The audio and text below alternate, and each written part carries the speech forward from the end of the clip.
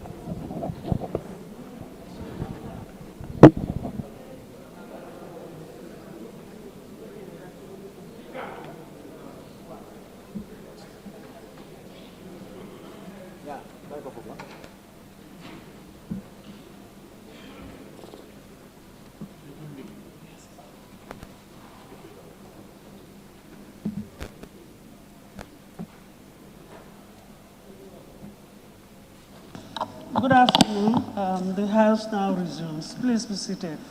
Thank you.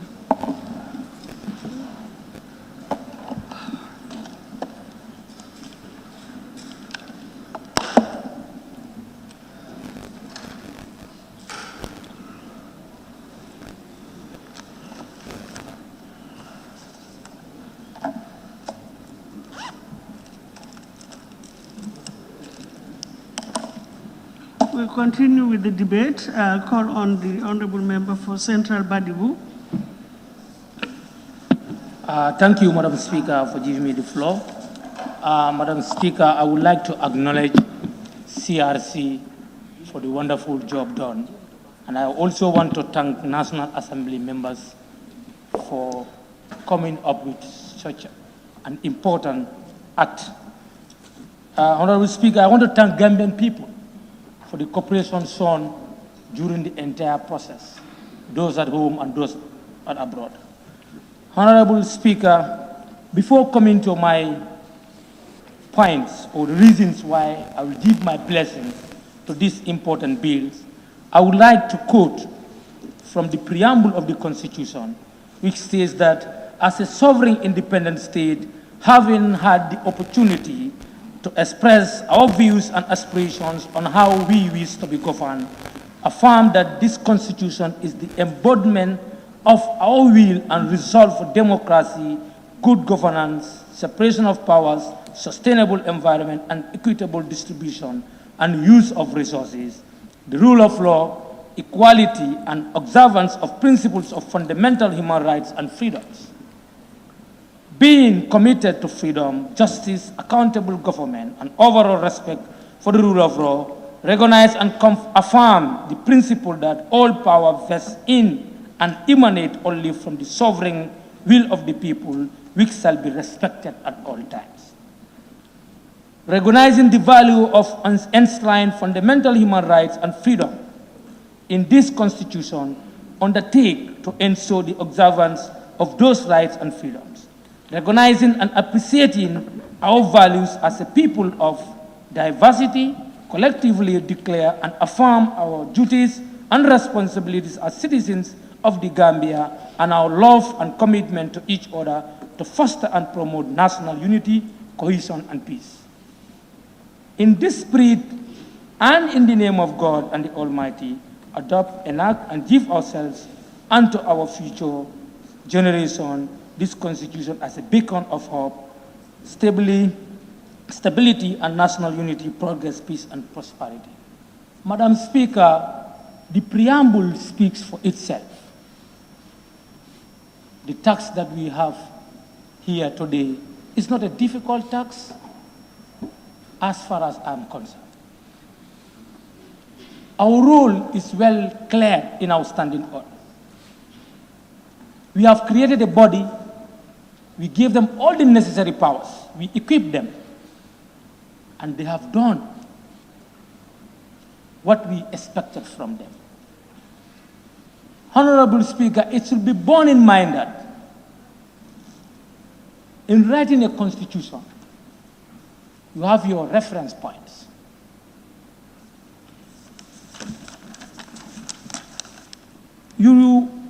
The people who are mandated to carry out this task put the following into consideration. Meaningful engagements were done. Opinions of political and constitutional writers were consulted. Constitution of the Gambia, both 1970 and 1997, was consulted. And constitution of other countries as well. Customs and conventions, previous constitutions or judicial precedents, consequent assembly. These are the sources of constitution. In anywhere you are writing constitution, you must get your sources. And I believe CRC have done justice to the cause, Madam Speaker. Madam Speaker, with your permission, I will also want to quote from CRC. In the report, the democratic and peaceful change of government had happened in December 2016 was a watershed moment in the history of the Gambia and indeed African politics. The advent of the new government of President Adam Barrow in January 2017 brought very high hopes in many Gambians that the country was embarking on an important journey to build a democratic, just, and prosperous society. Madam Speaker, this is a journey, and we are part of the journey.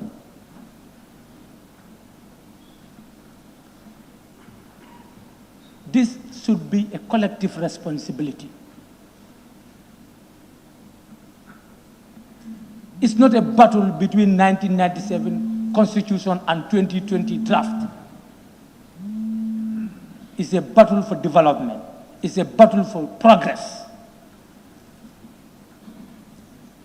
And I have high regard for all the honorable members who made contributions, expressing their opinions. But at the end of the day, your opinions should not shatter the hopes and aspirations of Gambian people.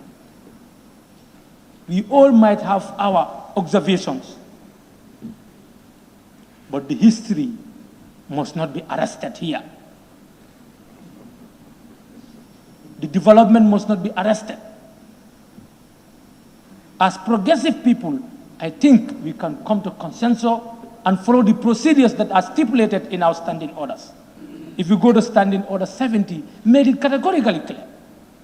We need to debate on the object, and when we reach to the committee stage, we can propose amendments. If majority said we amend A or B, then we can do so.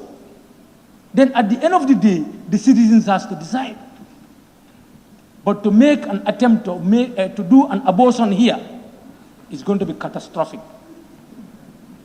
Please, honorable members, let us not attempt to do abortion.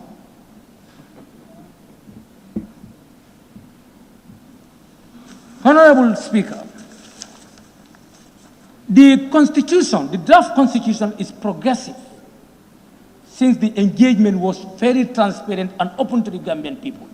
There is no single stakeholders that were not consulted during the review process. Honorable Speaker, the fundamental rights, the rights that we are born with, the natural rights, are all enshrined in this draft Constitution, and they are well safeguarded. Members talk about separation of powers. Yes, the time that Montesquieu, the French philosopher, was having this idea of separation of powers.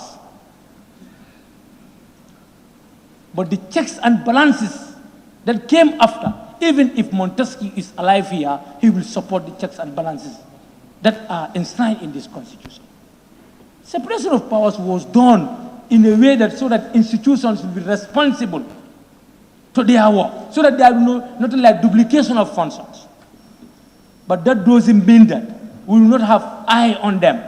Checks and balances come so that no single institution will have absolute power to abuse the authority of the people.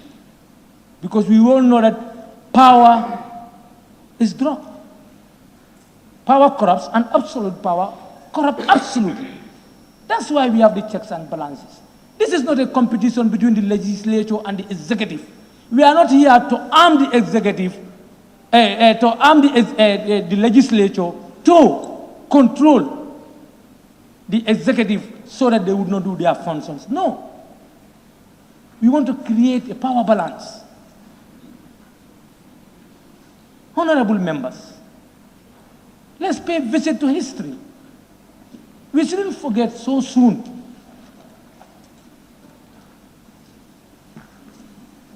Honorable Speaker, the powers of the presidents, we are well articulated.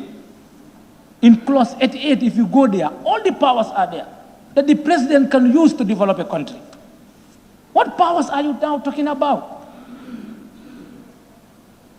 It will be disappointing to say that all the powers are taken from the executive. No. Powers are not taken from them. That's why sometimes I believe we don't read. Somebody said, they want to, people outside want to control us. It's better they read more than we do. If you read well, you will know that the powers are there.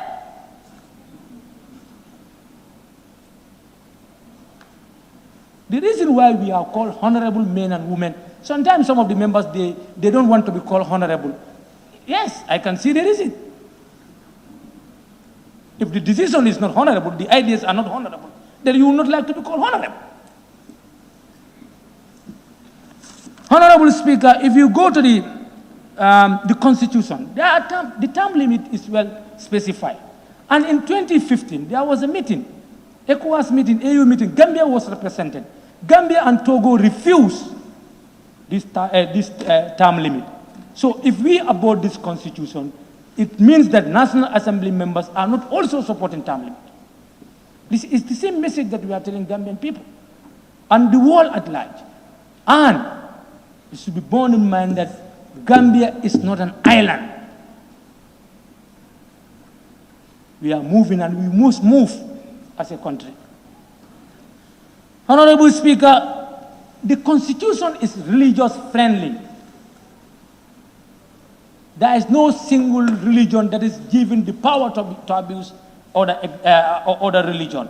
If you look at section 3 of the draft, clause 3, the Gambia comprises people of different faith, and every faith shall be respected and treated fairly without any discrimination. What do we want again? We are the people who should educate our masses.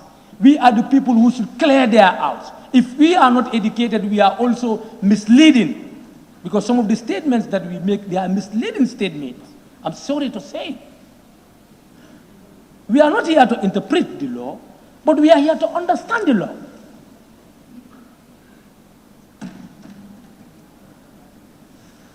Honorable Speaker, political parties, in the new draft, we can see to it that accountability and transparency is enshrined in. So the political party, we will know their source of funding. Who is going against that?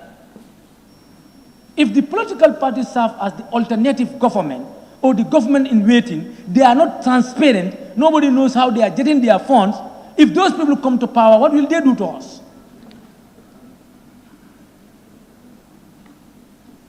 I think we need to entertain that. These are the new elements that are not found in 1997 Constitution. Nobody is claiming that 1997 Constitution is totally wrong, but it needs to be adjusted. Of recent, a private member bill came in. Why did we bring up that private member bill? Because we felt that there's lacuna in the local government. And a lot of bills came here. So that shows that we all agree as parliament to have CRC. I could vividly remember only few who proposed that we can do piecemeal amendment. But we all said no. Let us have the entire review. So today, if we shall, or we should come here and say A should be removed, B should, at the end of the day, one of the honorable members said, what we might remove here might not be the wish of the people. So that also has a lot of implications that we need to look at. But this constitution, this is the Gambian people constitution. Let's give them that opportunity to design. And there is, I can test that. No MP did a political opinion poll on your people. Maybe you, if 10 people call you from your constituency, is that a proper representation? Support or not support? No. So quoting saying that my people call me, no. Please, let us be sincere to ourselves. They might call you, but they are not the true representative of the constituency. You should do real opinion collection and see. If majority say this, you say that. Honorable Speaker, principle of decentralization is also captured in devolution of powers. We want to equip our local government authorities. And the new constitution has given us that opportunity. So that we will have proper decentralization. So that development will be coordinated at the grassroots. So that everybody will have a sense of belonging.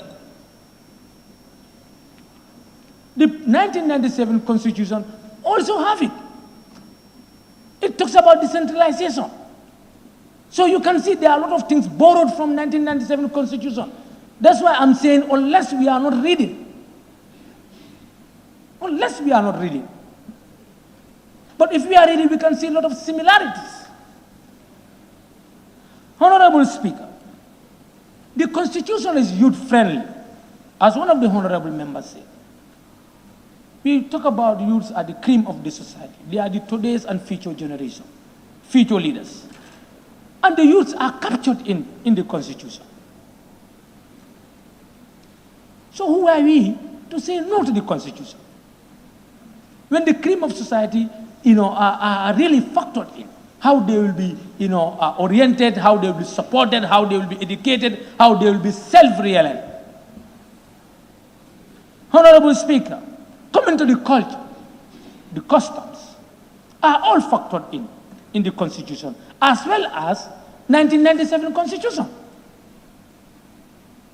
1997 Constitution gives us the mandate to promote our culture, which is there to foster unity. And it's the same that has been replicated in. Honorable Speaker, talking about citizenship, one of the honorable member mentioned that if you have a family in abroad, they want to be a citizen, it's not catered. I want him to read properly. We have what we call citizenship by descent. If your grandparents originated from Gambia, you can claim citizenship. The procedure is very clear. There are a lot of steps that if you want to be a citizen of a country that you can be. You can be. It's there. By naturalization, by birth. So what do you want? Do we need more schooling on the Constitution? If we need more, let's request for that.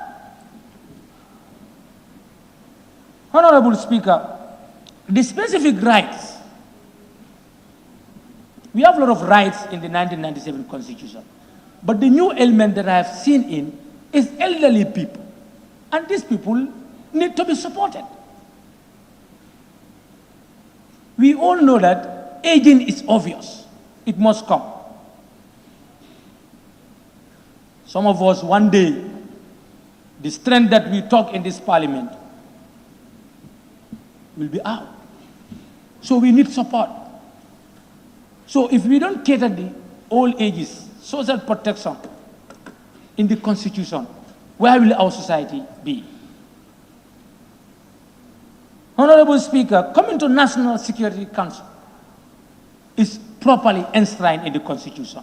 And we are all witness to security reform that has failed in this country. It failed because there was no proper sense of direction. Now we have a Constitution that can guide us, that can save us, that can protect this nation.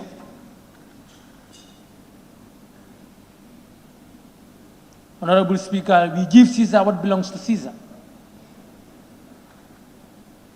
We give Caesar what belongs to Caesar.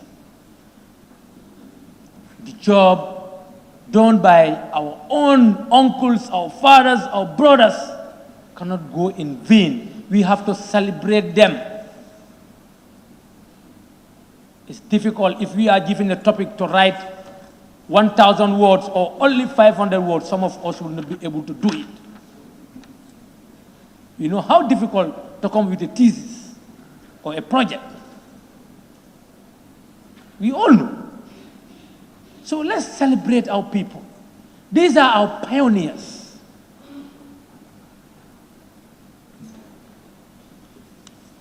Honorable Speaker, coming to the numerous commissions that we have seen in Human Rights Commission, the Teachers Commission. For years, since independent teachers, we are suffering in this country. We don't talk of health workers. Time has come for them to be emancipated and to be in charge of their own problems. Let's give them the opportunity. Let's give them trial. There is nothing impossible. Yes, we might have financial constraints, but the only difficult thing that I can think of now, if you want to change Suleiman Sow to a woman, maybe that will be difficult. But even with scientists, if we give them the opportunity, they can make trial. So let us not have this mind that we can't. Yes, we can. We can. The university has been here for so long. We have to thank the former government for that initiation. How many young graduates do we have now? So why are we taking us backward? We need to move. Honorable Speaker, principle of executive authority, 85, is there. So when I hear members, executive don't have the authority, they have more authority than you do. We must promote scrutiny, and that's why National Assembly should be empowered to play that oversight function, to ensure that scrutiny is done, so that we have the right people in the right position. If you are sure of yourself, why should you scared to come before the parliament for scrutiny? If your credentials are okay, if your background is okay, your history is good, why should we be scared of that? Honorable Speaker, having parliamentary election and presidential election on the same day, this is not new in the history of the Gambia. By then we were young, but we could remember fully. It was happening. I remember the people of Central Badibu, some will vote for Dr. Sao when it comes to parliamentary presidential, it's SM Diba. I could remember it. It was happening. And, you know, there are a lot of good things attached to it. The advantage supersedes the disadvantage. Why not we go for it? And within the sub-region, this is what is happening. So it's not something new. And this will make the incumbent not to use his influence on the electorate as well. Because everybody now will be busy fighting your own battle. If the president is looking for State House, you are looking for National Assembly member, fankum fankum. Yes. Honorable Speaker, 50 plus 1. The government that we have today is not a majority. It's not a majority government in terms of representation. Honorable Speaker, if you look at the percentage, what APRC got, GDC, you add up all, and the percentage that the coalition government got, you can see the majority is not represented. So we want to make sure that we have majority representation. Minority cannot rule over minority. That's not democratic. It's not democratic. We have reached to a point that we must tell the truth. We must accept what happened in the past and forge ahead. Once we are not ready for that, then we are not ready for development.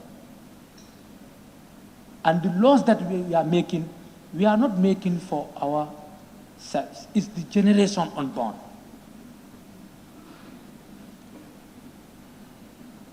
Honorable members, I'm making this special appeal to you. Let's give the bill a chance to move to the other stage. We have our concerns. No constitution is 100% good on earth, but you must give chance.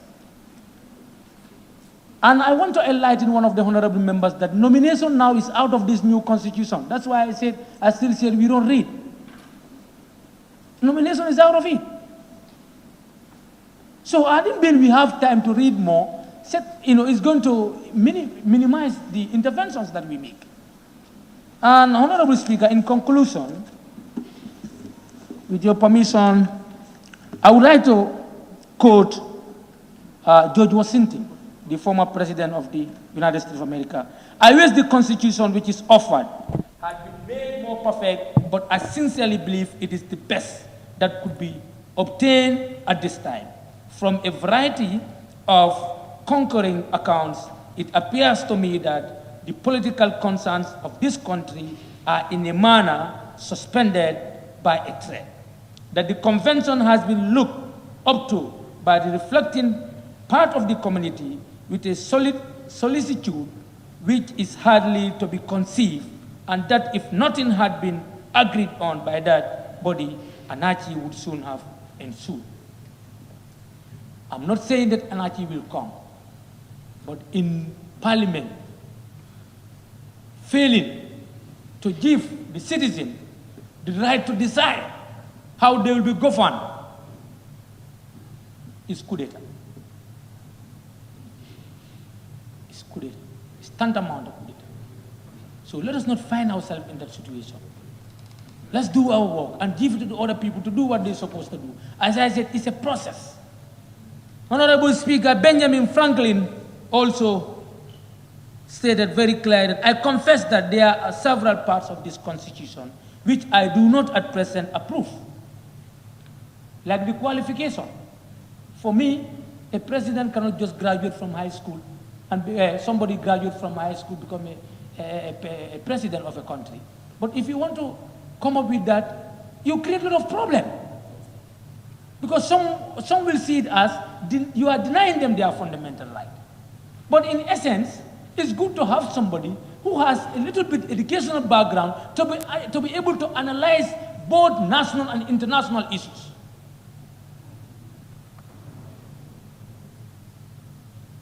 But no, if you talk about this, a warasak, harajaw. Honorable Speaker,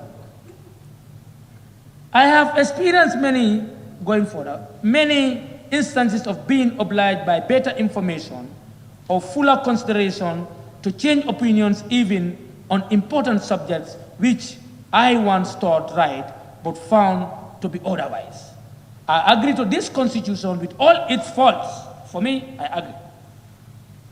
For when you assemble a number of men to have the advantage of their joint wisdom, you inevitably assemble with those men.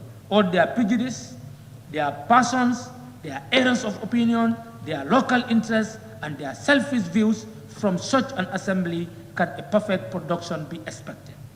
Thus I consent, sir, to this Constitution because I expect no better and because I am not sure that it is not the best. The opinions I have heard of its errors, I sacrifice to the public good. Within these walls, they were born, and here they shall die. If every one of us, in returning to our constituents, were to report the objection he has had to it and endeavor to gain partisans in support of them, we might prevent its being generally received, and thereby lose all the salutary effects and great advantages resulting from our real or apparent unanimity. On the whole, sir, I cannot help expressing a wish that every member of the convention who may still have objections to it would with me on this occasion doubt a little of his own infallibility and to make manifest our unanimity, put his name to this instrument. Honorable members, honorable speaker, long live Gambia. Long live the wish and aspiration of Gambian people. Long live the parliament. I thank you all. Thank you. Thank you, Honorable. Honorable nominated member, Jaite.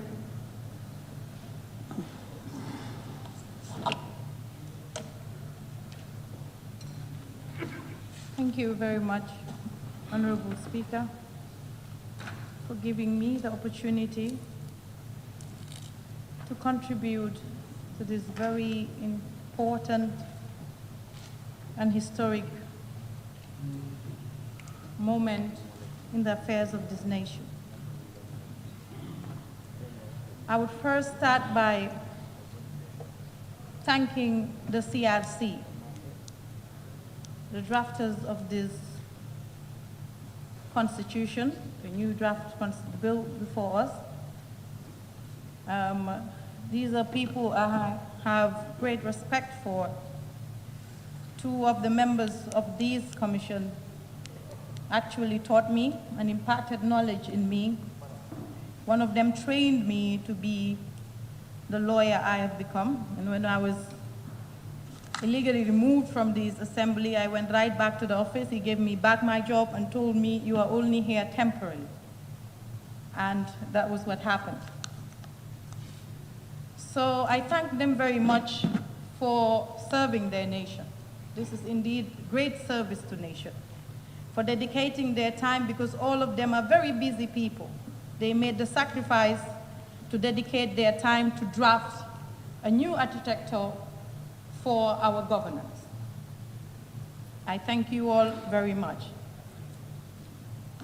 Then I come to why we as a nation, particularly the National Assembly, decided that we are going to give the CRC the power to draft this new constitution for us and remind ourselves why we are here today discussing this issue. Because this has a lot to do with our history and where we came from. And this reminds me, today I see the Attorney General before me, and I remember when I was nominated as a National Assembly member, then I applied for the Chevening Scholarship and went through all the stages and was shortlisted. I approached him in person. This was at the University of the Gambia. I know he wouldn't remember. And I asked his opinion. I said, what do you think? Should I withdraw or should I continue? Because I really want to serve. He said, it's best you withdraw at this point to give someone else a chance. And I went home and sat down and think really hard about this. Do I go to UK to continue my studies or do I serve my country? And I wrote, I have this on my iPad. I wrote this in May, 12 May to be exact, 2017. I said, Dear Chevening, I'm withdrawing my application for scholarship because I was nominated to serve as a member of the National Assembly by the President of the Gambia. This opportunity to serve my country in such a capacity at such an important time in our country's history is an honorable task, a task which needs my undivided attention at the moment. And I went forward and said, as a transition government, the National Assembly is the most important player towards achieving an effective transition.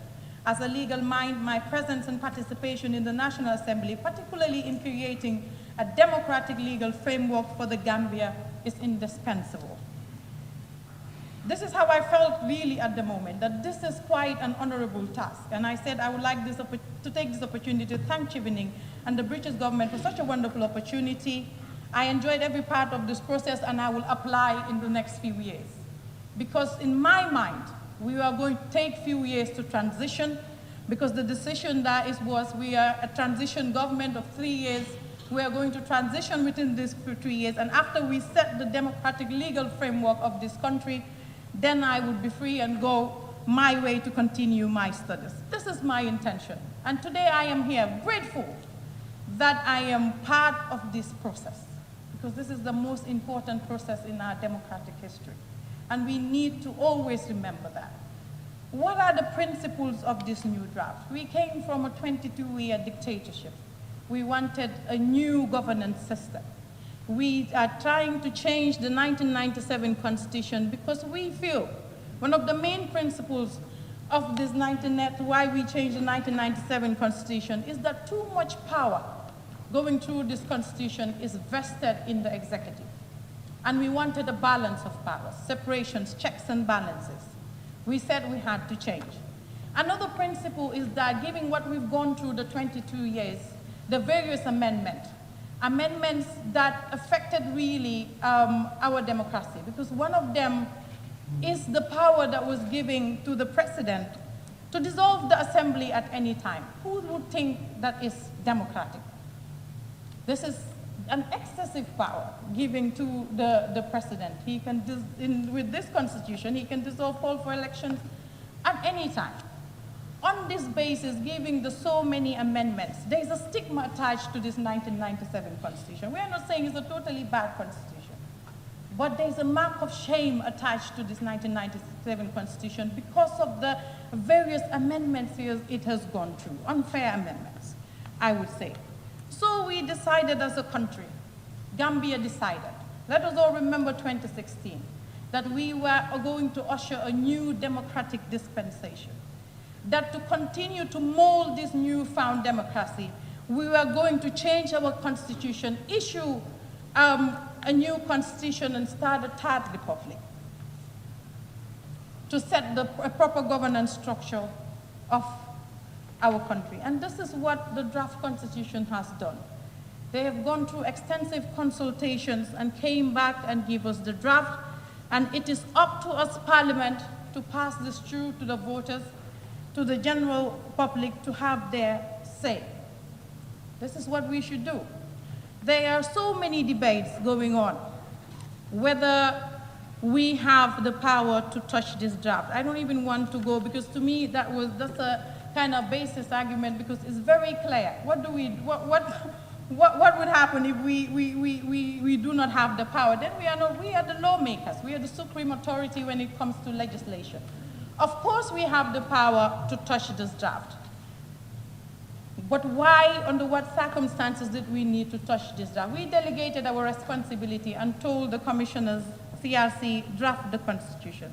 There is nothing wrong for us to touch the draft where it is necessary. For example, I'll give you one example that I raised the concern with the CRC, the issue of the Speaker in this new draft. How does the Speaker come into being? It's just say the Speaker should be elected ex officio member without a vote. But the process of how this ex officio member would come into being is not said. This is some place where we can touch it. To me, I feel touching this draft, whatever we do is to add to it, not to subtract it. And I would say right now, register my support for the new draft. I'm wholeheartedly supporting this, apart from a little things that we can fine-tune during consideration stage. Thus, I am begging us members of this House to give a chance to this draft, to give a chance to the people of the Gambia to have their say on how they want to be governed. Because if we end this here, right now, that would mean as a country, we haven't transitioned. We are not going to have a third republic. We are not going to transition, and this whole idea of a transition government would be baseless, really, because I don't see what would we achieve during this 5 years transition if we do not have a new constitution setting the framework and the architect of the new governance we want as a country, particularly the young people. There are so many things in this draft that are worth celebrating. For example, the affirmative action for women to increase our representation. How many of us are here now? It's only 6 of us women in this, but this draft is saying if I come into being, every region would have 2 women representatives elected in parliament. That is worth celebrating as a woman. That's the affirmative action we need to take moving forward as a country. Another principle of the draft, I think these things should be, some parts of this draft should be called the Kumba sections. You go to section 143 of this draft, very interesting, and it had a lot to do with the history of this parliament and the case. It says wherever there is a dispute on whether a seat is vacant or not in this assembly, the Supreme Court has to decide within 3 months. If you hear this, what comes to your mind? The Yakumba Jaita case. The draft constitution touches a lot on our history and what we've been through, and that is why we have certain provisions included. You go to local governance, what has it done? The draft has removed governors from it to make sure that local government can do what they want to do, and elected local government representatives can do what they want to do in their different regions. So there are a lot of things to celebrate in this draft, and a lot of consideration has gone into this. And as members of the National Assembly, I would really encourage us to look into this properly and vote this draft at this stage to give the Gambian people a chance to have their say. Another thing I really want to touch on is the issue of leadership and integrity, the principle of leadership and integrity. When it comes to the draft, it has limited the term of the presidency to 2 terms. And I know this is the most controversial issue, but we can't shy away from it. We have to discuss this issue because it is very important. And the main issue why it is controversial is the draft has gone further under the schedule to say that the term of the current president is included in his 2 terms. And supporters of the president seem to have an issue with this, but this is very funny to me. This is a president that came into being as a transitional president for 3 years. He is now serving 5 years, and he's the president that initiated the draft constitution. He is now serving his 5-year term. He's the president looking to limit the terms of the future presidents to 2 years. But he doesn't want to limit his own term to 2 years. And they say it is discriminatory to him. Is it not discriminatory to someone or the other future presidents? There are a lot of things if you say that the Constitution is discriminatory to one person or to the, I could say the Constitution is discriminatory to me, the new draft or the old Constitution. Because this Constitution will not allow me to contest presidential elections come next election, because I don't have the age. I could say that is discriminatory. But this issue about the retroactive clause, a constitution, they are saying a law cannot be retroactive, but the Constitution is the supreme law of the land. If it says this is the law, that is the law. There is no issue about retroactive. It is saying this is the law, I am the one deciding this would happen. This is the supreme legislation, and it is repealing the order, so it doesn't matter what is said here. Now, if we pass this, this is going to be the law. So that argument of retroactivity, I think, is baseless, because if one is preaching something, you are to be the first one to practice it. If this is the president that initiated this new constitution and wants to limit the terms of future presidents to 2 years, he should be the first one to set an example in the entire nation and for the entire Africa, because this is the debate going on in Africa. And I think it's very important, and it would be one of his greatest legacies if he starts this in Africa and sets an example. So I would encourage him. And I would also encourage him to end this issue and give this constitution a chance by just making a statement saying, I am supporting my own constitution that I initiated, and the debate will end. This is for the principle of leadership and integrity.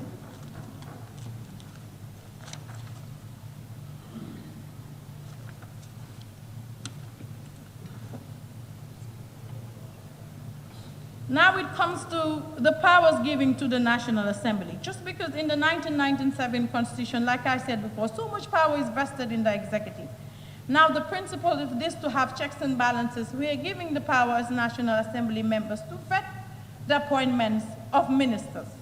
And I think this is a welcome idea. This is the practice in more mature democracies, and I think it's very important. If you don't have anything to fear, you will not run away from scrutiny. I think this is why people should have a say. As we are representatives of the people, we should have a say on the people who govern. I welcome that. Other members have raised the issues of the judiciary and their remunerations and their benefits and how they were a bit biased in the draft.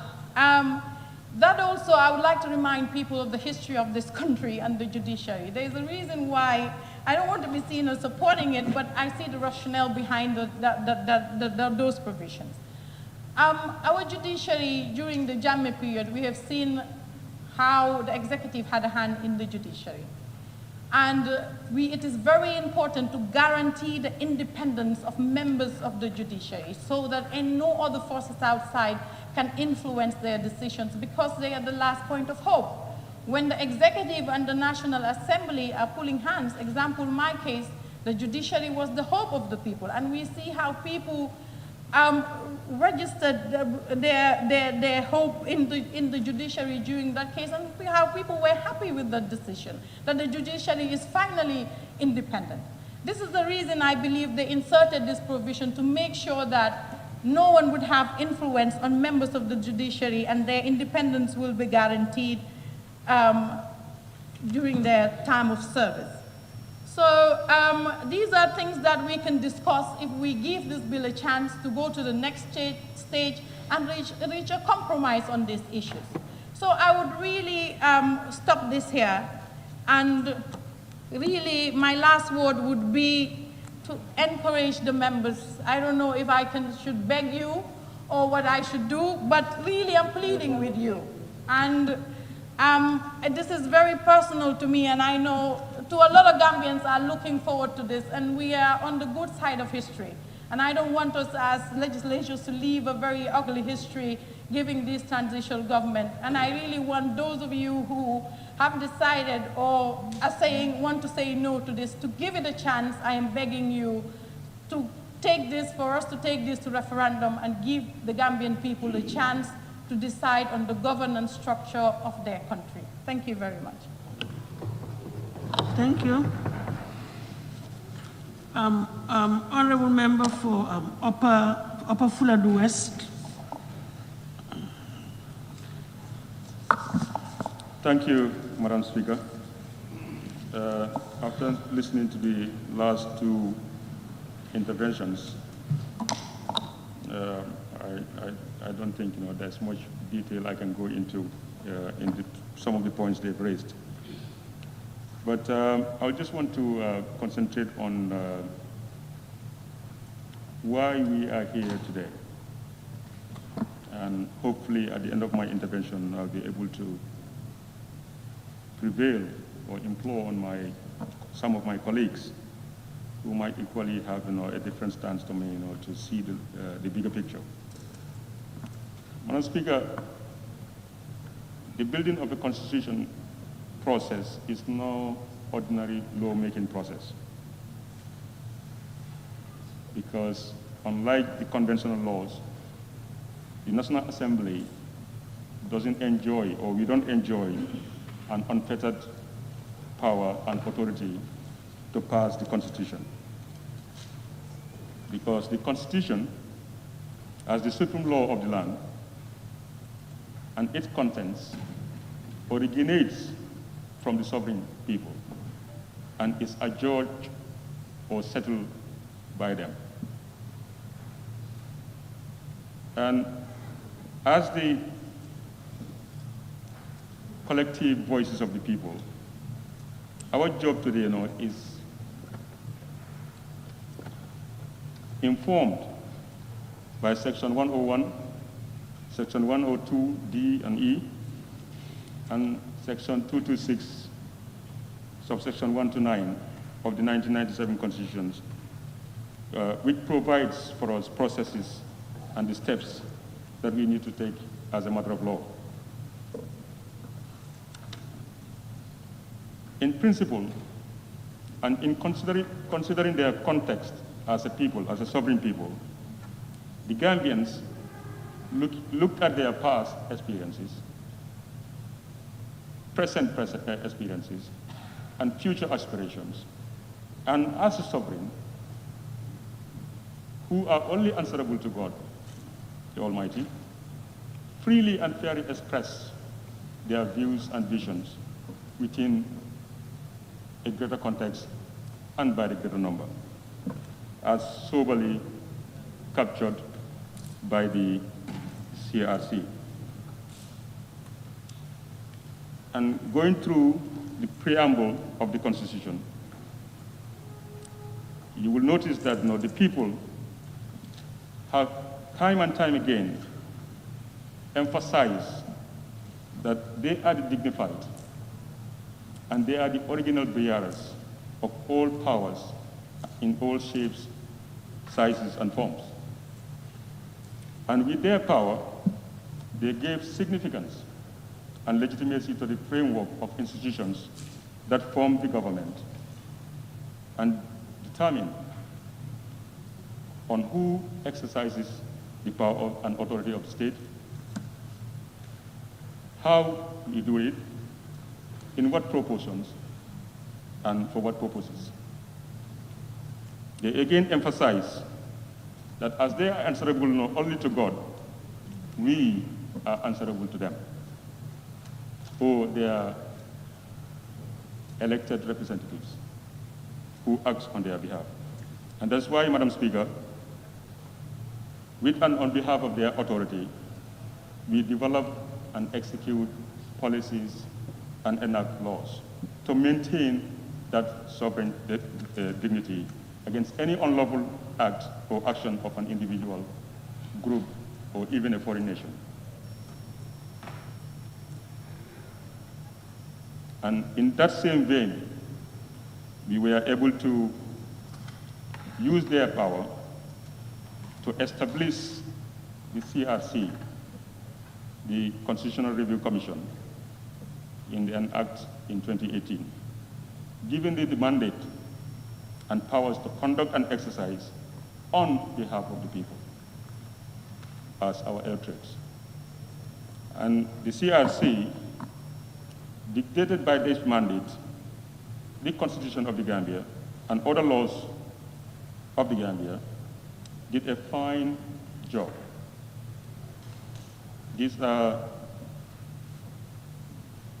a collection of Gambia's finest men and women of impeccable character integrity, commitment, determination, and unquestionable wealth of knowledge and track record in this field.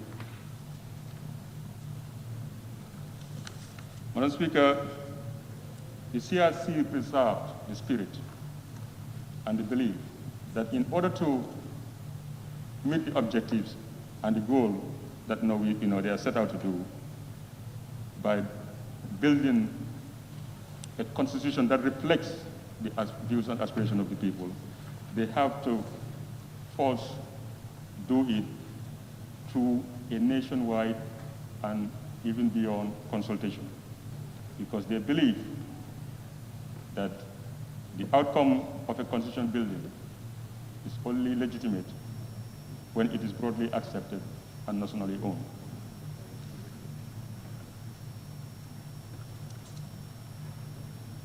Madam Speaker, they understand that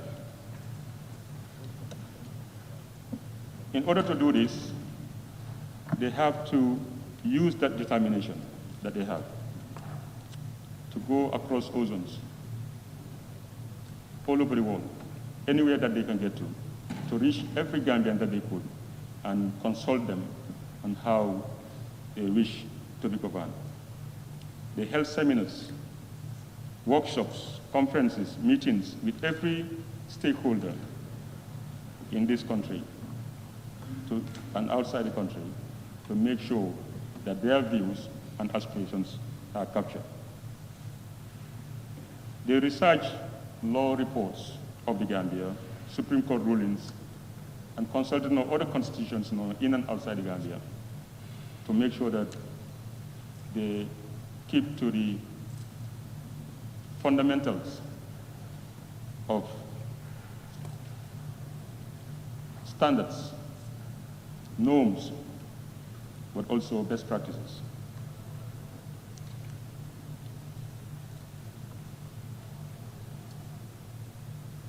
The draft constitution that is before us now, Madam Speaker, is the contents of it now are captured in 20 chapters and four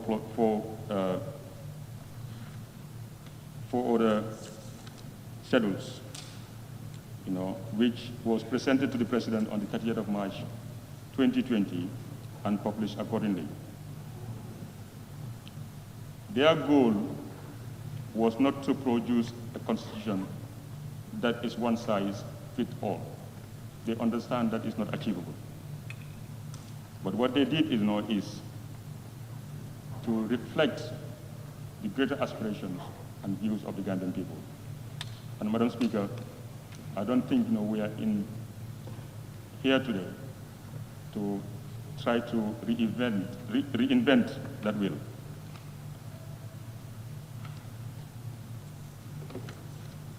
The draft constitution, we will all agree that is far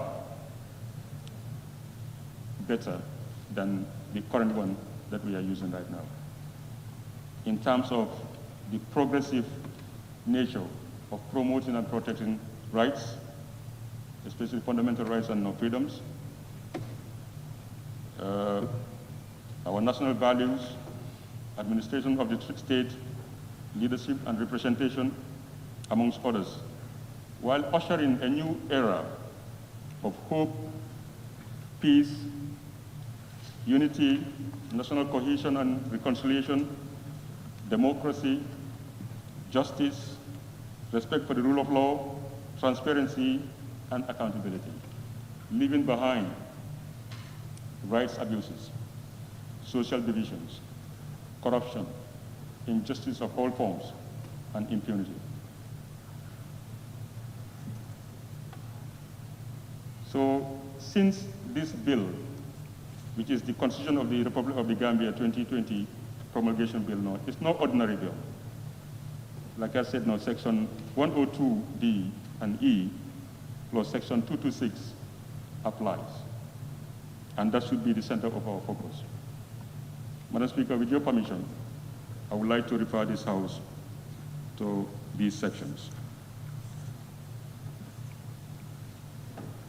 Madam Speaker, if you look at Section 101, the 1997 of the 1997 Constitution, it is telling us now how to introduce bills and motions into Parliament. Section 102 is also giving us now our additional duties or functions as the National Assembly. And they would tell you that our functions include, in a bill, a proposal now for a referendum on an issue of national concern defined in the bill, but also advise the President on any matter which lies now within his or her responsibility. Section 226, Madam Speaker,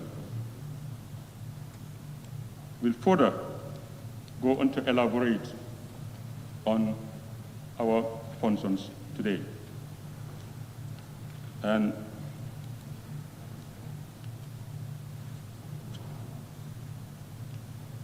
it would clearly state, if you allow me, Section 1 would tell us that subject to the provisions of this section, an act of the National Assembly may alter this Constitution. Subject to subsection 4, a bill for an act of the National Assembly under this section shall not be passed by the National Assembly or presented to the President for assent unless before the first reading of the bill in the National Assembly, the bill is population of at least two issues of the Gazette, and the latest publication being not less than 3 months after the vote. And the bill is not introduced into the National Assembly not earlier than 10 days after the latest publication. I can go on, Madam Speaker, but you will understand that so far the bill has fulfilled all these requirements.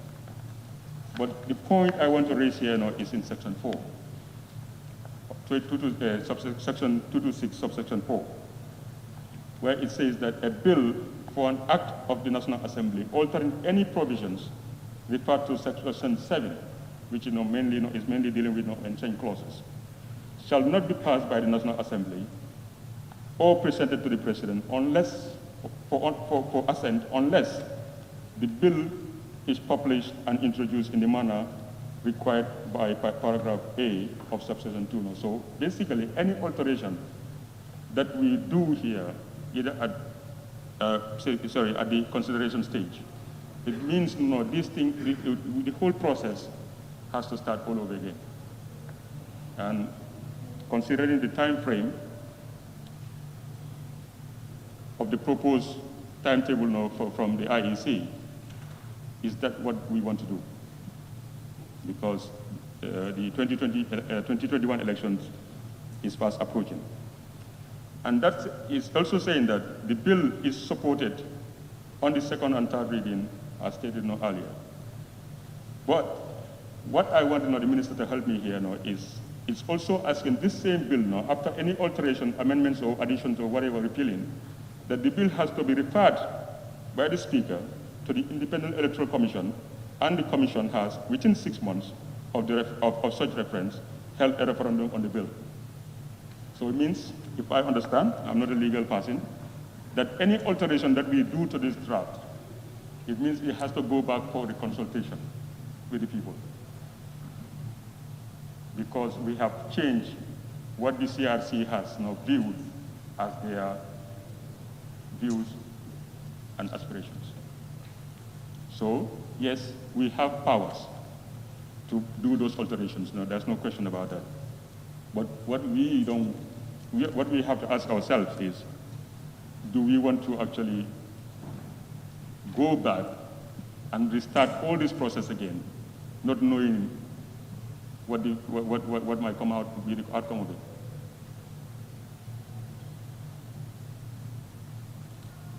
Bear in mind the stage at which we are right now. I understand. We are at the second stage, dealing with the principles. I understand. Yeah. So, as we are debating, Madam Speaker, the question here is, many members have raised concerns, and I have concerns too, with this draft constitution. But should we want to reflect those concerns in this draft constitution or at the consideration or at any point, what are we doing? Are we not frustrating the process itself. Like I said, I have clauses that I have concerns with. And some of the members raised some points here that are equally the same, like the retirement package of judges, the speaker's election without vote, immunity of NAMs, elections of SAFOs, citizenship, qualification of a president. Because, Madam Speaker, there is a philosopher, and I will quote Joseph de Maistre, who said that people get the leaders they want, that they deserve. Right or wrong, Madam Speaker, we have set a very high bar for ministers, directors, ombudsman, commissioners of commissions, but yet we don't mind if our president is as unqualified as, or just qualified as a secondary school leaver. So we have to, I have concerns too, but I don't think these concerns warrants to frustrate this process reaching the Gambian people.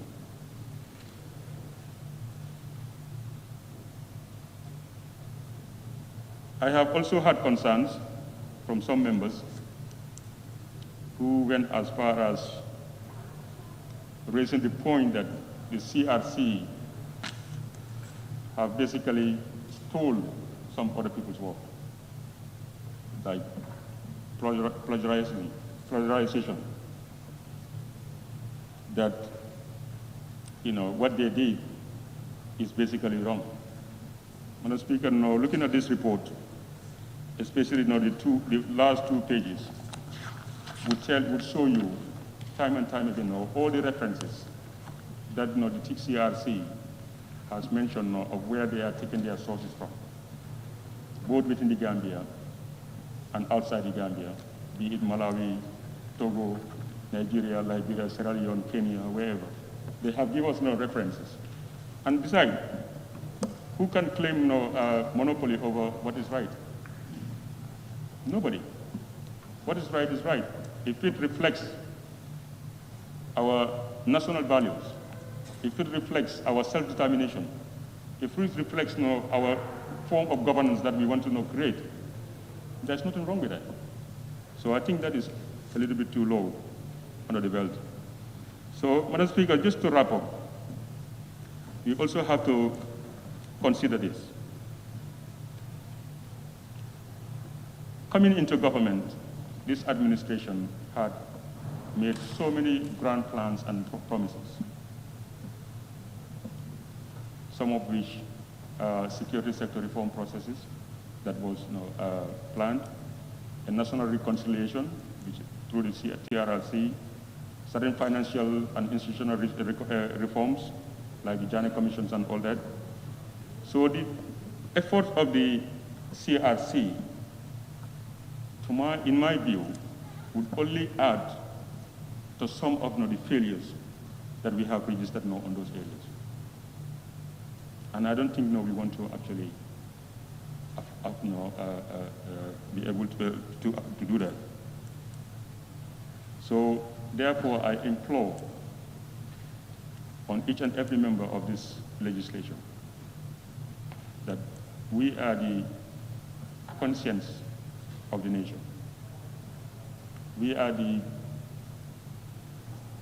voices of the people.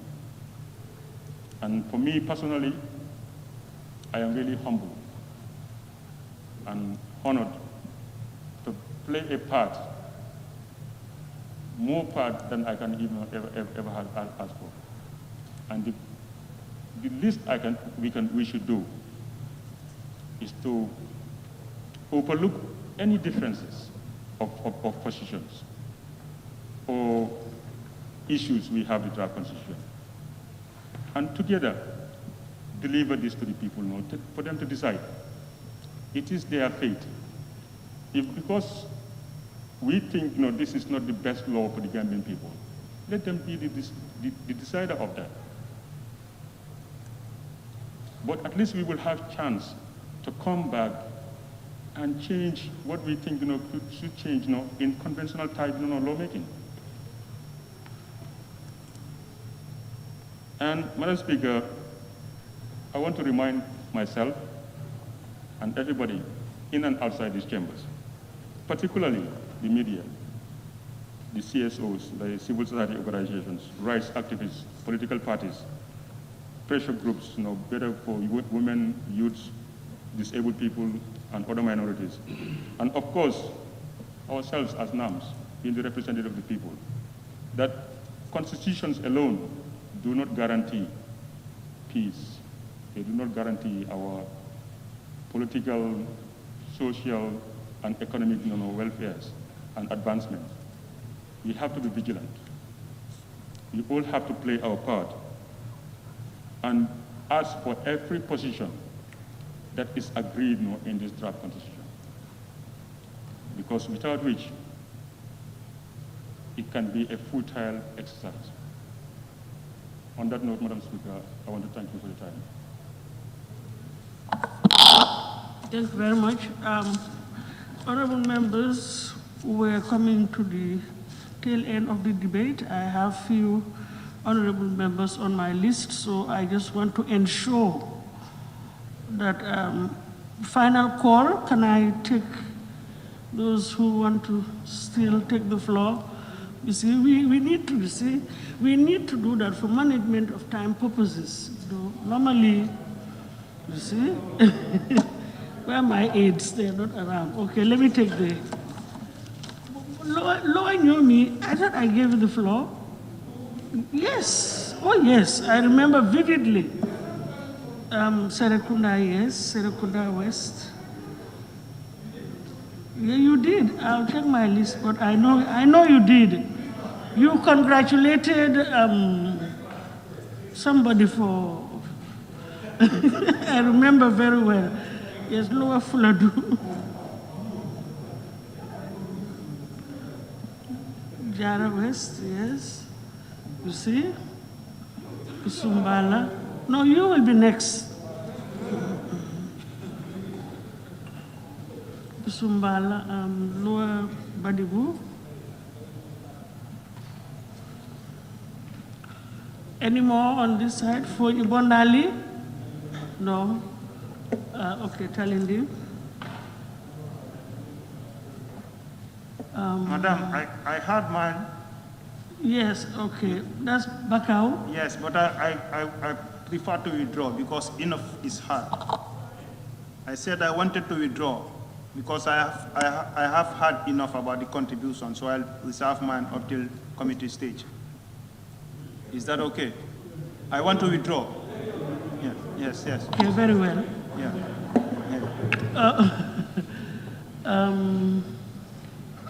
Yes, that's the list. I want to draw the curtains there. Am I safe in doing that? Jokadu? Okay. I'll call on the honorable member for Woolly East.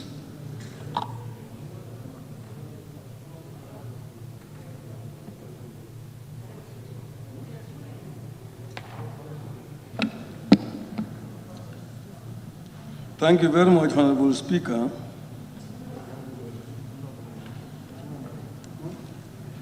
I rise to also contribute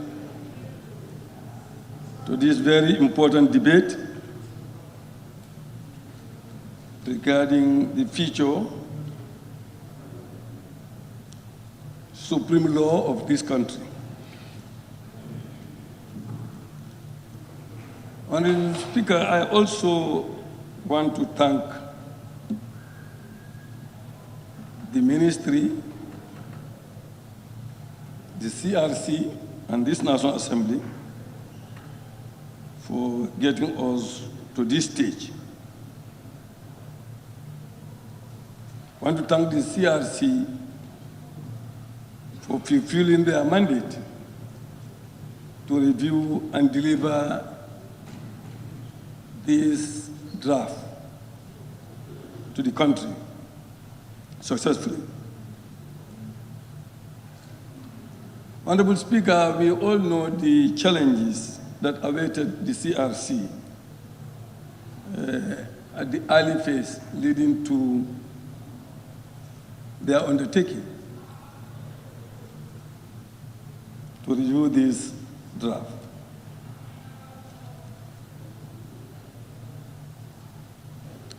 I believe that we have given them sufficient mandate to carry out their work, which they have done very, very well.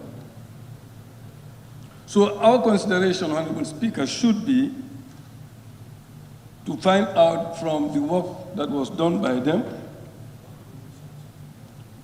whether it is satisfactorily done. For example, whether the people have taken ownership of the process, whether the people have fully participated in the process, whether the human rights framework has been the cornerstone of the review process. These are some of the issues that we must look at in our process to review it or to scrutinize it.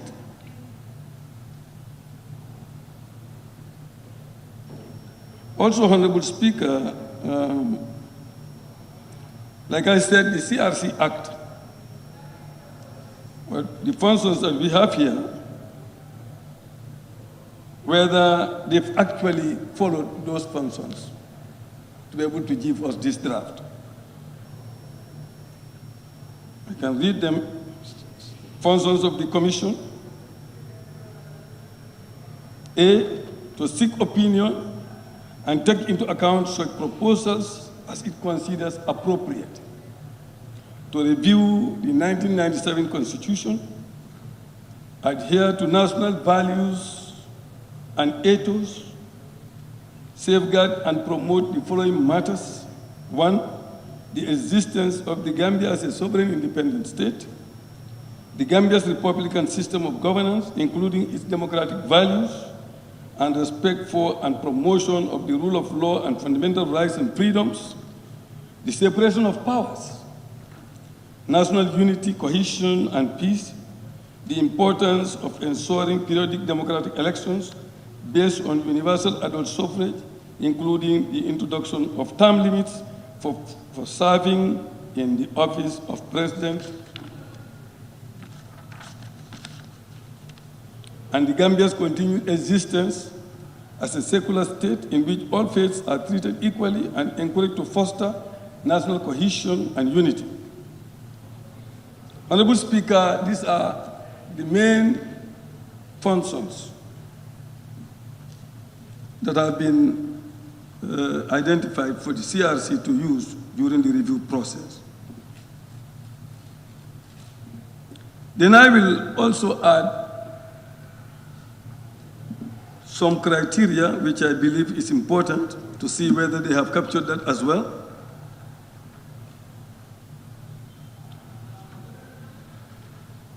Whether the review process has been monopolized by political elites. Is it only political elites that contributed to this? Or by any sector of society? Has it been dominated by any sector of society? That's a very important question. Whether any external organization or even a patronizing state had tried to dominate the process. Whether the CRC has looked at our local realities, sensitivities, our tradition, and other needs, whether those are properly taken care of. Those are some of the important issues that we need to look at.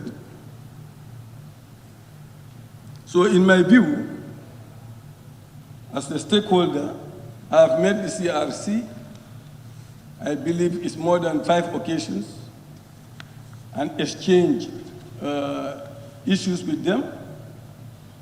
And I know they have also gone to my constituency, and the people have their say. But we must be careful. Sometimes what the people would tell the CRC should not be in the Constitution. If the people say, for example, the wealthy people say, the second capital of the Gambia must be Sutukondi, should the CRC put that? And when I come here and say, well, my people said, you know, Sutukondi should be the capital, but I did not see that in the distance, so I'm not going to support it.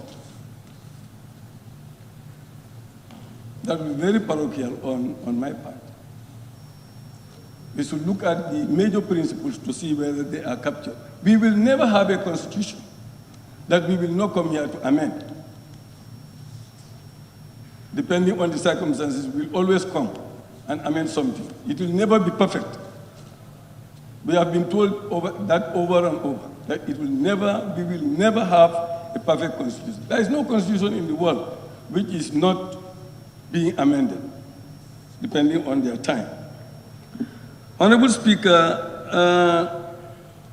the other question is whether institutional safeguards are in the draft constitution. I believe that the judiciary,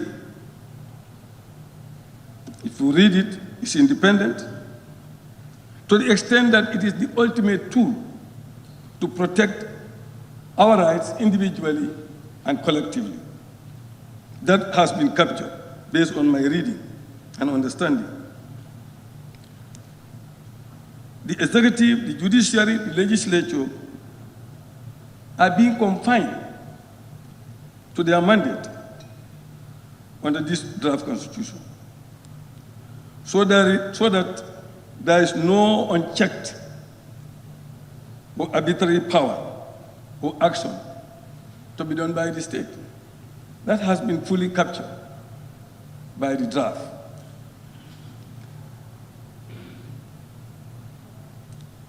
Honorable Speaker, also, do we reasonably equip the three arms of state with competence, real competence, to ensure that they carry out their mandate, to ensure that they are autonomous and prevent the concentration of power in one side? I believe the draft constitution I have read has actually done justice to that. So, as far as I'm concerned, Honorable Speaker, the CRC has done justice to their function. They have captured one major thing, or few major things that we have said, that is the term limit is captured, separation of powers is adequately captured, local realities and sensitivities are also taken care of, and there is no undue interference from any external power to dominate the process of review. I have not got any evidence. In fact, the evidence I got is that the CRC has refused even donation from external sources during the time of review, even though they have been offered. I got that evidence. So, Honorable Speaker, the other main issue that was debated here is the transitional and consequential provisions. Transitional and consequential provisions, Honorable Speaker, is in every constitution. We are transiting from one order to the other. And for us, the most important thing is that we want to review our constitution so that we can transform the political and social order. I think that's the main reason why we want to carry out this review. We want to transform from the Second Republic to the Third Republic. And through that transiting, we will be affected, all of us, one way or the other, will be affected. No one will go scot-free. Everyone will be affected in one way or the other. Because we are coming from a new law, which we are used to, and going to something new. Honorable Speaker, the National Assembly is affected. Our term of tenure of office is limited by this draft. Even if it is going to be 3 months, but it's going to be limited, 3 or 4 months. But we are not killing ourselves because of that. Because we know the work we are doing is more important than our personal endeavors.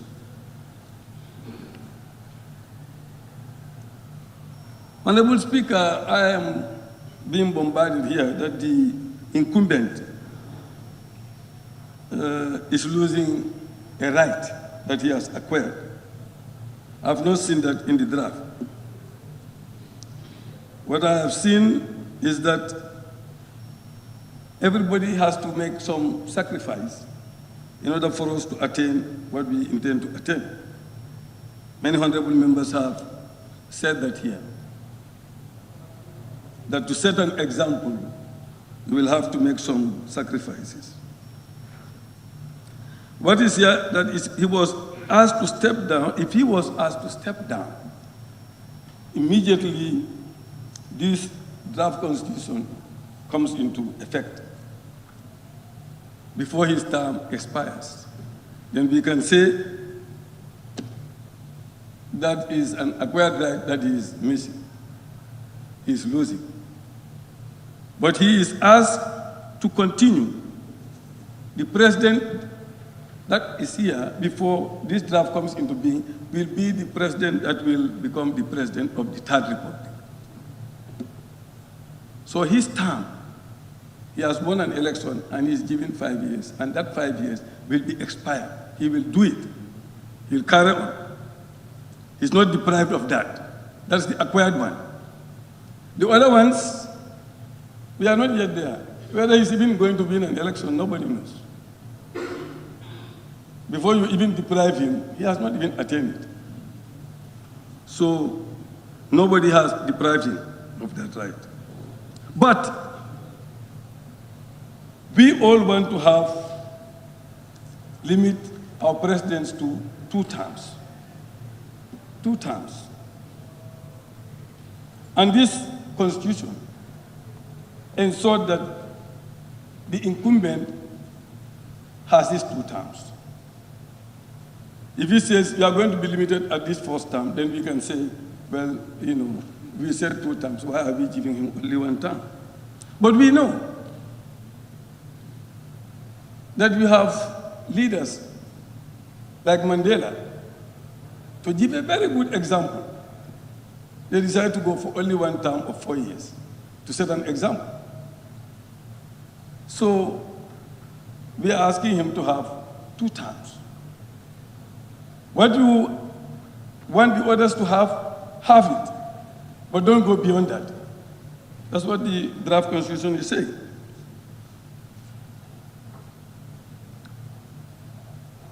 Also, I don't know how we can come here and fight for the independent, the right of the president when we know that his representative is here. I believe the representative of the president will tell us whether the president is opposed to this. I've not heard any pronouncement from the incumbent that he is opposed to what is in the draft. Somebody said the CRC should ask him whether he wants this or not. If the CRC should come to ask me whether, you know, I want to be deprived of my 3 months term of office. If they want to ask everybody whether you want this or you don't want this, then we will not have a constitution. The CRC cannot go to everybody and all those who are affected to ask whether you want to be affected by this or to be affected by this. They are looking at national interests and the aspirations and wishes of our people. Honorable Speaker, the issue of supremacy of the Constitution has also been an issue. And I'm very surprised that colleagues are questioning whether or not the Constitution should become the supreme law of our land. That it is copied from Kenya, and that its legality and validity should not be challenged by or before any court. That should not be the case.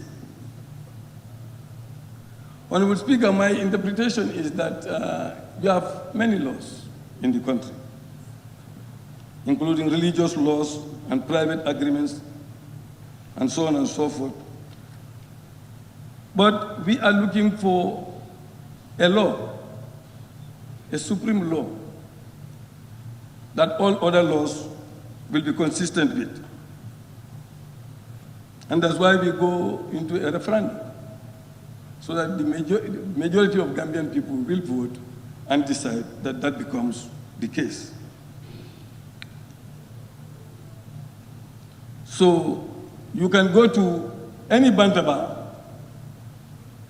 and oppose the legality and validity of the Constitution, but you cannot do it before the court. You cannot go to court and say this Constitution is not a Constitution.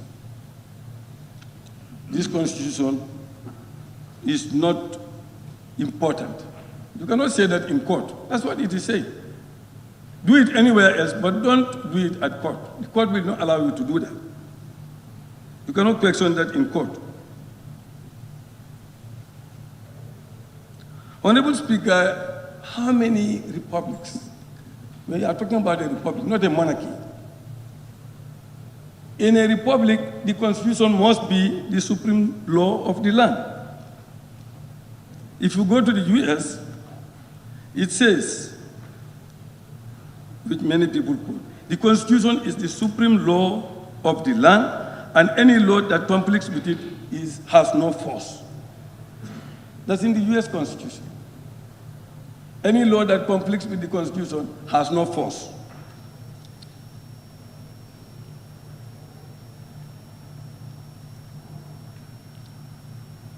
In this Constitution, 1997 Constitution, it says, the Constitution is the supreme law of the Gambia, and any law found to be inconsistent with any provision of this Constitution shall, to the extent of inconsistency, be void. That's this one. Our own. Before we talk about Kenya, this one is what it says. So in Nigeria, Ghana, Uganda, other republics, even in Lilliput, when it's a republic, the Constitution will be the supreme law of the land. So that's the issue.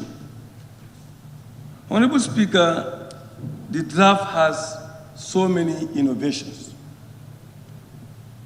I've gone through this draft, so many innovations, innumerable ones, that has done justice to improve the governance of this country. And these are fair provisions which can only take us further and not backward. The objective is to review the transformation of the political and social order of our society, and I believe that is adequately captured in the preamble of the draft.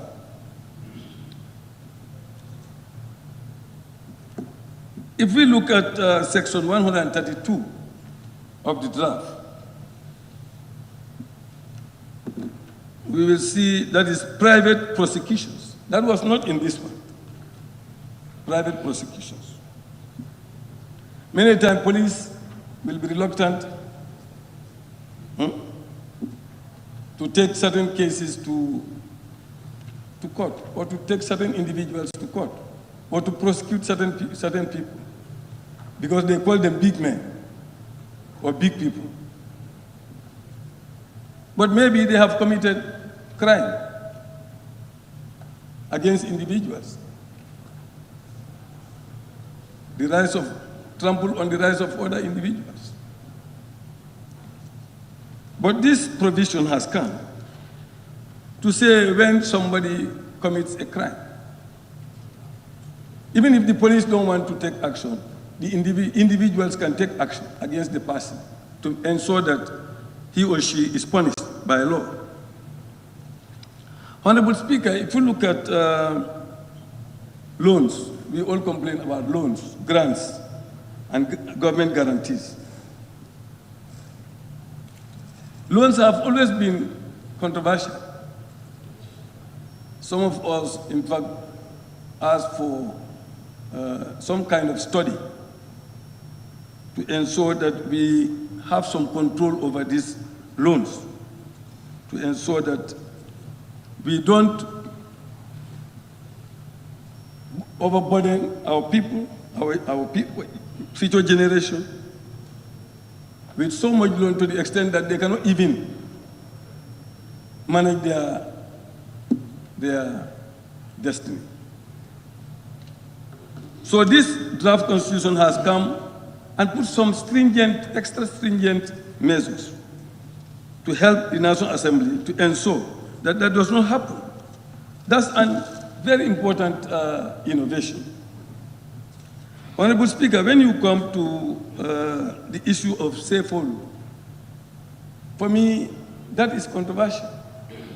Sefolu and Alkalolo. With Sefolu, you have an election, which is okay, since we agreed to an election. But then they said for life, when you win an election.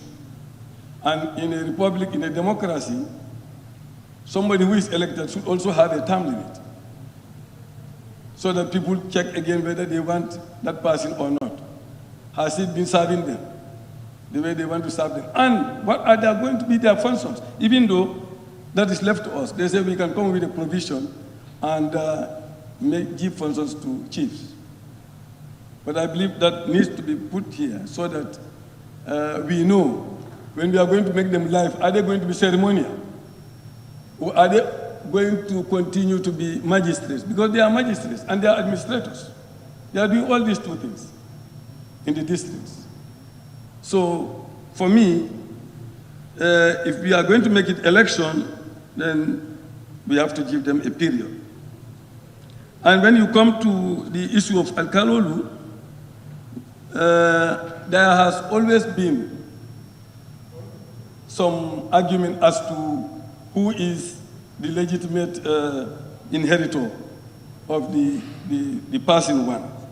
So it is important that we come with a provision that will help in addressing that. And I believe if there is commotion and people don't agree as to the traditional lines of inheritance, they don't agree, let them have an election, a simple election where all the members of that community, who have voting card can easily vote, and then they solve the problem, rather than trying to force somebody on them. I think that's something that we should look at. Honorable Speaker, affirmative action.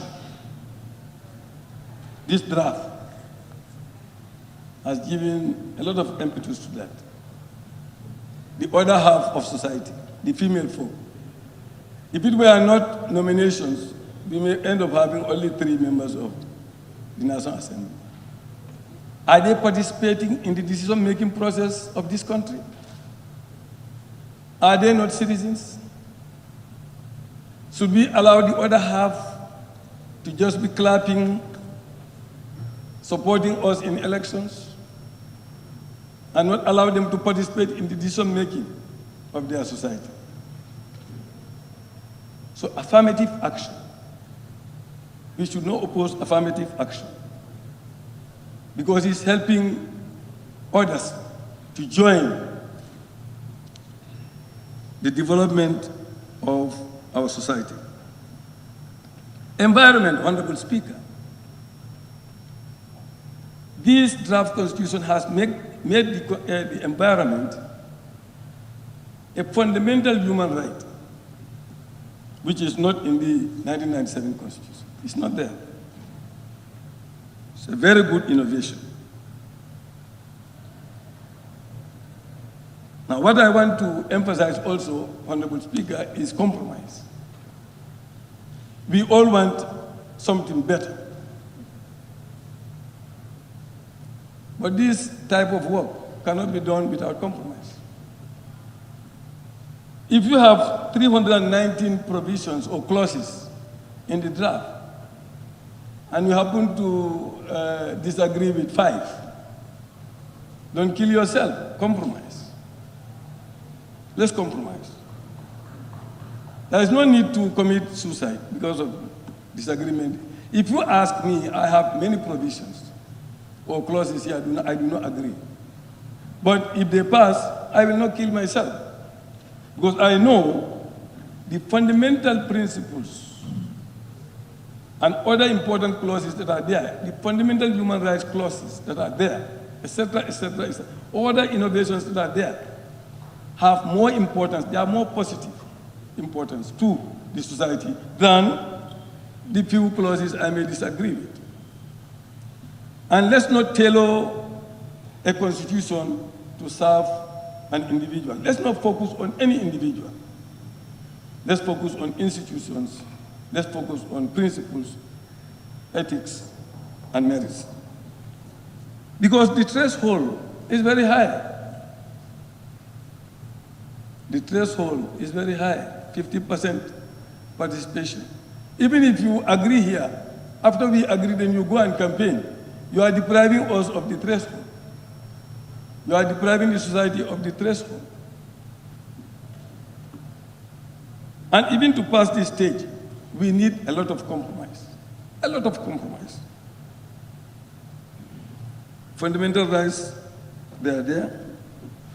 For me, my concern was fundamental rights, we should look at it to see that at least they have not given us fundamental rights with the right hand and on the left, because I see a lot of limitation on the fundamental rights. So we need to balance to see whether that is not the case. But as long as that is not the case, we should be fine with it. So on that note, Honorable Speaker, I thank again the CRC for a very good job, for their commitment to national duty. I thank the members for a very good debate. But let's allow this draft to pass this stage so that when we come to the next stage, we will have another debate among ourselves to see and help each other to understand a lot of these provisions, because some of us have discussed with all kinds of lawyers, home lawyers as well as backyard lawyers. Don't think that somebody who is a lawyer understands Constitution. Constitution also is a different field. So let's give ourselves time at our committee stages, because we have 16 weeks to really look at this draft. But if we become a little bit careless until we throw this into dustbin, then we are not doing justice to our people. On that note, Honorable Speaker, thank you very much. Thank you. Kantora is not here. Then Busumbala. Thank you very much, Madam Speaker. I thank you for the opportunity also to add my voice on the very most important document of the Gambia, and also to thank the history that I'm partaking in the debate of the most important document of the Gambia, which history will tell. Madam Speaker, before going further or doing anything, I want to thank the government of the day for fulfilling and adhering to the promises of reforms that they want to do, which CRC and to review the Constitution is also part of their promises that they gave, and they have adhered to that. Madam Speaker, by extension, I also want to thank CRC for adhering to all the provisions given to them in the acts that establish them, to follow all the procedures and submit the draft constitution on time. Madam Speaker, the work is now a question. Before I go further, I want to clear myself, because that will dictate where would I be. When the draft constitution was published, so many people take it as theirs to give analysis about the draft, the function of the National Assembly, the right of the people in the country. I want the minister to answer this question, because that will depend on the way I am going to vote at the end of the debate. I know as a National Assembly member, because this is not my first time to go through debates on bills, that as a member I have a right to adjust and amend bills that have been brought to us here by ministers. So as been portrayed in the society, that the National Assembly doesn't have any right to touch, neither to put a comma or a full stop on this draft. If that what stands, then I fear that it will be very difficult for the draft constitution to pass this stage. But I'm with the conviction, because I am okay with my job, that yes, the National Assembly have the power and the mandate to amend some of the irregularities that we feel by compromising to have the best document to give to Gambian people to do referendum on. Madam Speaker, the draft constitution, when you compare, is a very good book in relation to the realities or to present generation's issues that are going. Because if you look at their references, they've done research, try to get best practices of others. But the question will be, do all those best practices are applicable in the situation, practical situation of the Gambia at this time? That is the question we need to ask ourselves from this good job. Madam Speaker, I want to put this to the whole general population, that no document is ever right in the front of the National Assembly, in the front of the National Assembly. So no matter what type of quality of people we have in the CRC, when they bring the document here, our job is to scrutinize. So going through the document doesn't mean that we are trying to devalue or underrate the good job that CRC does. I'm trying to do my job, to go through this draft constitution, to see what I feel, not only me, but put it to the members, that I think this needs to be adjusted. No, these things should not be there based on realities, by justifications. Members agree or disagree. But if it is going to be drawn at a conclusion that I will only talk, I cannot touch, I cannot change, it's going to be very difficult. Madam Speaker, if you look at it, after all the goodies of the book, there are issues, there are some provisions that I think I need clarity why those ones have been deducted from the 1997 Constitution, or Ghanaian or Kenyan, and brought to the draft for it to become a law in the Gambia. What is their justification, and what is the reality, reality implication that they have that it will work for the best interest of the people? That's how these issues I have. But if you look at it, you're looking at it, they've gone round. I have engagements with them in my constituency. If they look at the people that comes, the greater percentage are women and youth. So one aspect should have been in their mind, or I expect the draft constitution to talk something about the unemployment rate of the population. There has to be something that will force the government that it is not by by we or if I want to do it or not, but it's incumbent as we used to say. It is the job of the government to provide job for the people, but our people are there without jobs. What is this draft constitution is working towards that? Madam Speaker, the salary scale of the people, poverty rate is too high in this country. I was expecting, and I want to put this thing to the question to the minister. What has this draft constitution talks about to alleviate the rate of poverty on Gambian people in the side of the salaries?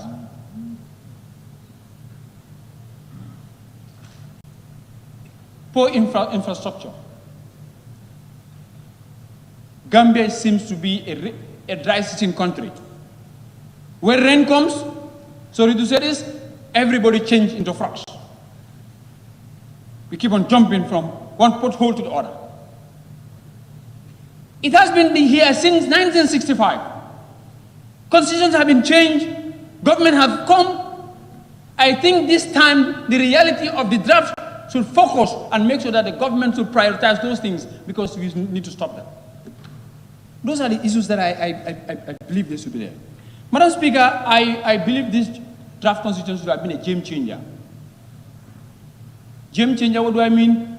The political game changer. The political climate of this country is too cloudy. If I can tell you, yesterday I was woken up by insults. Insults from people that they said it is the right to insult me.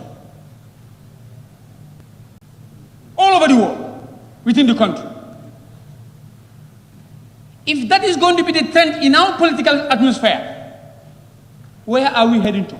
I expect the draft constitution to talk about that, to put a limit to that. If leaders are appointed, leaders are elected, they should be safeguarded. They should be respected. If I come here, I represent number of electors in my constituency is 36 that are on the book. But those that are coming in 2021 may be 50. If only you, who is going to tell me, vote this way, and I want to explain to you, you said, no, I am not listening to your concern, you raise insult on me. Do you think you want me to do the job for you? It will be very difficult. And I, as a National Assembly member representing my constituency, am I not a Gambian? Didn't I also have an opinion?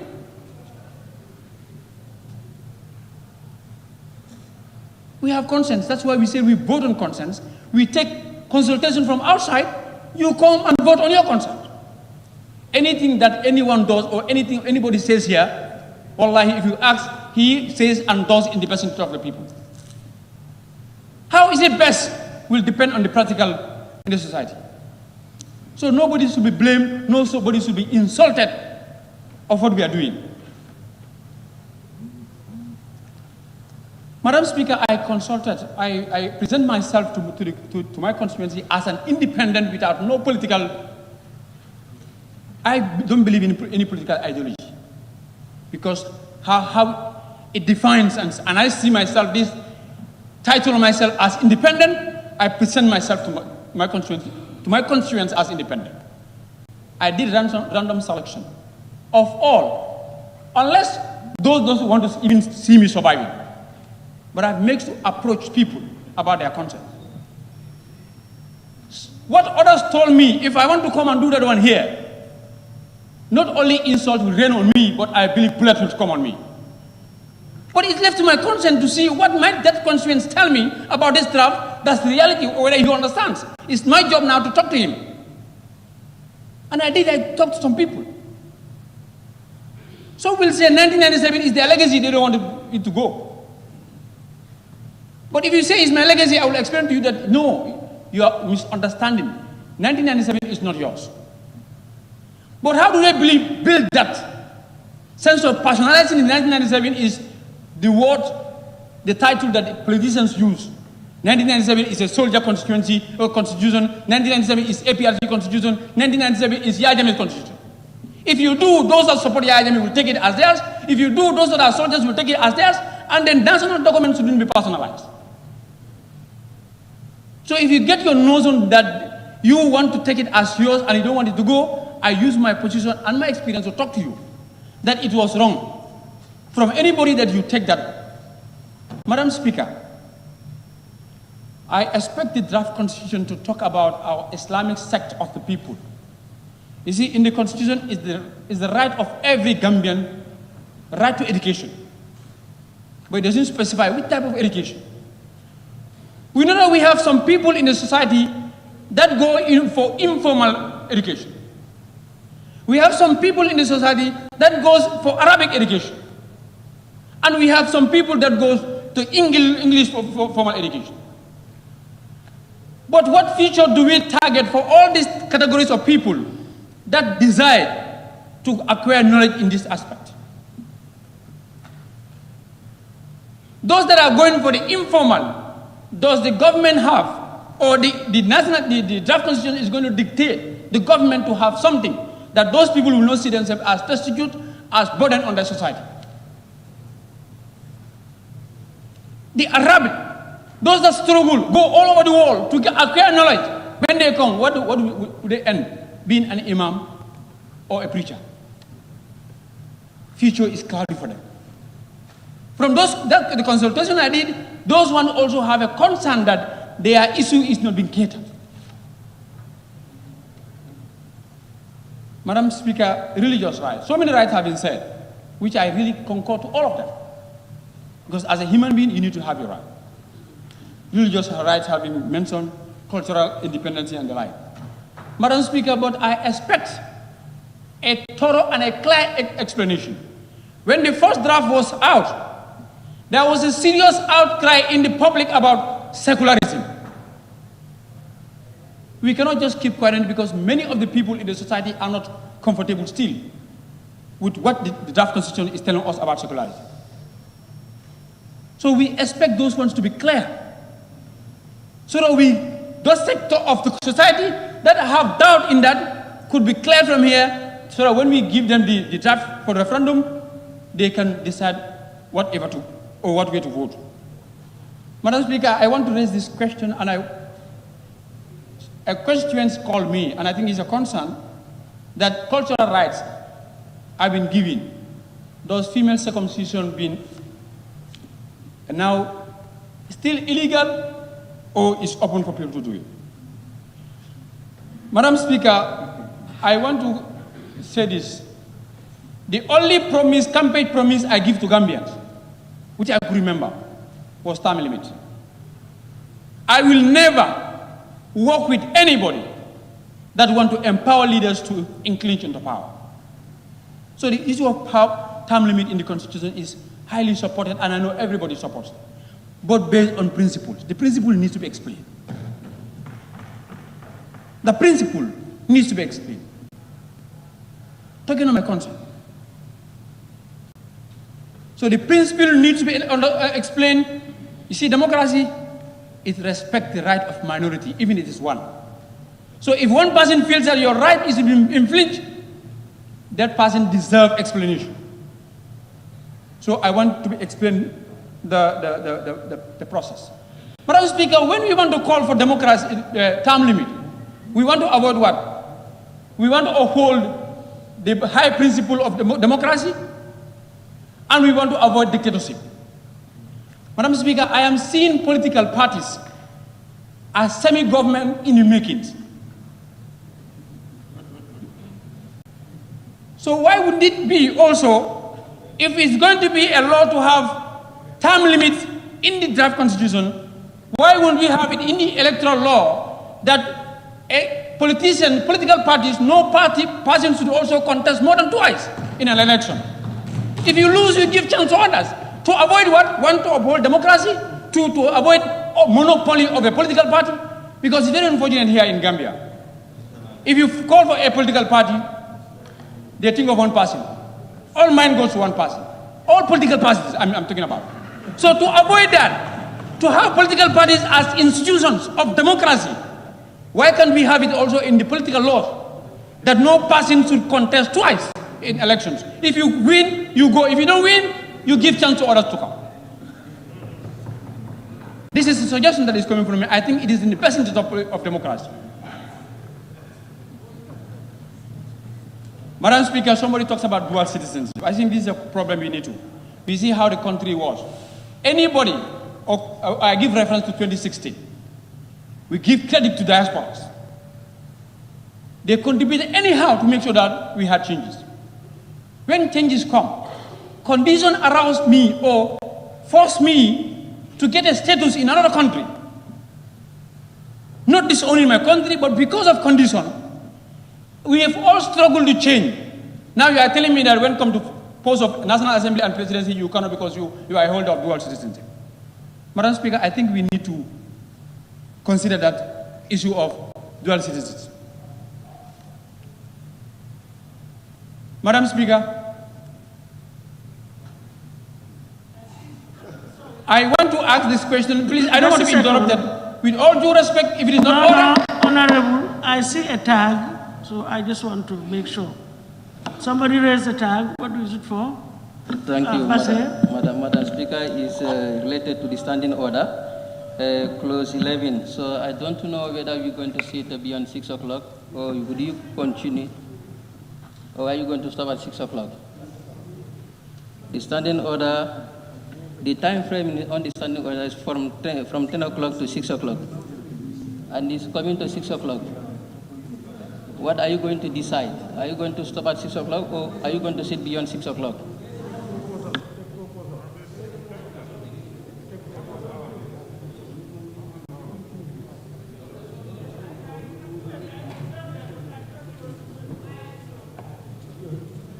I know that if we are to sit beyond 6 o'clock, we cannot sit beyond 6 unless there is a motion moved and agreed to by the Assembly. So what do? Can somebody move that we sit beyond 6 o'clock? No, where's the timekeeper? Timekeeper? Okay. You want to usurp his position? Busumbala, just a second. Let's take the motion. I definitely want to abide by Section 11. Is he moving the motion? I move that we abide by Section 11. No, are you moving a motion for us to sit beyond 6 o'clock? No, to 6 o'clock. No, I move that there cannot be a counter motion. You just vote against it and it's lost. I move it's as simple as that. I move that we adjourn at 6 o'clock. No, but if you read that section, we stop at 6. Honorable, if you read the clause, what it says is subject to the authority of the ABC to determine. Read it, to determine the time for commencement. Subject to the authority of the Assembly Business Committee. Two of us cannot speak. To determine the time for commencement of business in plenary, and to Standing Order 14.2, Order of Business, sitting of the Assembly shall commence at 10 a.m. and shall continue until 6 p.m. unless the Assembly is previously adjourned. So I move that we adjourn 6 o'clock. Is there any need to move a motion for an adjournment? There is no need because the standing orders indicate that at 6 o'clock we adjourn. If we want to extend beyond 6 o'clock, then we move a motion to sit beyond 6. I don't think you are in order. I have a motion. Nyamina? Yes. Let me take Nyamina, please. Yes, Honorable Nyamina is Speaker, as indicated, I rise to move that we sit beyond 6 o'clock. Thank you.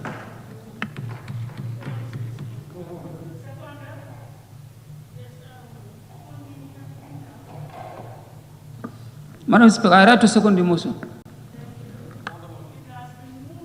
Sorry, it has been moved and seconded that the Assembly sits beyond 6 o'clock. Those in favor, please say aye. Those not in favor, please say no. No. So the ayes have it. It cannot be disputed unless you want to vote by show of hands. No, But the voice was very clear as far as, yes, Woolly West, sorry. my problem is, if we say we sit beyond 6, up to what time? Because I'm not prepared to sit here up to 12 o'clock. I'm not prepared to be here up to even 7 o'clock.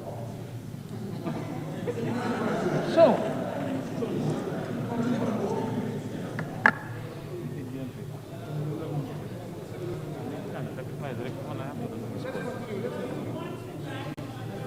Specified. That should be in the body of the motion. We sit beyond 6 o'clock up to. As the motion is decided, I think now it's decided to conclude the issue. That's the motion.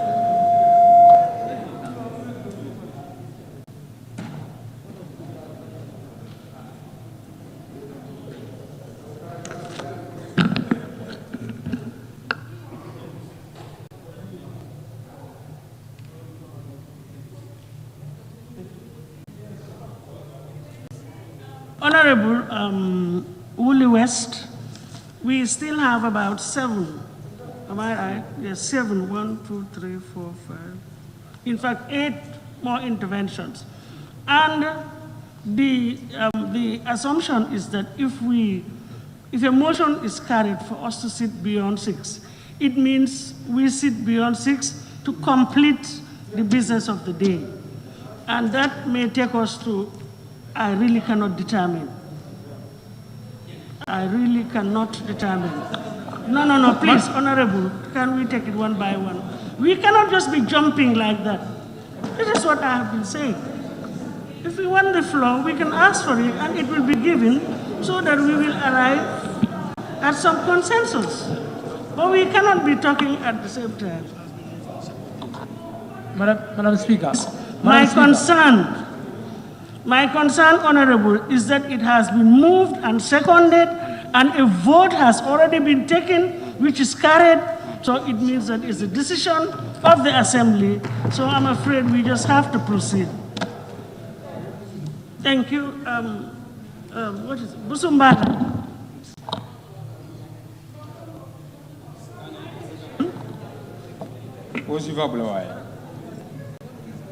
Yes. This is the CRT. Thank you very much, Madam Speaker. Others are disturbing me. Let me take it easy and then cut it short. But this is live. I have to talk. Madam Speaker, I want to help one of my colleagues who mentioned about youth participation in politics, the 10%. I really appreciate that. But I want to remind him that person he's talking about is not entrenched. So any political party can come and change it. Youth participation, Madam Speaker, I said CRC has gone round. When they went round, they met so many youths. Youths have now interest in politics. But what provision do they have to guarantee that youths are being captured by political leaders? Yes, it has been indicated in section 84G, 10% of youth participation in the National Assembly. But I want to inform this Assembly that all provisions on that 84 were entrenched or are entrenched except that G. So what signal are they telling the youth? That we only want you to come and support us, but we can betray you at any point. When we feel that there is a competent old man or old woman somewhere, we'll prefer for that one. So I am suggesting that G should be entrenched to give the assurance of the youth that every sessions of, how do you call it? Every legislation of the National Assembly, youth participation from every political party will be 10%. Madam Speaker, I have this concern and I want an explanation. I compare it in the 1997 Constitution. Pardoned prisoners, convicted prisoners. Nothing has been said whether they should contest in public offices, but it is in the draft, it is declared there. The conviction stays, if I'm right, but you are free to, or you are not barred to contest in public offices. I want to ask this question. What prompted that for that changing in the reality of the situations. Giving it is a contradiction or in a comparison to another provision in the Constitution that says if you are sacked or dismissed from an entity, you are going to be banned for life. I tend to be corrected if I can go through it is captured there. So I am dismissed. The law banned me for life. Somebody is convicted, been jailed, pardoned, can contest. I want clarity and explanation in this. It's all for the best interest of the Gambian people. Madam Speaker, term limit of presidents have been mentioned. I also want to suggest, wouldn't it be better to also have term limit for National Assembly members? There are so many competent youths outside. There are so many competent people who admire now to work in the National Assembly. Why can't we have a provision to give term limits to National Assembly members? If you serve for 2 years, you leave. Others come. You go and do other things in life. If there's possibility for you to pass the track at your second year. Madam Speaker, I have a question and I will never. If somebody says I will not kill myself for that, I don't think it is worth. But even if it works that, to see that to have a law in the draft constitution that you feel it is infringing others' right to kill suicide, if it works, you will do. Madam Speaker, why wouldn't there be any? I have no problem conducting presidential election and national election the same day. I have no problem with that. But no provision has been said of the transition of my tenure, our tenure here. If, for example, it's going to be done in 2021 as President pronounced, the corona will not deter the election in 2021. So if presidential election is going to be held in 2021, the National Assembly election is going to be done in 2021, where is our remaining term of office? We have been cut from our term. So I want an explanation and an explanation in that. Give me assurance that that 4 or 3 months will be covered. Madam Speaker. I think, Honorable Serekunda, I think there's an issue that we allow the mover of the motion to. Honorable Speaker, I rise on the Standing Order 32. That is a right that if I wish to make clarification and he allows me, I will make clarification. For the best interest of the people, you are allowed. Yeah.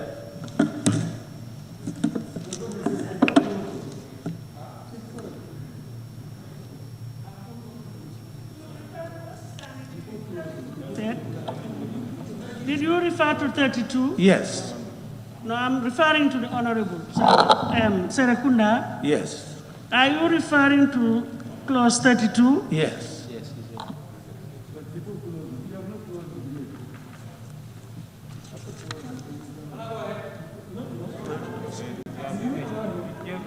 Anybody's right. Yes. It's just, but if we have 2 people at the same time talking, I mean, I will not be able to get what is required or what is being requested. So we have to take it easy, one at a time. We make the request, and then if it is clarification, whatever the honorable member will allow or not, if it is point of order, then you will refer to the relevant clause. But if 2 voices at the same time, it will be very difficult with the microphone because it echoes. That's the only thing, but I am not stopping anybody, no honorable member, from exercising his or her right. I want that to be absolutely clear. Thank you. Yes, allow me, in terms of our tenure, you will see it in Schedule 4, yes, of the draft, and it says the National Assembly, it's page 153. 153. He said the existing National Assembly shall from the effective date continue to be National Assembly of the Gambia for the purposes of this Constitution. And it goes to say on the 3, subsection 3, paragraph 3, there is 2, there is 3 only. The expanded membership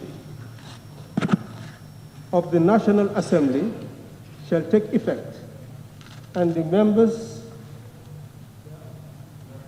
thereof shall only be voted for at the next general election after the expiry of the term of the existing National Assembly.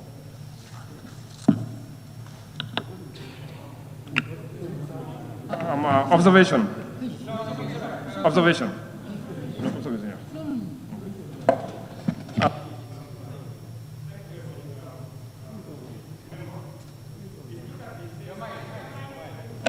If you look at, thank you very much, Honorable Member. If you look at the same schedule on page 154, if you look at term and language of the National Assembly, number 8.1, notwithstanding section 140, relating to the term of the National Assembly, the term of the existing National Assembly shall A, come to an end at the same time as that of the existing President, and according to the existing National Assembly, shall stand dissolved on the day immediately before a general election of the members following dissolution, and B, be deemed to be a full term upon the dissolution. So even if it ends in December, that means you still have your full term, according to this, my understanding. Madam Speaker, it's all right. It's understood. But let me tell you this. Madam Speaker, are we together? No, he has to listen to me. And all the other members that are talking, to also to listen to me. Madam Speaker, let us just avoid replying to issues raised. We can clarify, because for issues raised to be responded to, I think is the prerogative of the mover. But of course, honorable members can seek for clarification. Thank you. But I think it's also best practice in procedures to clarify issues. So I have no problem with that. I refer to clarification. Yes, clarification. I have no issues with that. But let me tell you, Madam Speaker, if you look at my draft, this side, there is nothing. And all what they are reading on that. So I have a blank paper here. Okay? So that means what I said, I'm on the right track because I'm not being informed by the draft constitution given to me. That's a printing error from them. Madam Speaker, I was talking about internal democracy in political parties. Because I'm seeing political parties as demi-governments in the making. Every political party wants to come up. So we need to extend our tentacles of democracy into political parties to see the activities how they're doing. I gave a little research from independents. Which political party did a change of leadership in terms of contesting? From my research, they told me it's only DOI that did. And I think that's a very good principle of democracy. Because in contesting, you sell two things. You sell the ideology of the political party, and you sell the individual as a figure. All political parties have a very good ideology to develop the country. But why are they not winning? Probably it depends on the individual. So to have that, why can they change? I want to applaud for us to have that internal democracy in political parties. Madam Speaker, I gave an example of a provision here, section 29.3, which says that consequences of contravention, if a person has been dismissed or otherwise, he shall, section 23, if I can refer, is banned for life. To me, that one is harsh. And again, it is in contradiction of allowing a convict to contest. Madam Speaker, age limit. I want to clear it here. I think age limit of presidency, you see, Gambia is a young generation. It has been indicated in section 27 that a retired, no, this is section 39, a retired civil servant cannot, who has been receiving pensions, cannot receive another thing. That's left to the draft. So that means to me, they are trying to get away with old ones to give chance to the young ones. So if we want to transform the civil service, why can't we also transform the highest office of the nation? Let there be age limit. upper age limit, because it says from 35. Let there be upper age limit for presidential candidate. Freedom of religion, page section 49. I think I have to go to that one.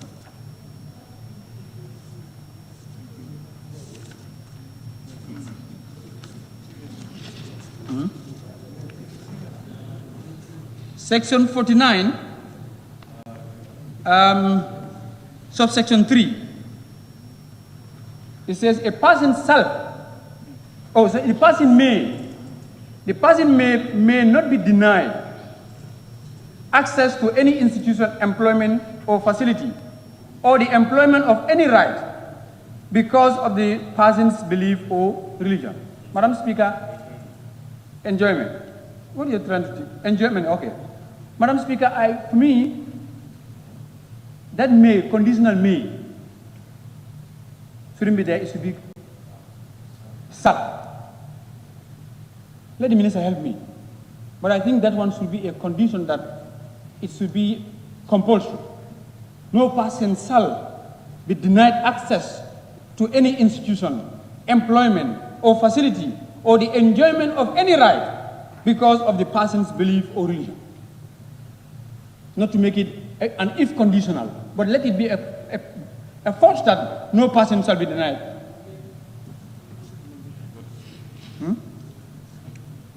To be mandatory. Madam Speaker, so many rights have been given. I accept those ones because I want nobody to take my right.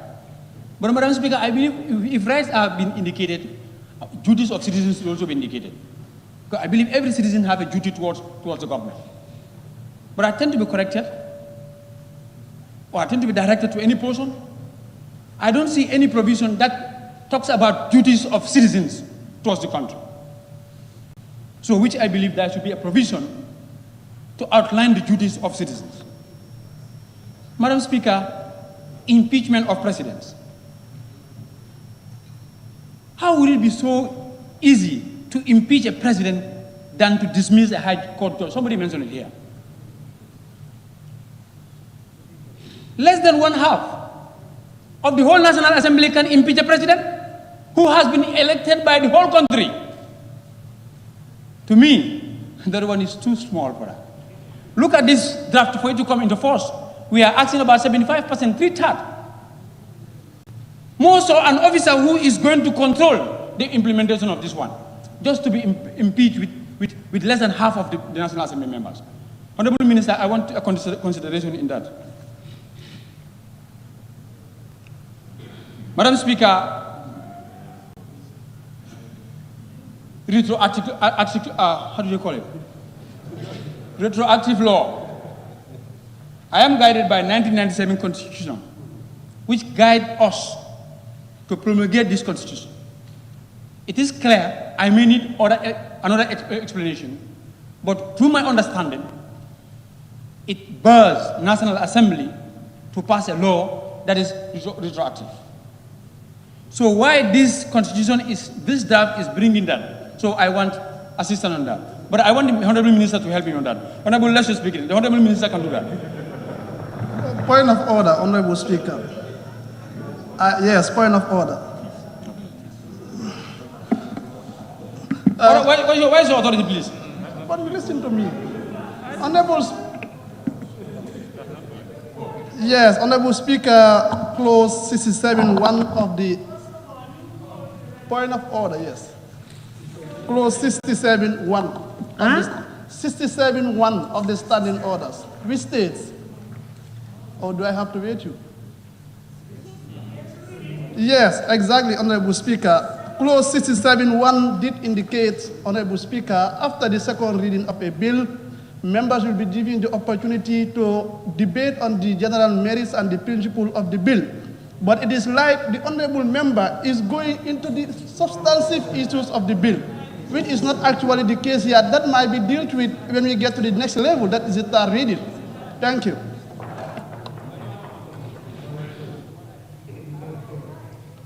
Thank you. Honorable, can you just adapt to the, so that you can confine your interventions. I believe that's a procedural. Let me finish the Okay, sentence. thank you. Yes, thank you. This clause is very clear.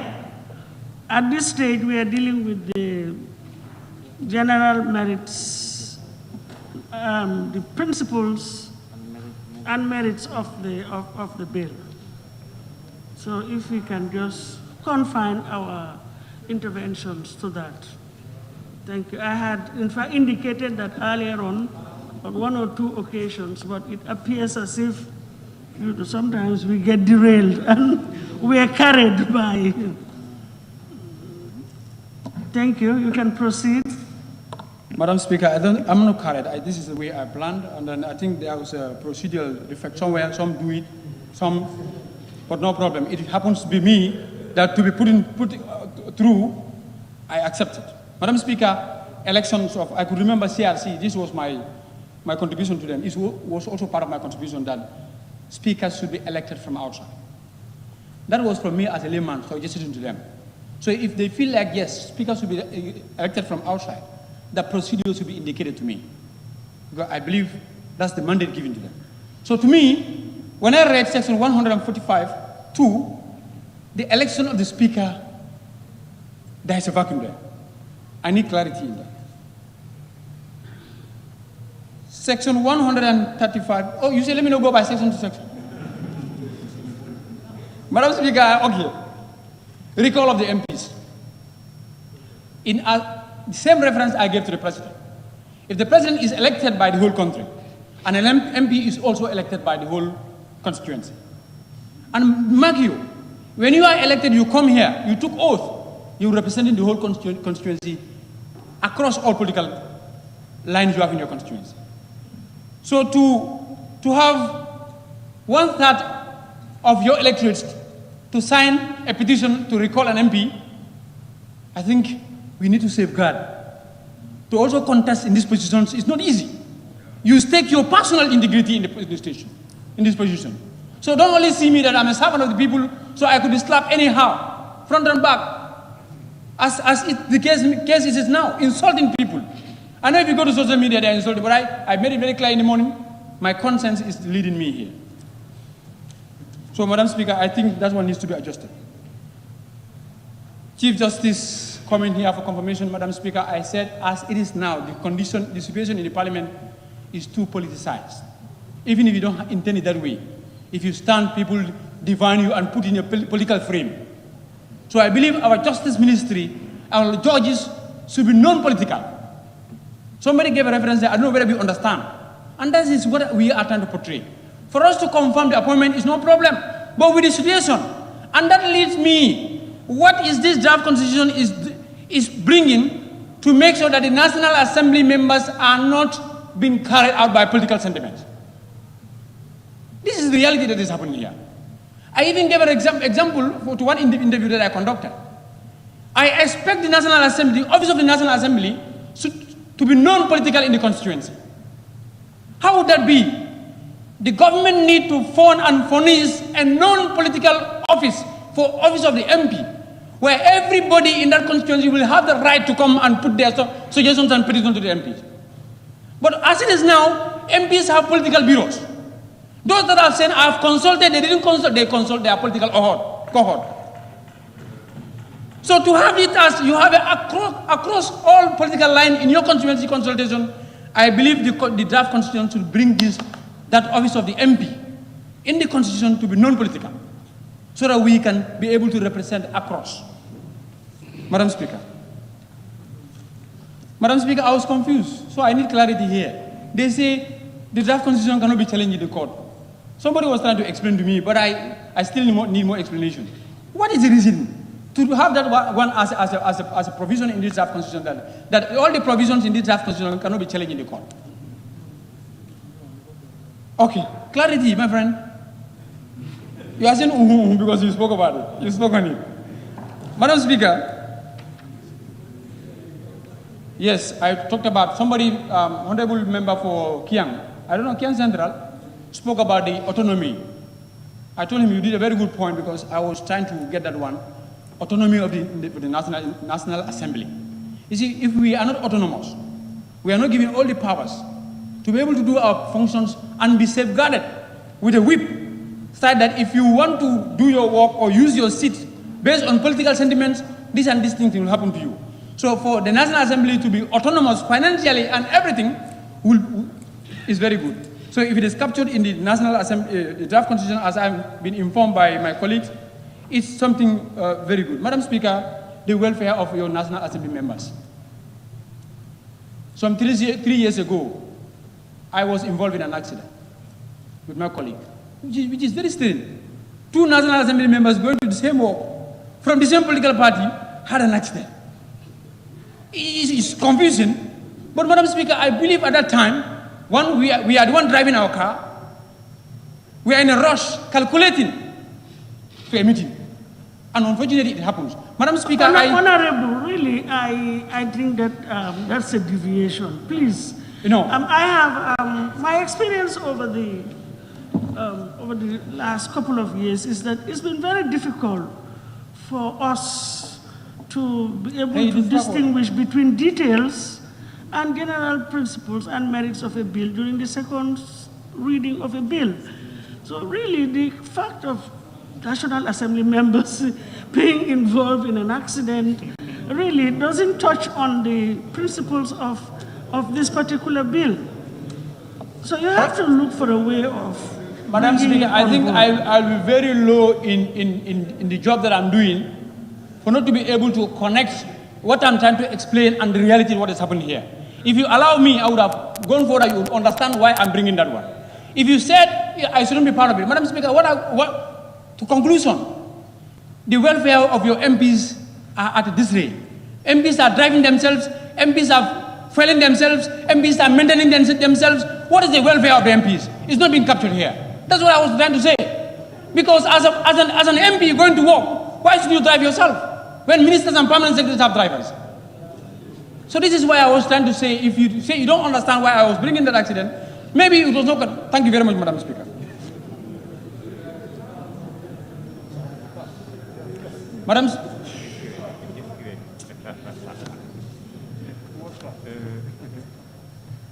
Madam Speaker, somebody talks about ministerial, or the draft constitution talks about ministerial appointment here. Madam Speaker, I differ, and strongly differ, with the situation that is happening in this National Assembly, and ministers are political appointees that are appointed to help the government or the president, who has been elected by the people to execute a function in the country, for those people, ministers to come here for confirmation. It is fine, based on the realities that there is known political interference in our activities. So, Madam Speaker, at this point in time, that's why I was saying, at this point in time, I don't expect that provision to be, and again, we used to say here, don't be a judge and a jury. If I can favor a minister to come so stop there. Madam Speaker, I want to talk about safos. Somebody mentioned about safos here. The draft says safos will be elected, but it further says that safos will not be involved in politics. I am doubtful here. Elections comes through politics. So if I am elected through politics, you want me to say, now, and when during your politics, people will help you. Now, somebody also wants to do politics to have a position, you fold your hand. You say the law says that. Is the law fair in that situation?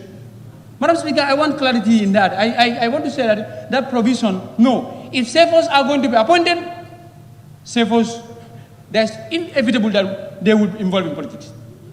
So if we want to continue and maintain that safos to be elected, then let us have a provision that they will be partaking in elections, in politics.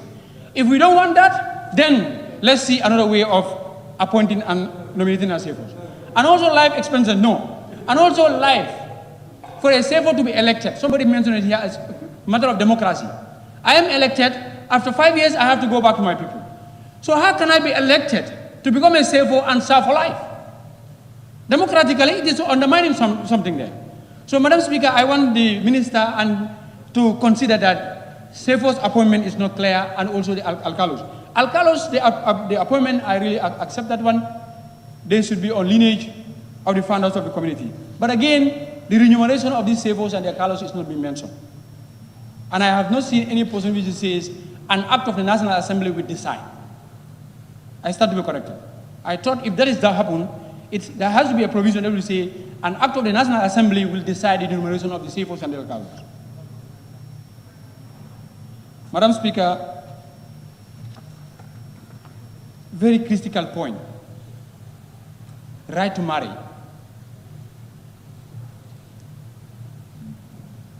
Section 54.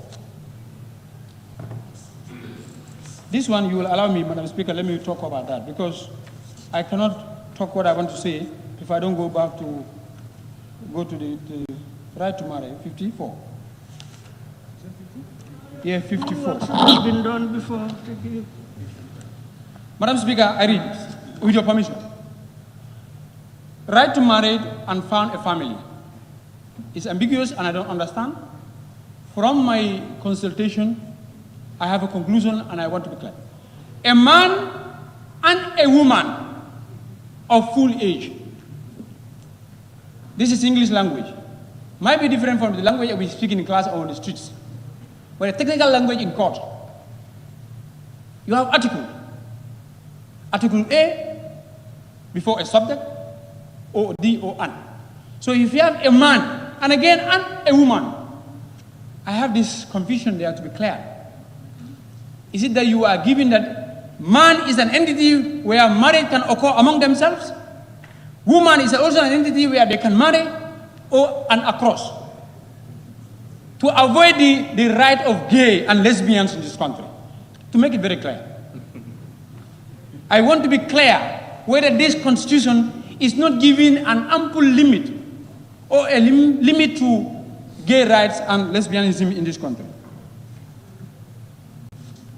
Madam Speaker, my last point will be on security.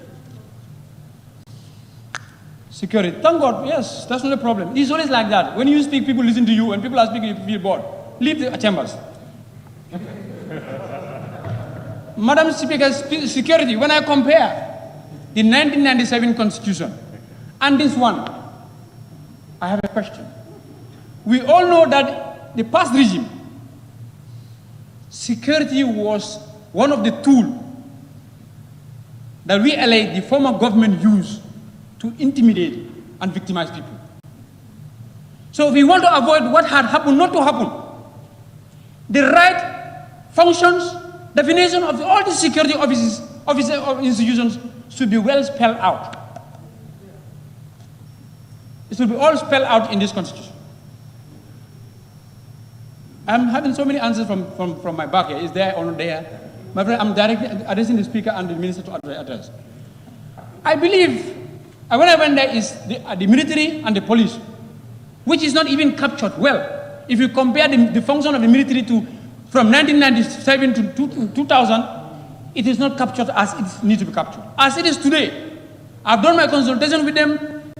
They need some adjustment because they are also with the conviction that, and they are also with the assurance that the allege that people put on them, that they were used as tool, they don't want to be used again. So to avoid that, their rights and functions should be well spelled in the draft constitution. So that no authority from anywhere will dictate them to do something. If they are dictated, they will go to the constitution whether it's part of their mandate. Because TRRC is a living witness and a classroom for all of them, or all of us. Only the military, the police, nothing about the immigration, the intelligence services, only their names have been mentioned there. And then I see no provision that says an act of parliament should come to define the functions of these institutions. So to me, I'm not satisfied to allow this draft constitution to go like this when we don't take care of our security institutions, because I don't want what had happened to happen again. So Madam Speaker, based on this, from all the good job that the CRC did, I want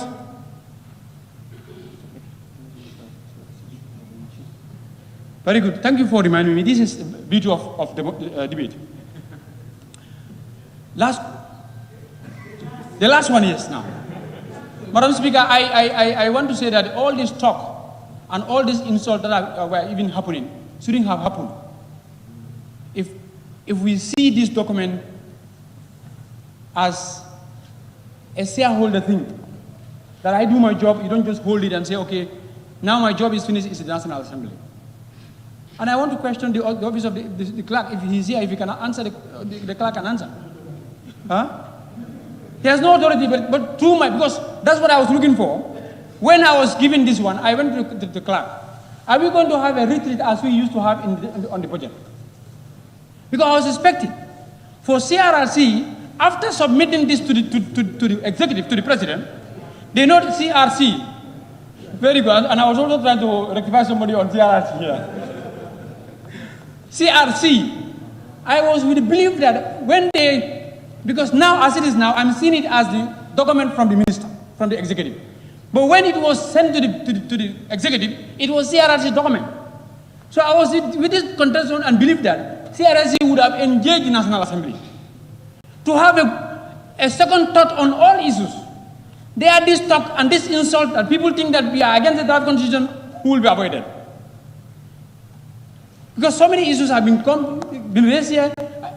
Nobody, I want to make it very clear, nobody is against to have a progressive development and progressive laws of this country.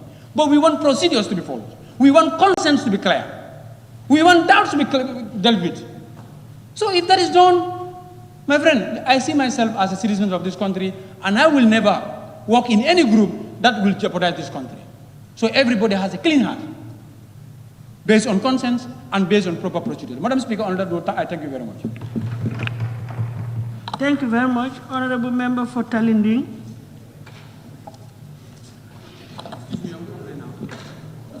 Thank you very much, Madam Speaker, for giving me the floor. I will also like to join my colleagues to commend the CRC for a job well done.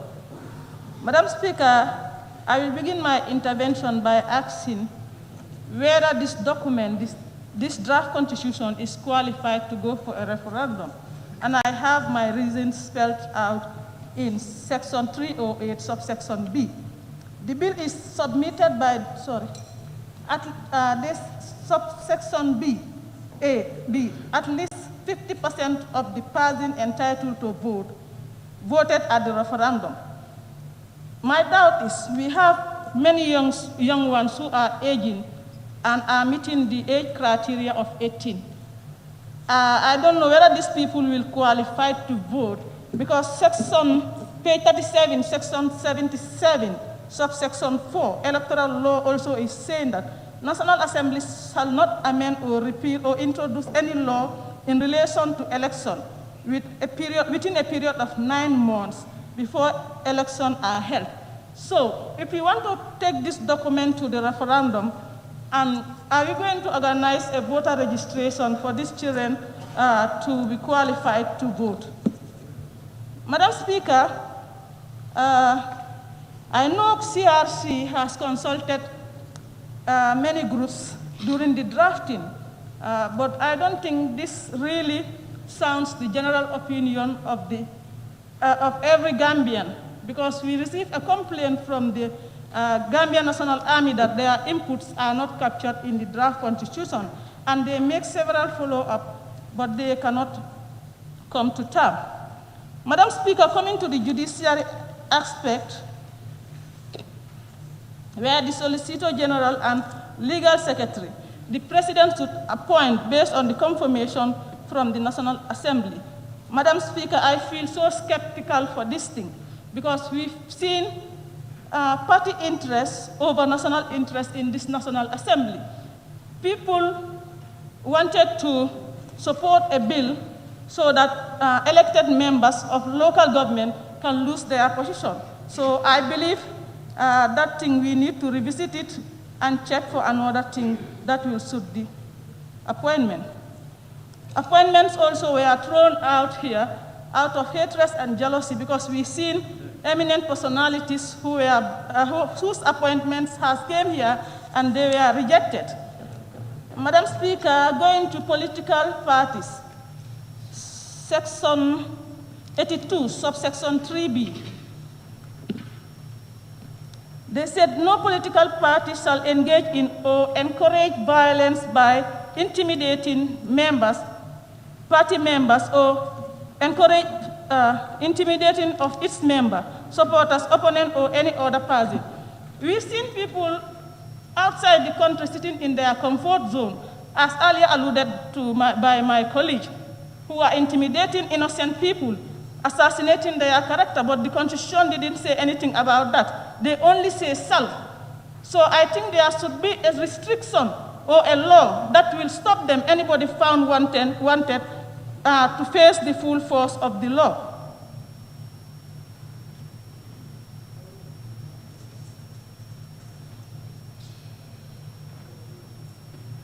Madam Speaker, appointment of judges. I think this. Appointment of Supreme Court judges, that it should be a number of 4 or not less than 4 or not more than 12. I believe this one also, and one need to be a specialist in Sharia. I believe we need to add it to two Sharia judge, because if you see the way English students are represented, it's like the Islamic students are less represented.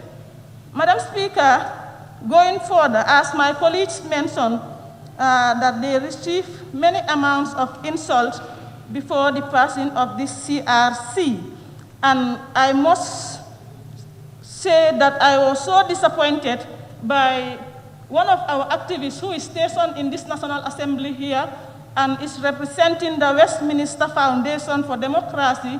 And I am calling on the clerk of the National Assembly to work in consultation of the Westminster Foundation. Because if they are promoting democracy, I believe an elected representative of the people should not be intimidated, or the affair of the House should not be undermined, because they are asking that the NAM should not touch or change anything. This is a very misleading information, and I'm calling on the authority to work fast on this. No point of order, Honorable Speaker. I'm not allowing any point of order. This is a point of order. No, Honorable. I think it's a concern that I think you can raise, but then when you're debating on the principles of the bill, I think the concern should be separated from your debate. Noted. But you can still raise the concern, but outside at the conclusion of your debate. Your intervention, thank you. Proceed. Yes, Madam Speaker, I think another recipe for disaster is Section 106, which one half of the resolution that was passed by the National Assembly can impeach a president. I think we need to be very careful, because some of the members, their constituencies represent less number, like 1,000 or 1,005. So if they said one half of the majority can impeach the president, that is not the power of the Gambian people that was vested on the president. Madam Speaker, the last but not the least page 167, that speaks about the term limit of the president. If there is anybody in this parliament who will support the term limit of the president, I will be the first to accommodate the legacy of the coalition government. And this, it reads, notwithstanding, term of office of incumbent president, notwithstanding anything contained in this consequent constitution or any other law or any rule of interpretation or rule of construction, the term of office of the person holding the office of president as the effective date shall be construed to include the existing term, and the person may contest election for a presidency for only one more term, as provided in the Constitution after the expiry of the existing term. Madam Speaker, laws should be applied based on equity and not to be politically driven. Because you may make a law to target certain individual or group, and it will haunt you back. On that note, Madam Speaker, I submit and beg to take my seat. Thank you very much. Honorable Member for Upper Salum. Yes. Thank you very much, Honorable Speaker. And thank you very much, all the honorable members. Honorable Speaker, we are here today, or for the past few days, to discuss a document which was presented to the President and to the nation by the CRC, who were created by an act of parliament approved by ourselves here. They have done a job, and according to the act also, they have submitted everything they were supposed to submit. They've submitted a draft.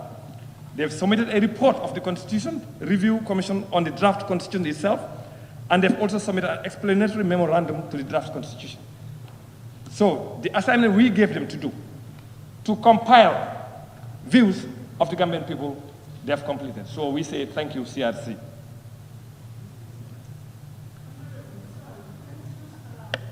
To correct my records, Jara, just a second.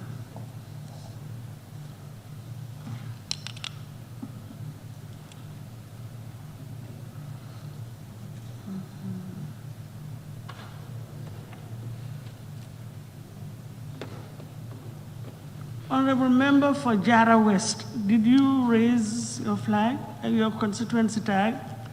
Yeah, okay, I just wanted to confirm that. Thank you. So. Thank you very much, Honorable Speaker. Honorable Speaker, we have a bill before us. And the bill is the Constitution of the Republic of Gambia 2020 Promulgation Bill 2020. That's what we have here. And it's following procedures that are clearly indicated in our Constitution. It is the bill, and the only difference with other bills that we have seen here, because the Constitution specifically tells us exactly how to deal with it. That is the only difference, but otherwise, the National Assembly, being the only legislative body in this country, has the right to touch, to amend anything they want, because it's just a regular bill, and the Constitution gives us the permission or the power to be able to do that. So for those that are actually sending misleading information to the public, telling that a comma or a full stop cannot be changed, you are sending the wrong message. You have no idea about what you are talking about. These plastic intellectuals, I may call them, sit within the four corners of their houses, start sending messages to people of this country with wrong information, because they depend solely on Professor Google. Here, what we deal with is the Constitution of the Republic of Gambia and our standing orders. That's what we deal with here. So if you're going to say anything dealing with what we do here, you quote the law, quote the standing order, or quote the Constitution of the Republic of Gambia. Do not mislead people. Tell the people the truth. If you have an opinion, it's an opinion, but we must be able to differentiate an opinion and a fact. What you are telling me is just your own opinion, it's not a fact. We need to differentiate that. Please help to educate the population. Do not mislead them. Honorable Speaker, the task I said earlier was completed by the CRC. And the Minister for Justice actually came with a bill that we are actually reviewing. And may I say, I have not seen yet a constitution in this world that's actually perfect. I'm yet to see that, or I'm yet to hear that. Now, for me to make a decision, informed decision, Honorable Speaker, what I did is I made my own independent research in terms of reading the bill and the schedule that was given to me.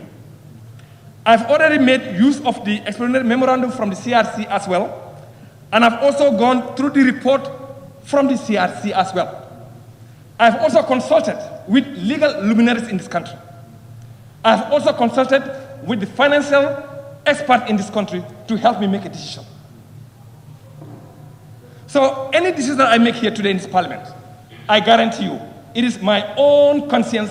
I'm not under the duress of anybody or under any force or any group of people that influence me to make any decision here, not a political party at all. The decision I make here is fully mine, and I take full responsibility.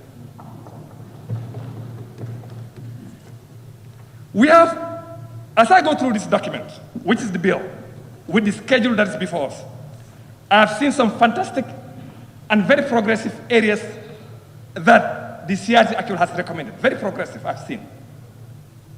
If you look at chapters 1 through 5, they have a lot of similarities with the 1997 Constitution, chapter 1 through 5. A lot of similarities and a lot of good things that we can actually nurture as a young democracy. Now, when you go through the political parties also, I think they need to be accountable to the people. I don't see anything that is wrong with this section 84 dealing with political parties. I think it's very progressive. We are servants of the people. We need to be accountable to the people. We need to let people know exactly how we manage our political parties. We need to let people know where are the finances coming from. We need to let them know. They need to understand. It cannot be a one-man show where I will decide everything in a political party. It cannot be that. We need to live beyond that.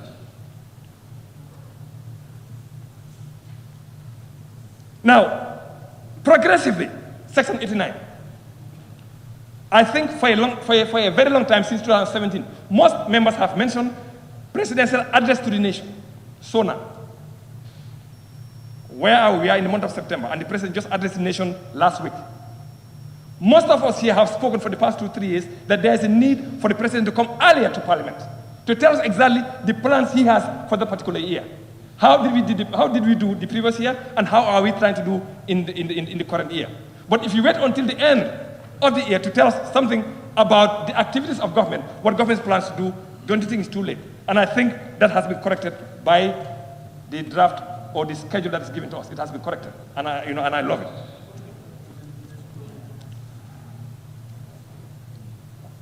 Now, if you go to section 94 also of the schedule that is before us here, that is the disqualification of a president. When you want to contest, there are a lot of requirements that you have to actually undergo, and one of it is your financial information that needs to be submitted to the anti-corruption, and the anti-corruption will vet that whether what you've submitted is the true reflection of your finances. I think that is progress. However, the section was short, because if you submit your financial information to the Anti-Corruption Commission, and they do their research and realize that you actually underdeclared, or there was some falsification, it has not said anything next. For me, I believe if any presidential aspirant has not declared your finances properly, and the Anti-Corruption Commission was able to capture that you've underdeclared, I think you should be disqualified immediately. Because you have been the head of state. The head of state must act in a manner where your ethical behaviors should be exemplary. So that they fall short on that particular section.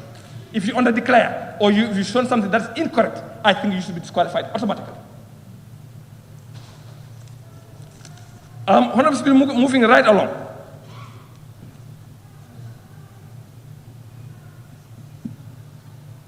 The procedures, which is section 97, that is the procedures in the election of a president. I think these are also very progressive, actually. If you compare that with the 1997 Constitution, it's really very progressive. The term limit, I think everybody here, I've not seen anyone here yet that has said they don't want the term limit. And during discussions, for people like me, they thought I was crazy when I mentioned one term limit of 7 years. Somebody thought I was crazy, but I was not. But I agree, 2 terms of 5 years, non-negotiable. We must not encourage, or we must not push our leaders where they continue to be on those positions forever. Even if you go to the state-owned enterprises in this draft, they have a term limit. There's a period of time that you can serve as the executive director of a state-owned enterprises. This is progress. This is what we need to look for. You cannot be in those institutions acting as if like this your own. It cannot be that way. We have people.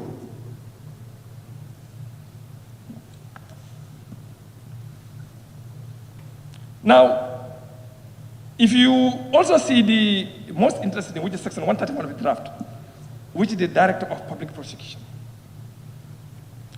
their independence, I know it has been questioned by in some quarters. But I think to help them also do their job better, you make them an independent office, I fully support. And I think that's also progress. They must not be under any influence in cases whether to prosecute or not to prosecute. In case of they want to withdraw a case, they must be on their own without the influence of anybody. They must be independent, and I totally support that. Honorable Speaker, may I also inform the people actually that are listening, the number of people that actually have called me asking me to say yes, and the number of people that are also asking me to say no. And I was very clear. Some of them, I asked them, give me 5 reasons why I have to say yes. Some I asked, give me 5 reasons why I have to say no. But during that conversation, Honorable Speaker, I was able to realize that they, in fact, have not even gone through this draft. So you cannot push me to the corner. I am not somebody that can be intimidated easily.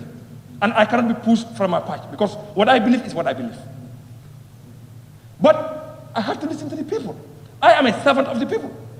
I have to listen to their aspiration, what they want. I have to listen. But at the end of the day, I'm the one that will make the decision here. And my conscience will be very clear. I'll make a decision and go home and sleep. So most of them, I ask them to wait till today, then they will know exactly where I stand.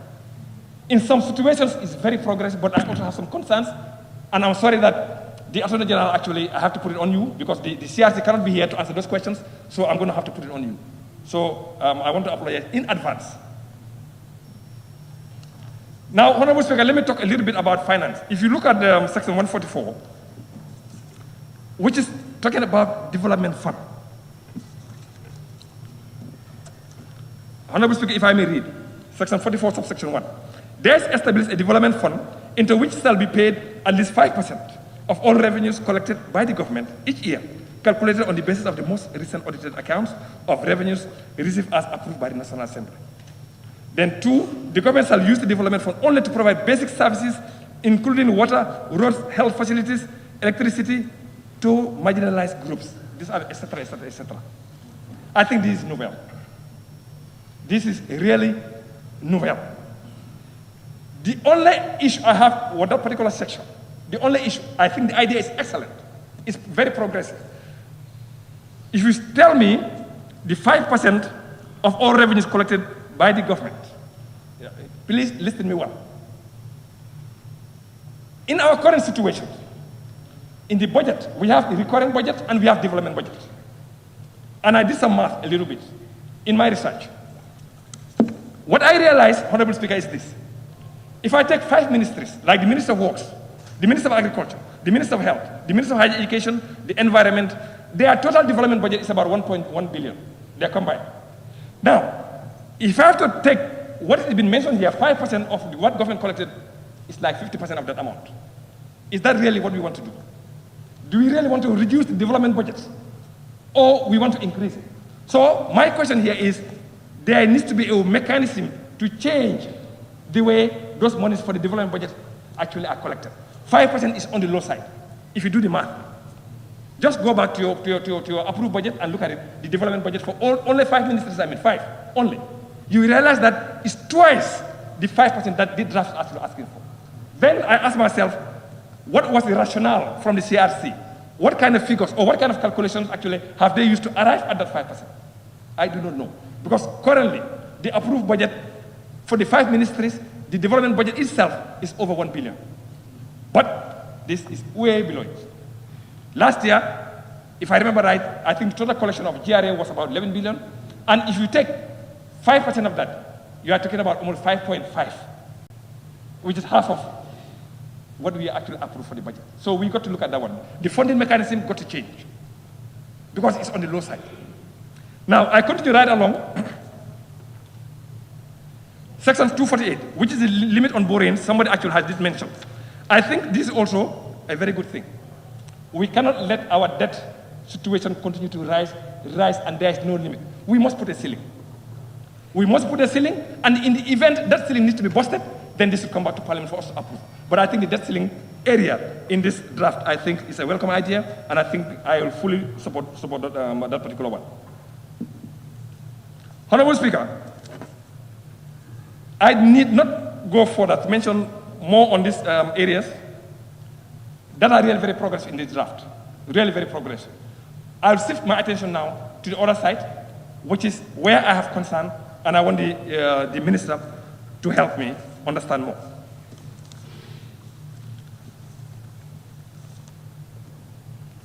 Now, Honorable Speaker,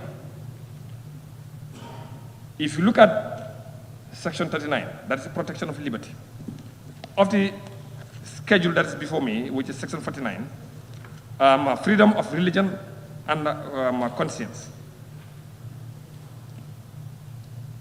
Subsection 4, sorry, I'm referring to Section 39. Sorry about that, Honorable Speaker, which is protection of liberty. Subsection 4, which an arrested person has the right to, and if you go to F, it says, to be brought before a court as soon as reasonably practicable, safe as otherwise provided in an act of the National Assembly, not later than 48 hours after being arrested. Or, if the 48 hours ends outside ordinary court hours, or the day that is not an ordinary court day, the next day. Honorable Speaker, I think 48 hours is too short. It's too short. We have transboundary crimes, transborder crimes, sorry. We have people that will be in this country and then commit a crime, and investigation needs to go to the other country, to the other side of the border. How can you do that reasonably 48 hours to do your investigation and the charge? We must let the police give them enough time, and I'll go with what the 1997 said, about 3 days, which is about 72 hours. I think that's enough. 48 hours, I think, is just too short. So I think that's one area that we need to talk about, Honorable Speaker, and then when we get to the floor, then we can see what we can do. Now, Section 27 of the draft, again, let me make a reference to that one as well. A restriction on the activities of public officers. I think some people did mention it. Honorable Speaker, this is an actual issue, and I'll give myself as an example. I'm serving the population here in the National Assembly, and I'm also working full-time. But what I do at my office has nothing to do here. And I think most people here would agree with me that, to some extent, I have been effective, and the work that I do actually has not affected what I do in this parliament here. Honorable Speaker, we have seen doctors, we have seen nurses in this country that will finish their office work at the Ministry of Health. From there, they go do part-time or full-time in another institution, private. We want to deny them that right. Let's think about that properly. Even though I understand, this section is actually also saying there may be exceptions. But why can't you just let it open? If you have the interest of your own institution, I mean, there are guidelines. Your work is from 8 to 4 or from 3 to 11, whatever it is.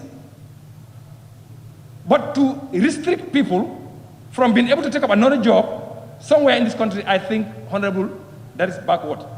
We need to let people be able to take any other job, like at the University of the Gambia. I did lecture there part-time, so that means my current situation, I will not be able to do that anymore.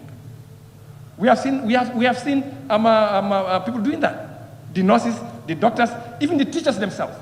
Some of them, you are here. You go, you finish your first shift, and your second shift, you go to a private school and then continue your work. Why should we deny people that? Honorable Speaker, continuing right along.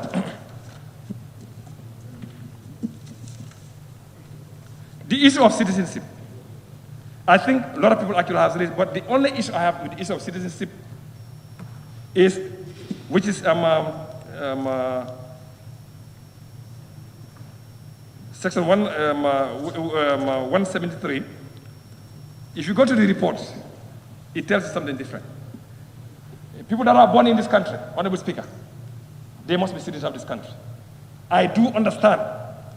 People are thinking aloud about the resources of this country. But that should not mean we should deny them right. My first 2 children, Honorable Speaker, they were born outside this country because I was away. Automatically, they were given citizenship.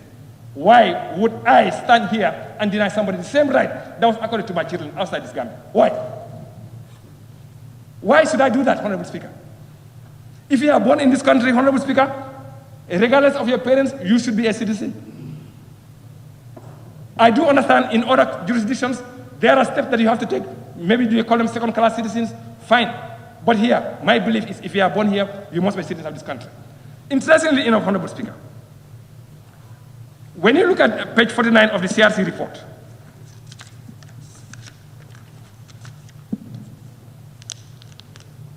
page 49 of the CRC report, on the issue of citizenship, it was very clear that the majority of Gambians, that's what they wanted. That's what they told us. It's not that I'm making up stuff. That's what the CRC told us, that the majority of the Gambians, from their consultations, they wanted anybody born in this country to be a citizen of this country. That's what they wanted. But how comes then they have not indicated the will of the people in the draft? Why? If the consultations should be the opinion of the people that you've consulted with, and they said, this is what I want, put it there. But what they put there was contrary. And if you look at the people in diaspora, most of them, that's exactly, most of them, they agreed. So this is what people wanted, leave it there. And let others decide on the next step on that particular issue. And that's the reason why I tend to have two minds. When people say that the draft reflects everything on what the people actually wanted, I say no. And I'll give you reasons later on, Honorable Speaker. I'll give you 5 or 6 different examples where the people said this CRC gave us different. I will show you. Thank you. Honorable Speaker, the issue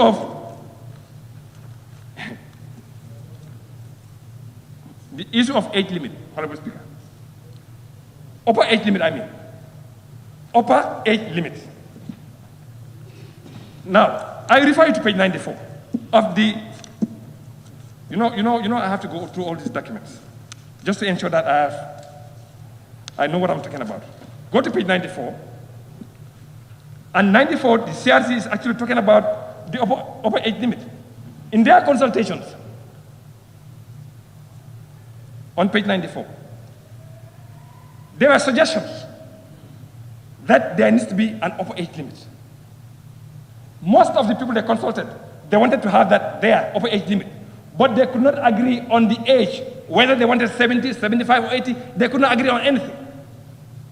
But CRC took it upon themselves to actually remove it. But people wanted to have an upper age limit. Why? Honorable Speaker, you see, when we are dealing with this situation, we need to be very careful. You said if you are 18 years of age, you can register to vote, but you cannot be a president until you are 30 years. Why? Because they said that at that time you are 30, the experience may come there. But Honorable Speaker, let's say the facts. When time you are 80 or 85 or 90, Honorable, they start calling you the Kidafana. That's the reality. We cannot have a president that will stand even on the podium. Somebody has to help him to stand on the podium. We cannot have that, and we've seen that in this Africa here. Why? Why, when we have energetic people of that nation that could do that work, but you stand on the podium, protocols have to stand and flank you. The one we have here in this continent. Why? So the same thing you are talking about from 18, that you don't have the experience to be president until you are 30. Let's do the same thing, because at the time, your mind is actually changing like a small child. By the time you are 80, 85. But you will see people contesting for elections when they are 80, when they are 85 or 90. Why? Aren't there citizens in that particular country that could take the affairs of the country forward? Why don't we have that? CRC has denied us. Because I fully support upper age limit to be a president of this republic. I fully support that. But when people spoke in their reports here, it's very clear when they said on their report here. It says, 94, CRC said this, not me. Having carefully reviewed public opinion, it's clear that an overwhelming majority of Gambians prefer that an upper age limit be prescribed for an aspirant for the office of the president. That's what people wanted. This is not my making. But they remove it. Why? Because they could not agree on the age, 70, 80, well, if you're going to remove it, then just put something there. Then when you come to Parliament, Parliament can look at to see what is actually reasonable and justified. We put that age there. But I fully support the upper age limit. That one, Honorable Attorney General, you have to give me some explanation. Why was it removed when the majority of government wanted it? Why? Because you are the one that bring this bill here. So you tell me, why? Honorable Speaker,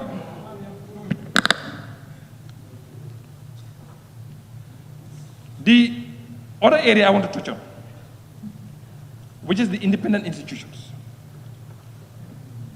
These independent institutions, I think, is a good idea.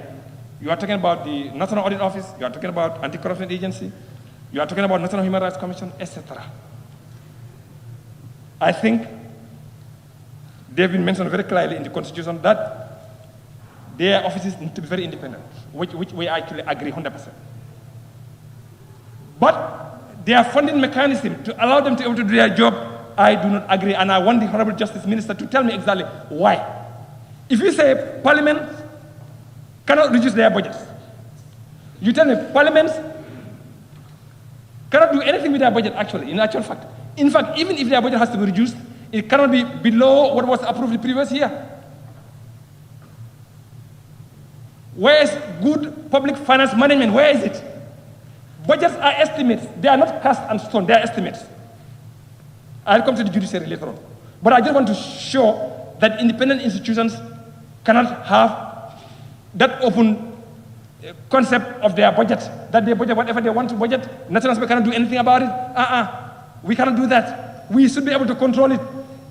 Members, I'm telling you, if we agree to this particular section here, we are tying our hands. We are tying our hands, and we are tying the hands of the Ministry of Finance. That's exactly what we are doing here. We cannot do that. You and I know the nature of this economy. You and I know that every month what GRA collects, that is what is taken and distributed among all the ministries. First about salaries, second about loans that we have taken to pay. And now you're going to allow 5 or 6 or more independent institutions a budget that you cannot control. You tie yourself. Is that what we want? Where is the democracy we are talking about? We need to be very careful. And I would like the Honorable Attorney General, I'm sorry, but again, you are the one that brought this thing to me. Okay, so you have to help me understand why. You have to help me understand. I want you to convince me that this is the right thing to do. Convince me. Thank you. Honorable Speaker, another area that I've also have gone.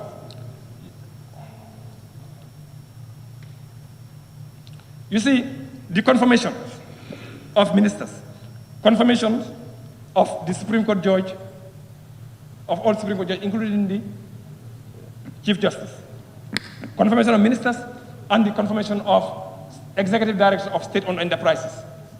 Honorable Speaker, confirmations are good. My technical team that you should address the chair. Oh, okay. Okay, that's fine. I'm sorry. I'm sorry. But, you know. Okay. Honorable Chair, or Honorable Speaker, you see, the confirmations are really very good. But let's tell ourselves the truth, the reality, in the current situation, in the political polarization of this parliament. Let's talk to each other, Honorable Speaker, the situation here. We know what happened to Ndao Njai here when he was brought here for confirmation. We know what happened. The vote was not based, it was purely based on political lines. Is that what we want for the judiciary? Is that what we want? We want to have an independent judiciary. That's what we want. If we really want to have an independent judiciary, we must not take part in their appointment. We must not take part in their. We cannot let them be free. But if the political situation allows, where people think independently from their political parties, yes, I don't have a problem with that. But as long as we are driven by political parties' agenda, Honorable Speaker, I cannot accept that. Thank you. Thank you. And let me make this clear, Honorable Speaker. In some jurisdictions, we have seen that. Some, they call themselves the beacon of democracy. We have seen them. We've seen how they politicize confirmation of judges. Right now, as we speak, in one state, well, I don't want to mention the country, but right now what happened? One of the Supreme Court judges passed away last week. Now they're trying to, you see the political vultures going on. And what's going to end up happening is, when they go back to the Senate to do confirmation, you know what's going to happen? Party lines. To be honest with you, Honorable Speaker, I don't want that to happen in here. Otherwise, we're going to politicize the judiciary, and that's not what we want. We want to have an independent judiciary. Let's take ourselves from there. To confirm a minister, well, no, I don't have a problem with that. But we must be really very careful. Every single thing, Parliament, they have to confirm. We know we have a lot in our place. We know that. We know we have a lot in our place. We have a lot of outstanding things that we need to do here. Right now, if we don't have more than 20-something bills waiting for us to do something, together with audited accounts of institutions, we have a lot in our backlog. So if you want to add something else on top of it, how effective would we be? I know a member did mention that we need to ensure that we have ministers that are fit for purpose, whatever it is, their education. If you go into this kind of mention 3 stars, whatever it is, let's be careful. Let's turn the mirror and look at ourselves. Do we really have what it takes to be proper representative of the people? Do we have what it takes? Let's turn the mirror and look at ourselves. For somebody that is unable to speak proper English, Honorable Speaker, in this African continent, I think it's not a disgrace. English, French, Portuguese, Arab, these are all foreign languages. And they do nothing other than to divide this continent. That's what they have been doing. And I told you, Honorable for West, when we were in Pan-African, I told them, Francophone, Anglophone, Lusophone, Arabophone, all different, the only thing they do, basically, is the same, divide us. That's why I like the provision where we can speak in our mother tongues in this parliament. I like it. When the people of Salem can understand really what I'm talking about here, I will feel ashamed if I cannot express myself in the Coast Barma language. I'll feel ashamed. I'll feel ashamed if I cannot express myself in Pular. I'll feel ashamed. But English language or French, it's not my mother tongue. Somebody must not be ashamed to speak bad English. No. But you must be ashamed of yourself if you cannot speak your own mother tongue, which is the Wolof of the Pular, whatever English. You must be ashamed of that. But foreign language, we cannot. So that's why the provision where they allow us to speak in our language, where the people can understand, I love it. And I think that's also another progress in this draft. So we must not caricature people. We must not look low on people because they cannot speak English. We need to move beyond that. So, in short, Honorable Speaker, as far as confirmation is concerned, the judges, I really want them to be independent. Leave them alone, let them be independent. I don't want any confirmation because the polarization that we have seen here. The ministers, well, we can look at it, but the judiciary, leave them alone. Honorable Speaker, there's another particular area here also on financial matters, which I think I did confirm already. If you check section 198, I will refer to 198, subsection 3.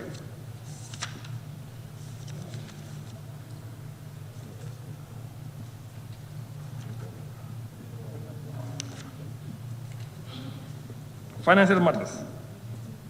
You see, that is dealing now with the judiciary. Honorable Speaker, let's call a spade a spade. It's saying, section 198, subsection 3, in considering the annual estimates of the judiciary, the National Assembly shall not reduce the budget of the judiciary below the amount that was approved for the immediately preceding year.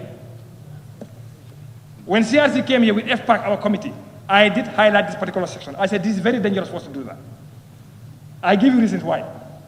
If we budgeted for building of court complexes this year, we budgeted for the purchase of motor vehicles for the judiciary. Are you telling me the same thing the next year? We're going to have to do the same thing. Is that what you're telling me? These are capital expenditures. These are capital expenditures that could be, well, depending on the kind of currency you use, you can take 3, 4, or 5 years before you actually buy it again. Why don't we have the permission or why don't we have the right to be able to reduce the budget based on the economic situation of the country? Let's not tie our hands. I'm telling you, if you leave it like that, we should change this. If you leave it like that, you are tying your own hands. And you are tying the legs of the Minister of Finance, I'm telling you. Let's remember the economic situation of this country. Let's remember. We depend, when we say hand to mouth, that's exactly how the government depends also. They collect and then distribute. So if you tie your hands, that's a big problem. Additionally, Honorable Speaker, on the same note, the judiciary shall be self-accounting, which is fine, and the monies charged on the consolidated revenue fund or approximately the Act of National Assembly for the judiciary shall be paid quarterly. You see another area. In as much as I want the National Assembly to be paid quarterly, sometimes, your own personal reasons, because I understand here more than the judiciary. But we must be careful. Paying quarterly payments, cash allocations quarterly, we need to be careful.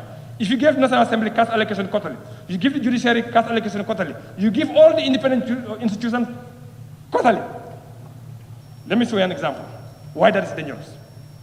Currently, the average monthly collection of revenue, I'm talking about revenue from GRA, is about 1 billion on average. Out of that revenue, 60 to 70%, about 30 to 40% goes to salaries. Another 40% is taken by debt servicing. You are almost left with almost 10 to 15%. So the first quarter of the following year, the first quarter is going to be a problem, because you won't have enough in your reserves to be able to pay the National Assembly, you pay the judiciary, you pay independent institutions. You cannot do that. This alone also is tying your hands. Let the Minister of Finance take the responsibility to divide those finances based on what is available to him. Because otherwise, if they don't have enough in their coffers, you know what they're going to do? They're going to go to the treasury bills. They're going to borrow, short-term borrowing from the central bank. What that does is it's going to squeeze out the small enterprises. Why? Because the banks will go and sell the treasury bills to the central bank of the Gambia. Now, the small businesses won't have enough to be able to survive. Let's think twice about this one. This one we have to change. When the economic situation of the country changes, we pray. When it changes, when we have enough funds in our Constitutional Revenue Fund, then quarterly have no problem. But at this stage, if we do, really, I'm telling you, we are tying our hands and tying the legs of the Minister of Finance. We have to be careful. Honorable Speaker,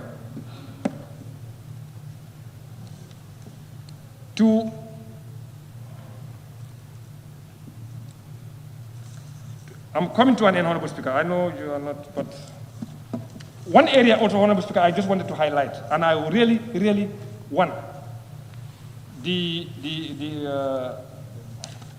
mover of this motion to help me understand. Because I have a big decision to make today, and he needs to play a part in helping me understand, which is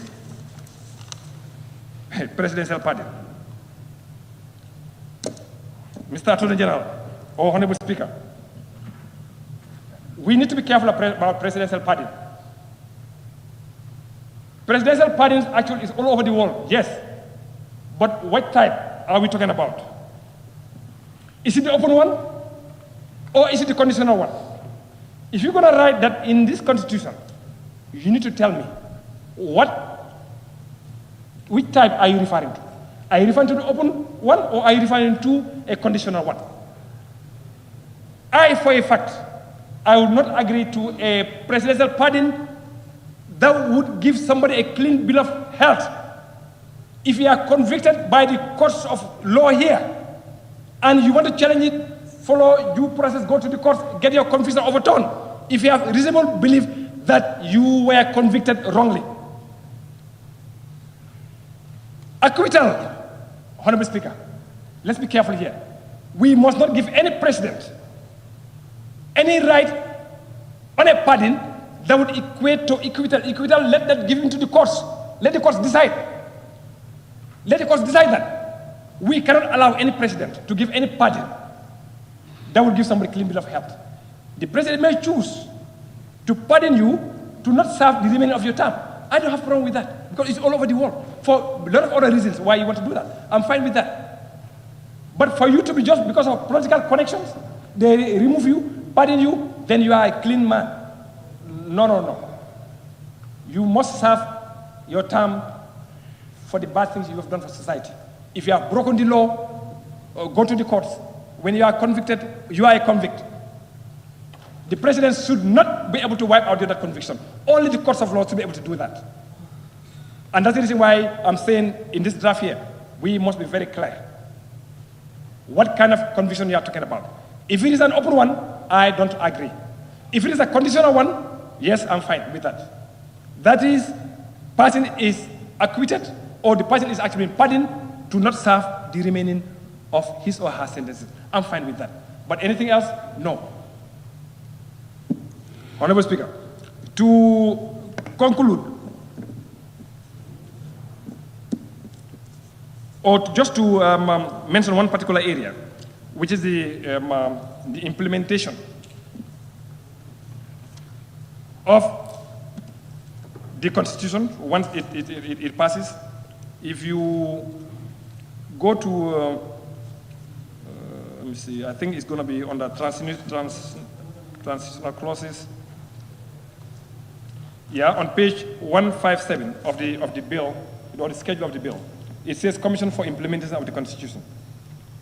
Section 18, number 18, there is established the Constitution Implementation Commission, which shall have responsibility for the implementation of the provisions of this Constitution. Subsection 3, the chairperson and other members of the Commission shall be a person of high moral character and proven integrity. 3B says at least 2 of whom had served on the Constitutional Review Commission established under the Constitutional Review Commission Act. Why do they have to be on this commission? I need justification. If you think it's fit for purpose, they can be there, you tell me. For me, I think it should be open to every qualified Gambian with a criteria, not a particular sect of our population. They must be open to anybody that qualifies with a criteria. But just to say that, well, their work is done. Their work is done. In fact, if you look at the act, it tells you 1 month after they submitted, it's finished, except the secretary, who could continue depending on what the minister actually wants. That's up to what, if you want him to continue as a secretary, fine. But otherwise, everybody else, 1 month after, it's a finish. So why do you want to add 2 more people on this particular commission as this thing here? Why? What is special about that? Honorable Speaker, on the last note, on the last one, I want us to be really realistic and be very careful. A few months ago, Honorable Speaker, the former Attorney General brought to us public service pension bill for the public service, which we are yet to deal with. In the draft constitution, by the way, I don't have anything against the judiciary. Let me just point blank. I don't have anything against the judiciary. But we must be fair to each other. We all work for the same government. We all work for the same country. There must not be any preferential treatment. And, Honorable Speaker, if you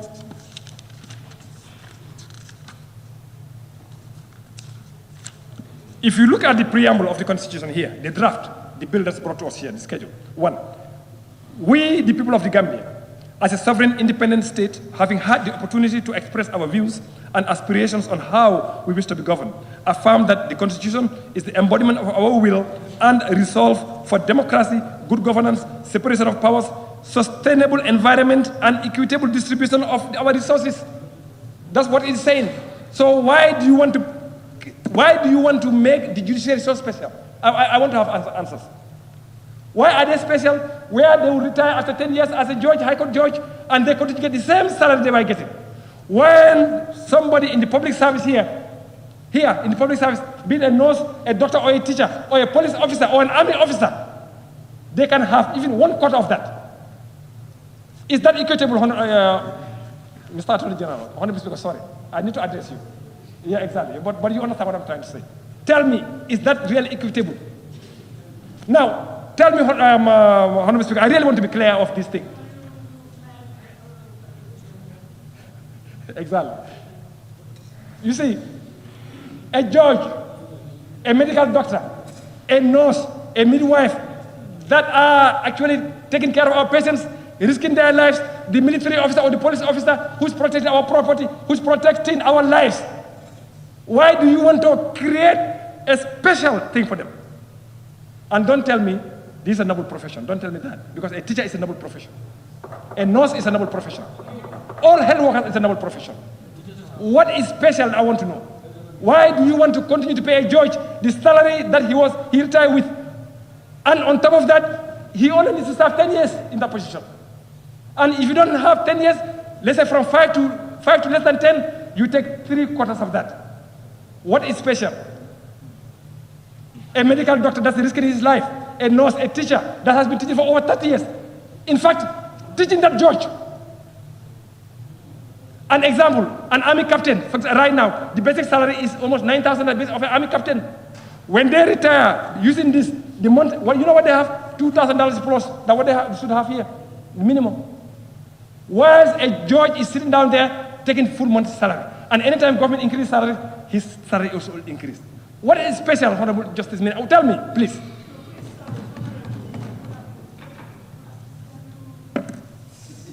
Yes, thank you, Honorable Speaker. Yes, thank you. Now, Honorable Speaker, in fact, I think I've come to the end of my deliberations. And I want to tell people that have been asking me, say yes or say no, tell them, well, let's wait. Let him convince me to those issues. I have to make a decision. And his answers to those issues that I have would actually help me to make an informed decision. And on that note, thank you very much, Honorable Speaker. Yes, thank you very much, Honorable nominated member, Musa. Thank you.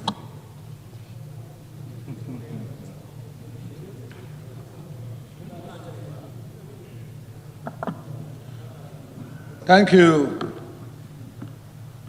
Honorable Madam Speaker, for giving me the floor to add my voice to the previous speakers, Madam Speaker.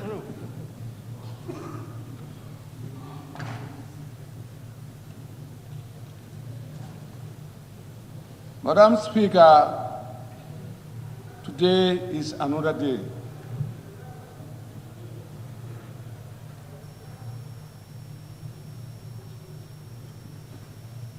That's why there's a saying, the world is a progressive development.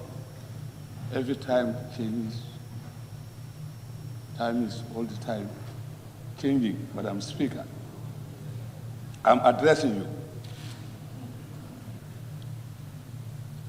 Madam Speaker, before starting my intervention, may I first of all seek a permission from you in laying the foundation.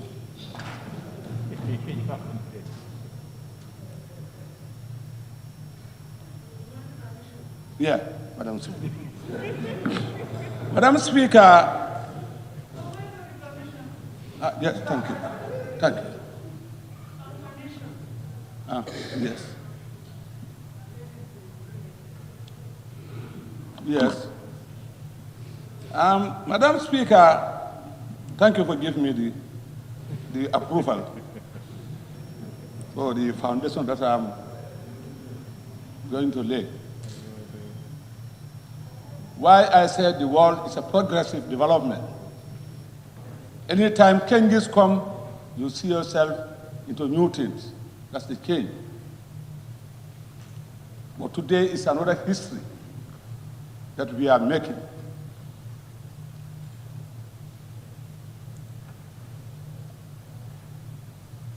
That's the Quran of the nation. That's the Constitution.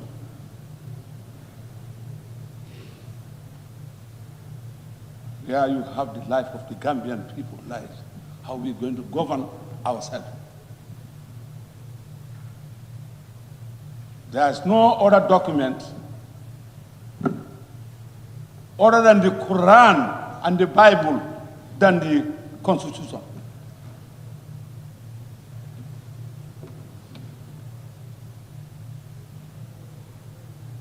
That's why I said today is another day of history. Madam Speaker, I remember in 1966, when I voted in 1966, when I was at the age of 17, 18. But you see, then the requirement, constitutional requirement is 21. But what happened in those days, they just come to the Bantaba and then write down, you will not even come with your mother or your father or one of your parents, but any elderly person or the alcalo, they just come to the Bantaba with the book and they register. And I do happen to register and voted in 1966 referendum, which I can fully remember when my cousin brother was the MP, that's Alhaji Khalil Singade, who won in 1962.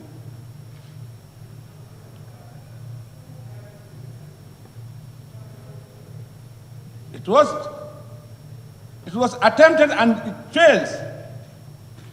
It could not go through in 1966 referendum. Then my late uncle, Sir Farman Singate, was the governor general. Somehow, somewhere after being accused of being for interference with the referendum and was sacked, and then late uncle Sir Ali Jack replaced him. Until 1970, when we went to the Second Republican referendum.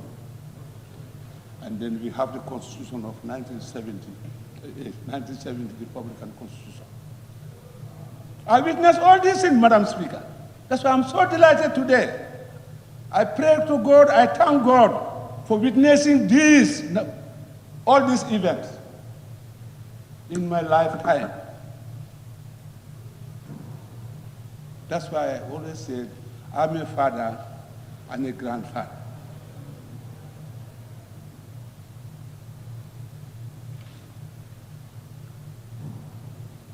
That's the beauty of change. When you ask for change, when you change will be something that will be beneficial to its citizens. But you must not go into change with something that the one that you are criticizing is far better than that. Madam Speaker, I witnessed all these things. First Republic, Second Republic, now we are in the Third Republic. And then again, I witnessed the Second Republic again in 1997, which I voted. I voted in 1966. It never got through. I voted in 1970. I voted in 1997, Madam Speaker. And again, today, we are here to discuss on the bill,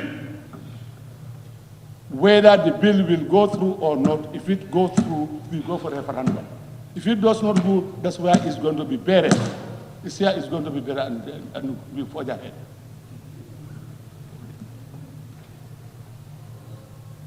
I witnessed all this, Madam Speaker, with your permission.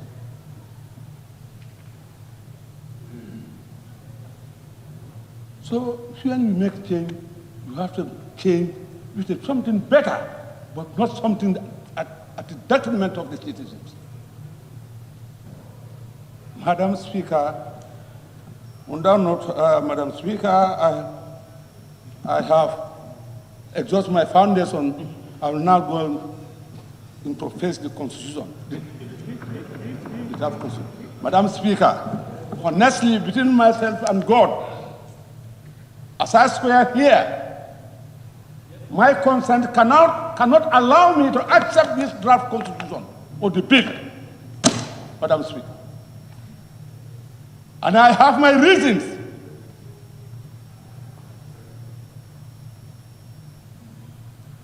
CRC Act was brought in this August House, Madam Speaker. It was passed by this assembly for them to do their job. I am not telling them thank you. I will never commend them. This is my view. I, for one, I will never commend them. Because I have my disappointment, my dismay about the whole thing. Since on Thursday, all the clauses, all the revelations, and going through, you read, I am definitely surprised. I never expect that. A commission of that kind the hope the Gambian people have, the people in that commission, the responsibility given to them as thinking that they are with integrity, with a high profile integrity. We don't expect to come up on a point of order, Honorable Speaker. Honorable Speaker, on a point of order. Honorable Speaker, Standing Order 67-1 did indicate, Honorable Speaker, we must restrict our deliberation on the merit and the principle of the bill that is before us. But it is like the Honorable Member is attacking people who were given assignment. If the Honorable Member is not satisfied with what was given, let the Honorable Member bring the case before the National Assembly, but not to personally attack the people, dignified people of this nation. Thank you.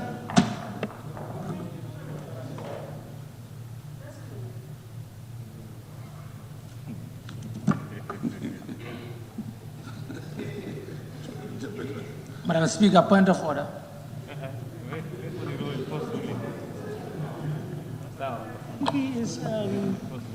He's referring to clause 67(1). It's still the same that we have been discussing and talking about.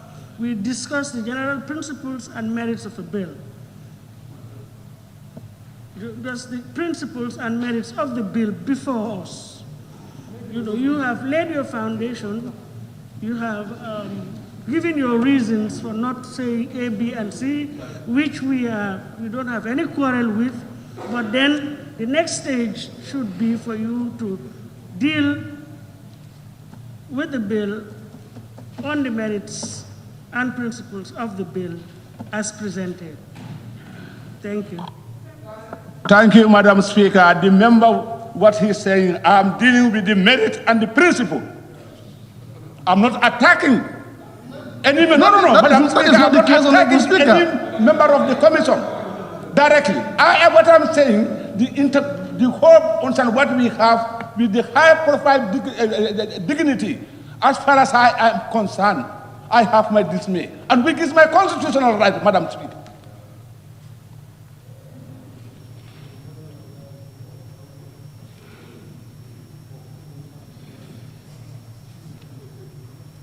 This is my right. I never deviate.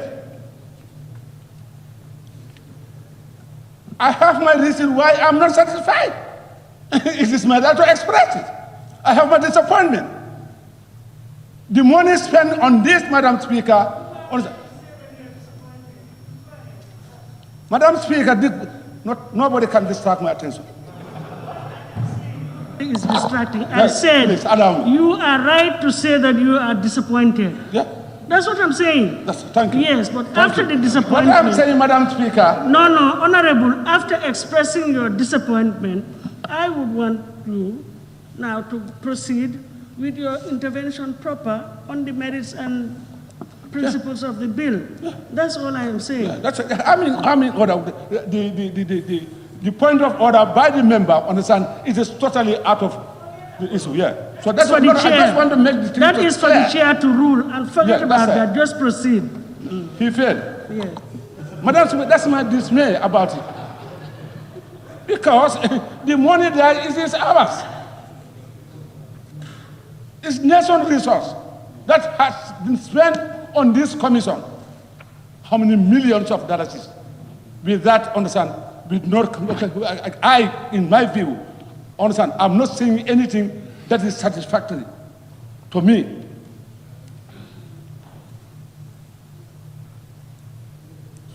Madam Speaker, a member for Busumbala has said here, I'm a member of the Standing Committee, Defense and Security. First, I was so disappointed during the interaction with the armed forces, the CDS, the Gambia National Army. The CDS made a complaint, concern that all what they are concerned, all their recommendations they sent to CRC, nothing has ever been captured in this book. an institution. Today, our security, we know we should not compromise it. Why? Who? These are the people 24/7. 24/7, we feel comfortable. Without security, war betide. People will be eating each other every 24 hours. But because of them, why they are not captured? Madam Minister, I don't need to quote clauses and here and there. Since on Thursday, I'm listening to members during their deliberation. It is very disappointed. We cannot just take this book to be done to adopt this. As for me, I'm totally against it, and I'm not going to say any more things. I don't want to this. And even in this parliament approve this, adopt this constitution, honestly, Madam Speaker, I bet I'll be in the foot during the election referendum, and I'll make sure that it fails. Because it's my constitutional right. I will campaign vigorously. Because you cannot bring a constitution from Kenya with constitution that today is in the Kenyan High Court, challenged by the citizens of Kenyans, expressing their concern that it's a very scrupulous constitution. How can you bring that word-to-word photocopy? You put it in our constitution. I think, in my view, there should be a commission of inquiry set into the CRC, how and what, the way and manner, the money that has been given to them to facilitate this commission, also, to look into it. Madam Speaker, these are another point. So many issues are mentioned here. Who are they to say, understand, we said the constitution 2 times, yes. We all know, that's what we are saying, 2 times. In 1997, understand, we said 2/3 majority. It was amended. But it's awful. Now we said, now we're going for 2/3. There's nothing wrong with that. But the way and manner they specify it in this book, it is totally wrong. They have their own agenda. Otherwise, they have to take the view of the people. Let's look at their reports. Let's go down all over the country.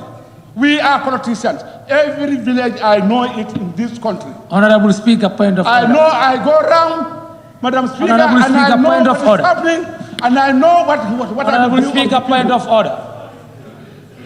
I'm rising on point of order.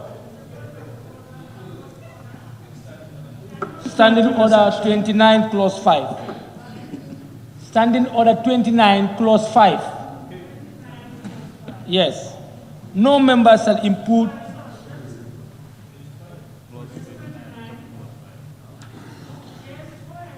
Yes, no member shall impute improper motives to any other member. Now, 29.1, every member shall restrict. 1. 29.1, come on. 29.1. Yes. Please, I have a respect for you, please. 29.1. Every member shall restrict his or her observation to the subject under discussion. And if you go to 5.2, 5 also, no member shall impute improper motives. Yes, to any other member. So, but if you look at one, the member is not restricting his contribution or his observation to the subject under discussion. He's trying to build up and make an allegation against a team.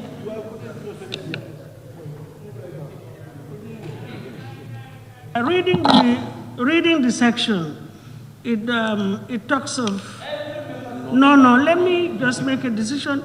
It says, no member shall impute improper, can you allow me to, no member shall impute improper motives to any other member.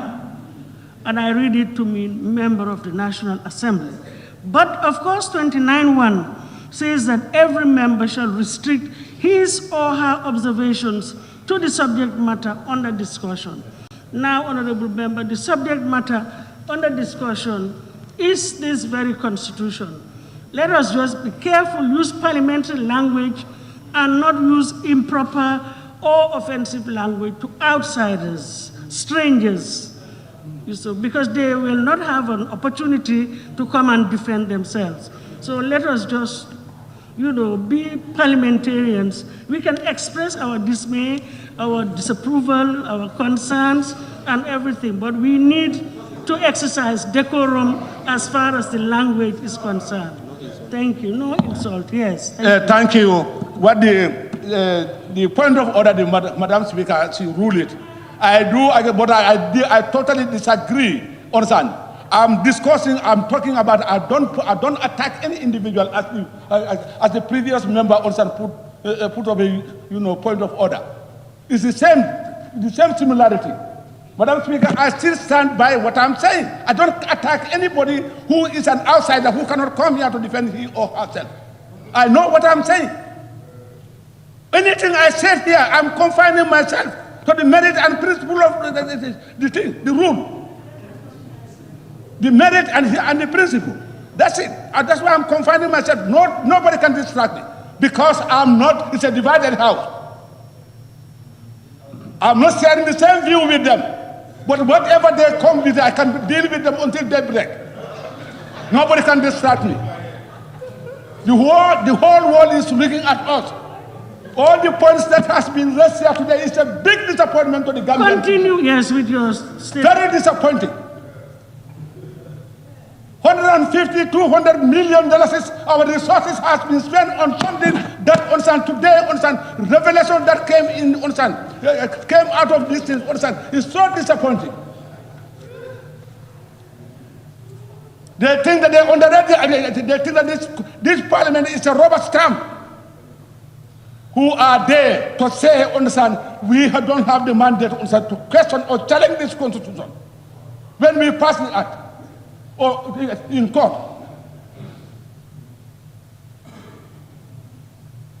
We all know each other here. We know there's no secret. Whatever happened, we know what is happening. But please, the Gambia is bigger than all of us. When a responsibility is given to you as a citizen, you have to be loyal and honest. And do it for the interest of the Gambian people. Without any fear or favor. No lip service. Anybody comes here to try to, you think that you can bring a lip service or you think that you can bring something that people here, they are all fools, not everybody. I for one. Nobody can fool me. With my experience, as I quoted since the First Republic, I voted, I witnessed a referendum. I served the First Republic in the National Assembly. I served the Second Republic. I'm serving the third one. That's why I'm privy to say what I'm saying today. No, with your academical standard or whatever, whether you are the professor of the whole world, whatever, what is important, the experience that I have, you cannot buy that. That's why I'm expressing my concern. It's a bogus constitution. It's bogus constitution. Yes. It's bogus, it's rubbish. Madam Speaker, I beg to move. Thank you very much. I think we are all at liberty to express our views. But what I'm saying is we are all at liberty to express our views, but all I am appealing is for honorable members in expressing their views to just do it with proper decorum. That's all. But nobody can say... Yeah, Madam Speaker, I don't think I did it... Don't use the word... I don't think I did it out of order. That's all. Honorable member for Cantora? Yes, it's Cantora. Thank you.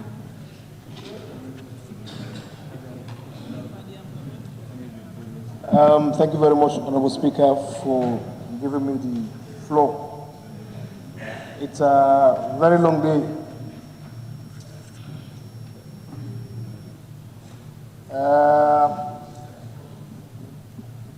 permit me to recognize the time and effort of the CRC. I also recognize the minister in our presence here. I equally recognize the media fraternity in our presence as well. However, before going further, I want to take the opportunity to really condemn certain attacks, social media campaign on Facebook, Twitter, writing all sort of unpleasant words or comments against members of parliament. It's really, I see it as a contempt of the National Assembly. They shouldn't be dictated, they shouldn't be harassed or forced or squeezed to the corner just to take a decision. I believe coming to this parliament, we as members of parliament, we've been elected and bestowed trust and confidence in us and expect us to really fulfill our functional obligation as people's representatives. But to my dismay, I've seen very disturbing comments, even by members of the press secretary of the CRC making, unpleasant comments about members, expressing dissatisfaction and other things. Members of the press, media, users, Facebook, WhatsApp, what have you. These are really disturbing and it's really uncalled for. It's a crucial moment. It's important for us to allow the members of parliament to be guided by their conscience. Because when we come to this parliament, we are sworn here to protect and abide by all laws of the Gambia and uphold the 1997 Constitution as the supreme law of the land, which in our minds, or which will actually take precedence to guide us in this entire process with what we are doing. Honorable Speaker, having said that, I also want to condemn external influence, embassies, commissions, EU commissions, trying to interfere or meddle in the internal affairs of this country. It's an independent country and should be left to make decisions on their own, rather than trying to pin them or giving them conditions of supporting them. They are partners in development. Regardless of the size of the country, it's an independent free country. Matters of internal issues should be left to be discussed by the citizenry of this country, not to be influenced or not to be controlled or remote controlled by any external forces. Having said that, let me go proper in the discussion. I would like to go history, because we gave the CRC this historic task to undertake to usher us into the Third Republic. It's not an easy task, we all agree. And the final outcome, that is the draft bill, of course, it has its pros and cons. We sincerely appreciate the time limit, as alluded by other members. However, if you look at the whole scenario, you would understand that Gambians are of the belief that there were so much powers vested in the executive, and which has been subjected to abuse. Therefore, coming up with a new constitution, they have to rip off the powers of the executive, try to empower the National Assembly, losing sight, in my opinion, the separation of power principle, that these are co-equal partners. They are independent, but however, they are interdependent, so it's very important as they are independent as well. If we are to uphold to that principle, Therefore, you cannot agree in total in some of the provisions or some of the sections that is contained in this draft constitution. Honorable Speaker, one should not also lose sight for the fact that we are in a newly formed democracy. The euphoria of democracy should not also be abused by making certain unrealistic legislations, whereby if they're put into practice, will have a shortfall in the long run. The reason why I say that is the issue of the three arms of government subjecting the judiciary under the confirmation of the legislature, which, in my humble opinion, this is a political institution. Political institution in the sense that it's comprised of political parties. Believe it or not, they might feel that, okay, we have seen the nation first. You cannot detach politics from parliament. That is the hard fact.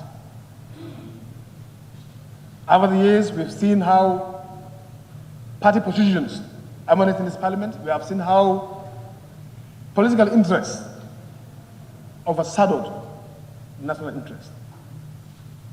So nobody should be fooled that parliament is not a political institution. It is a political institution.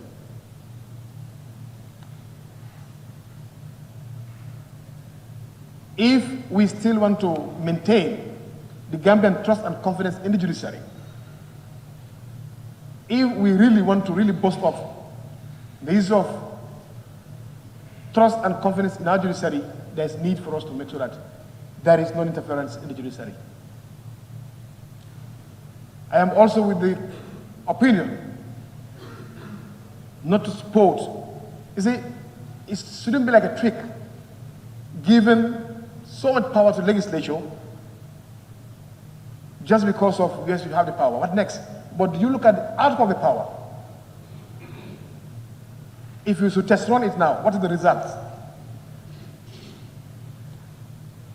Asking the executive to bring ministerial appointment to confirmation, I totally go against it.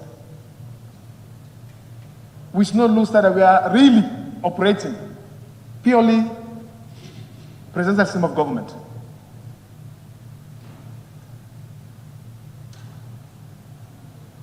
Somebody that went around, canvassed for vote, got the vote of the country.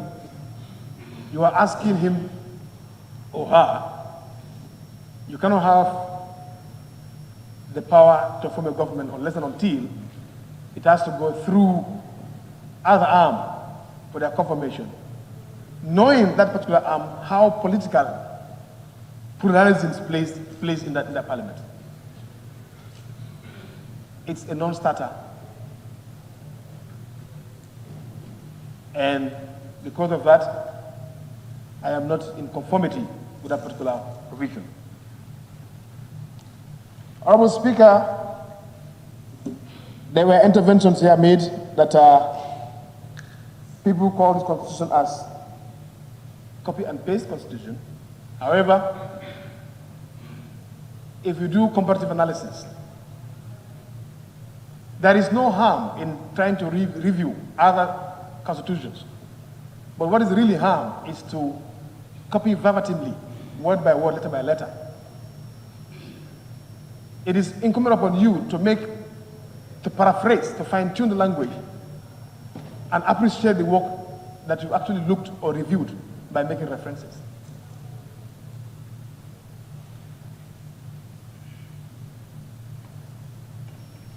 So, we have noticed and observed such issues manifesting in our Constitution. Honorable Speaker, if you look at Section 47, that is freedom of media, and you go to the report, it says freedom of the media. But in the report, CRC did recognize the will of the people in controlling the social media.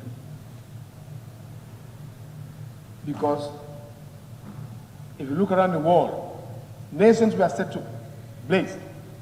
Nations were set on fire because of abuse of social media. More especially in this newly found democracy. If there is no mechanisms to control the social media, look at the insult running right now. And that is why they're saying here, they are really expecting this draft constitution to address the issue of social media abuses, insults, hate speech, tribal sentiments. But to my surprise, the constitution does not really cater for such provisions to make sure that people face the consequences of their actions. You see, we need to really understand the social fabrics we have. We should not lose sight our social realities, our cultural norms. When those are really put into realities, then we can know as a nation what kind of law are applicable. It is not enough just to say, okay, yes, it's the best practice, media has to free. Media has to be free, but it has to be also controlled. Rights goes with responsibility. But if you look at this page, that the state shall not, that is state on its media, the state shall not penalize any person for any opinion or view of the content of any broadcast, publication, or dissemination. States, I am of the opinion that government operates in tacit as opposed to overt. There are some informations that may not be due for broadcasting or are highly sensitive in nature. They are saying that you don't have a right to be penalized based on any dissemination of information. So, government employ its employees working under government, doing things out of ethics, misconduct. Should be looked at.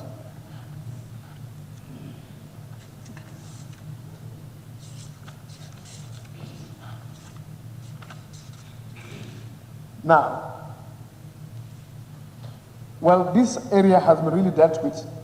That is the restriction on the activities of public officers. That is, in our opinion, we've seen some office or full-time workers have been deprived of some of these rights that they should not be engaged in.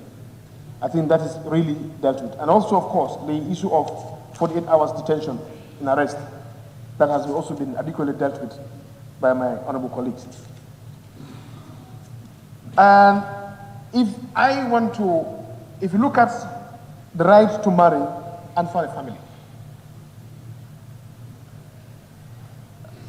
we want the mover to enlighten us.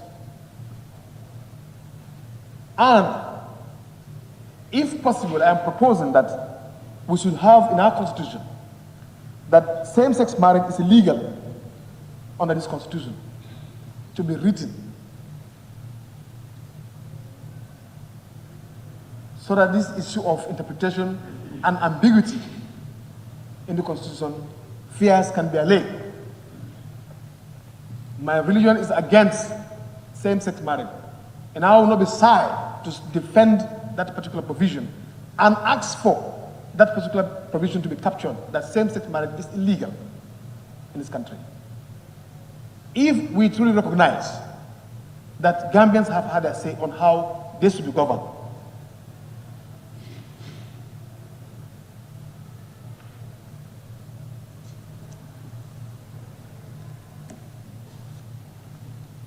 now, you look at the threshold.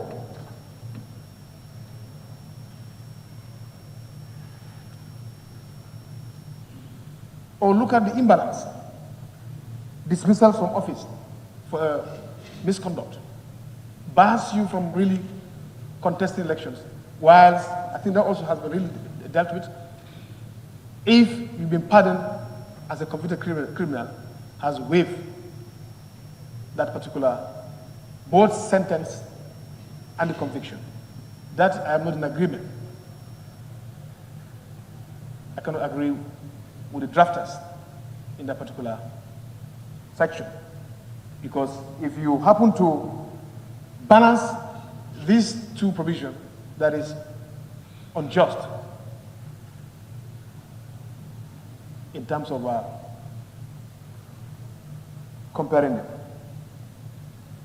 Equally, if you go to the threshold of judges, to remove a High Court judge, the threshold required, compared to a head of state whom the entire country has elected to serve.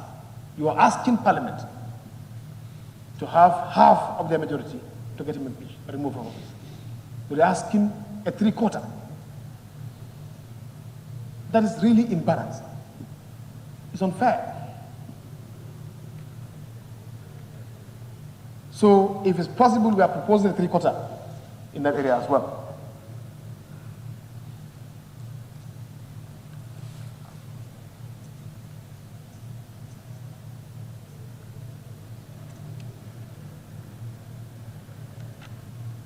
Honorable Speaker,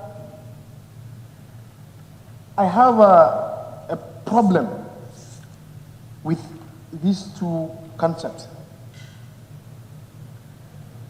And I am of the strong belief that it shouldn't be written this way, unless otherwise proven by the mover.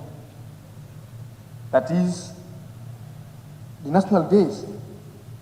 You have the Independent Day, 18 February. My understanding, this day only occur only once, that is 1965. What you have are Independent Anniversary Day and Republican Anniversary Days. You don't have a Republican Day or Independent Day. Independent Day, 1965, that happened that very day. The rest are anniversaries. So it might be a drafting style, but I am really proposing this particular section to be reduced. Thanks.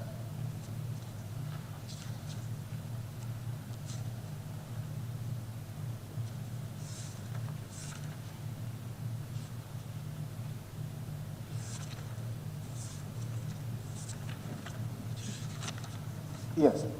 Honorable Speaker, Independent Boundary and Electoral Commission. Anyone.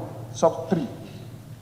Members of the Commission shall be appointed by the President, subject to confirmation by National Assembly, with a vote of less than 60% of all members of the National Assembly.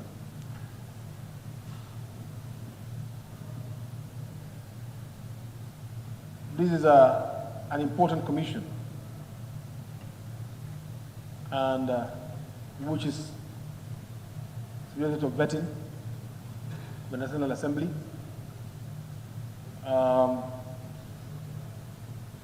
My fear is equally the political pluralism. If this position can be compromised to simple majority,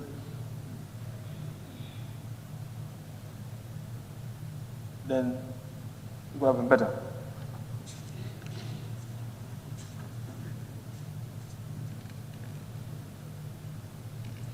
And also, if you go to powers of president, that is, on behalf of the Gambian people, negotiate, sign, enter into, and accede to bilateral, multilateral agreements, include treaties that are not against the public interest of the Gambia, which shall be, I want that to be their capture, which shall be subject to ratification by the National Assembly. That all treaties, bilaterals, negotiated, discussed, should be brought forward this August Assembly for ratification.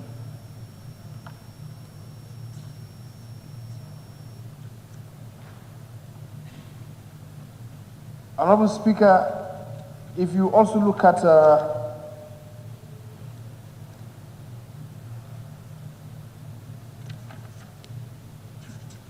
immunity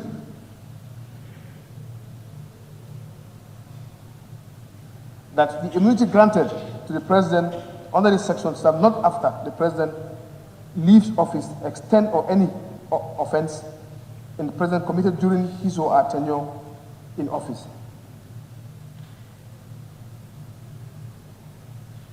And also, if you look at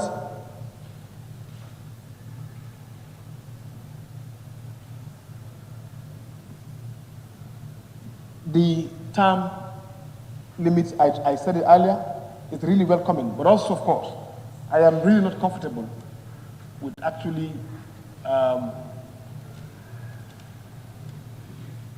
depriving him or her not to run for elections after this term. Trying to revise this constitution to take effect from 2016 to count that particular provision in the term of president. It's left to him, honors lies to him to decline that I am not really interested to run anymore, but it shouldn't be seen as retroactively taking a vested right, trying to put it under this current constitution.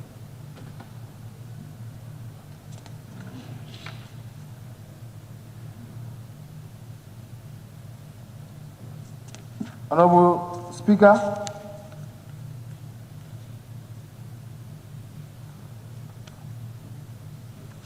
there is this particular provision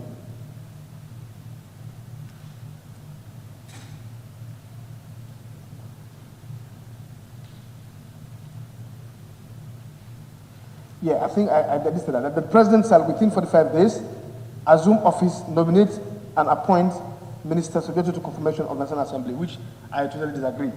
And I am not going to buy that idea. National Assembly should be seen as if, yes, these are rights given to us, and then these are powers given to us, and then we have to vet these things. So because of political pluralism and what have you, we've seen what has really transpired in this parliament. We're not going to subscribe to that particular idea. We want to recognize and appreciate the separation of power principle, whereby there are a lot of mechanisms to check on the exercise of the executive and equally also the judiciary. So in terms of bringing, semi or quasi federal system, probably to me, it shouldn't be the way forward. And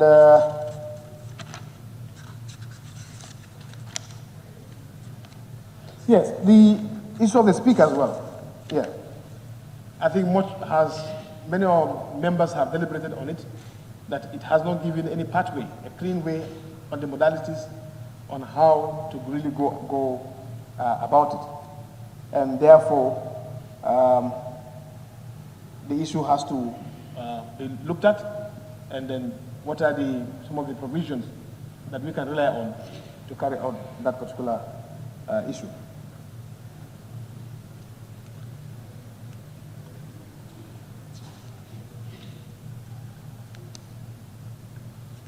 And also the issue of secularism, I think it has been really addressed by many members who gave a submission to the Attorney General to really look at, because it has really created a public outcry. And as I alluded earlier, we are not going to be shy to defend our religion we believe or we worship. That is the right.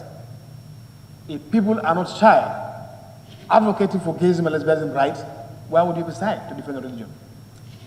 So therefore, we will say an affirmative no, and also ask the minister, if possible, to actually insert that lesbianism and gayism is illegal in this country to really allay the fears of general public. I think those are my submission. Other than that, we appreciate the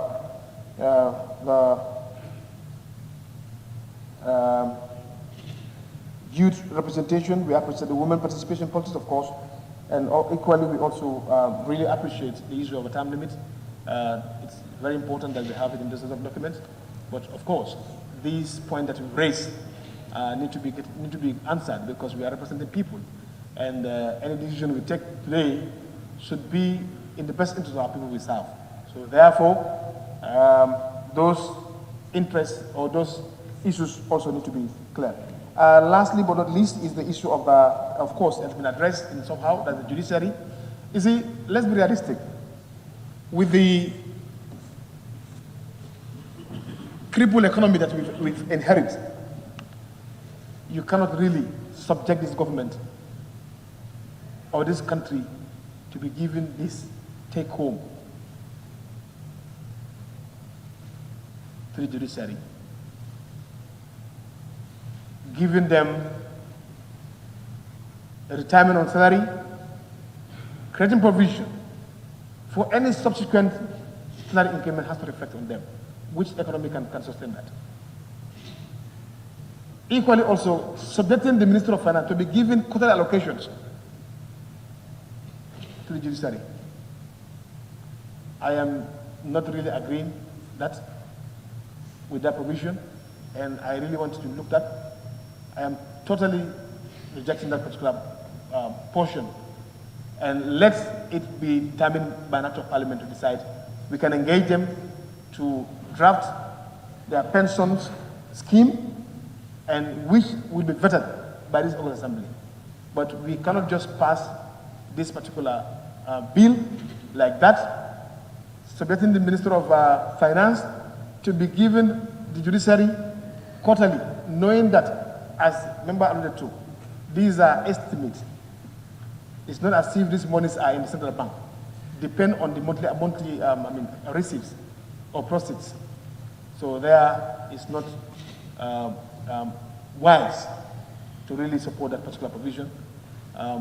They should be treated like any other organ of government. We respect their independence. That's why we are not even asking Parliament to go into the issue of vetting the judiciary, because the person you are vetting, what is your qualification to vet that person? How competent are you? Do you have what it takes to vet lawyers and co? And also, we don't really want to compromise the judiciary, because it will create a society whereby if you don't belong to a particular political cohort, then it's going to be different for you to obtain this appointment or be given that confirmation in the National Assembly. So we are even at the long run of seeing element of corrupt practices may take place in this Parliament. So to avert that, we are saying emphatic no, affirmative no to that particular provisions. So thank you so much for indulgence, and we hope that you come up with those clarifications, and that it will really help us in terms of making decisions in this August Assembly. Thank you so much. Thank you very much, Honorable Member for Kantora. May I now call on Honorable Member for Lower Badibu. Honorable Member for Lower Badibu, it's your turn. Thank you very much, Honorable Speaker, for the floor.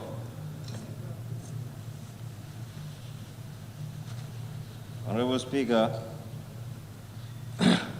first and foremost, I would like to thank the members of this august body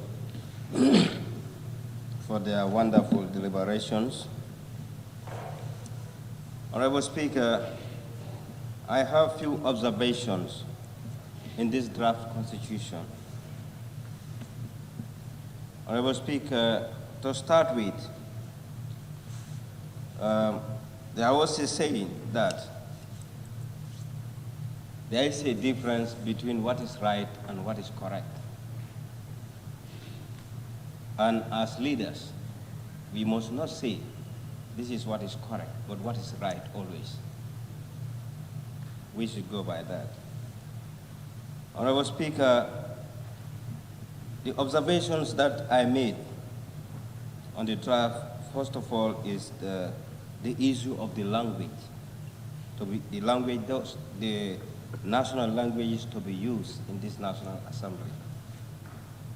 We don't have a language policy. Honorable Speaker, we are representing people, and 75 or 80% of those people don't even know what we are doing here. And we have seen in this draft constitution that national languages will be spoken in this August Assembly, but after 5 years. I would like the Honorable Attorney General to clear my doubts why after 5 years. Because here what we are trying to do is to make sure that there is rule of law and there is justice.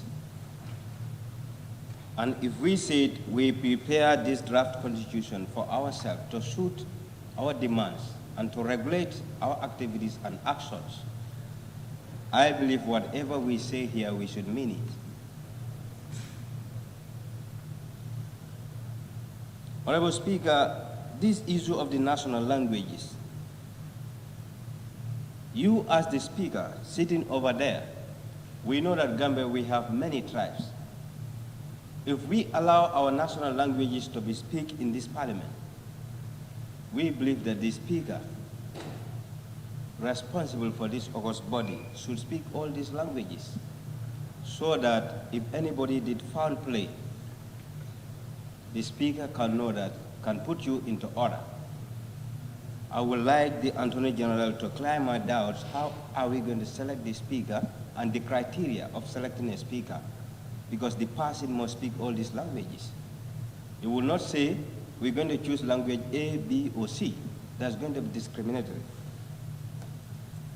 Honorable Speaker, the issue of separation of powers.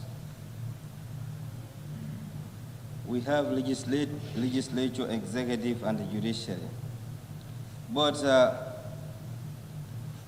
if you go to the draft constitution, section 190, we were told that the High Court judges will be nominated and the confirmation will be done by this august body. Honorable Speaker, I could remember vividly that in 2017 towards 2018, I support for this august body to vet certain people that were supposed to be appointed by the president. And there was a reason why I say so. But this is an open secret now, Honorable Speaker. The reason why I am saying this, the issue of Ndao Njai and Yusuf Adiba to confirm their appointments were politicized in this august body. That's the fear I have for us, National Assembly, as a political institution. If we want to confirm the appointment of the High Court judges, we may politicize the judiciary sector. I think we need to think about this, because the reasons are, if Judge ABC knew that I participated or I facilitated his or her appointment, if I happen to have anything or if I happen to be in an event whereas I should be convicted or sentenced, where is justice now? If, for example, Honorable Speaker, the current Attorney General knew that the majority leader or the member for Woolly West or the member for Janjambure contributed in his appointment as the Attorney General. I'm just giving you a sample. If these people happen to have a problem, do you think the Attorney General will play fair? Where is justice? And in the absence of justice, injustice becomes the order of the day. Honorable Speaker, we have to make laws that suit us. We should not make laws just for the sake of making laws, or we are trying to intimidate, we are trying to, follow orders.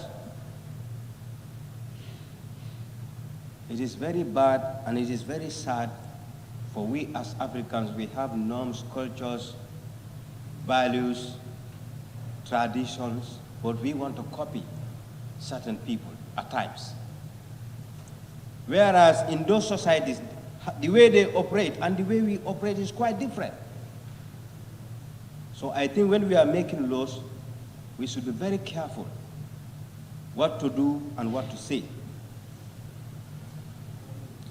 Honorable Speaker, the issue of Ndaunjai and Yusufa Diba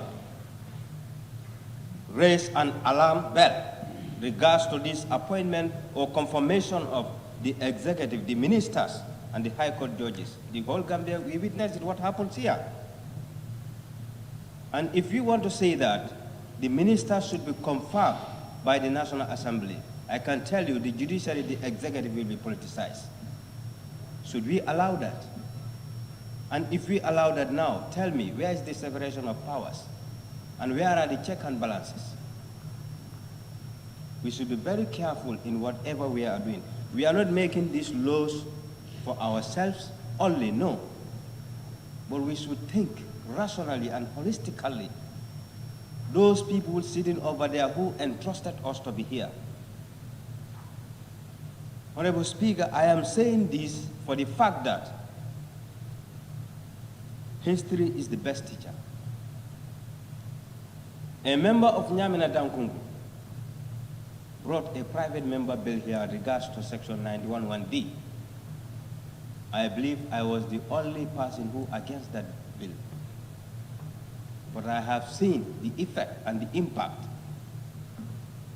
Honorable Speaker, there is no fair law. Any law that suits a man is fair to you. But any law that don't suit you, it is not a good law for you. That's how I see it, and that's how I will interpret it. And I have my reasons of saying so, Honorable Speaker. I brought a private member bill here. Members stood in this August Assembly and said they know that it is a bad law, but they are going to approve it because it favors them. Now, where is justice? Where is good law or bad law? So today we are here to tithe ourselves.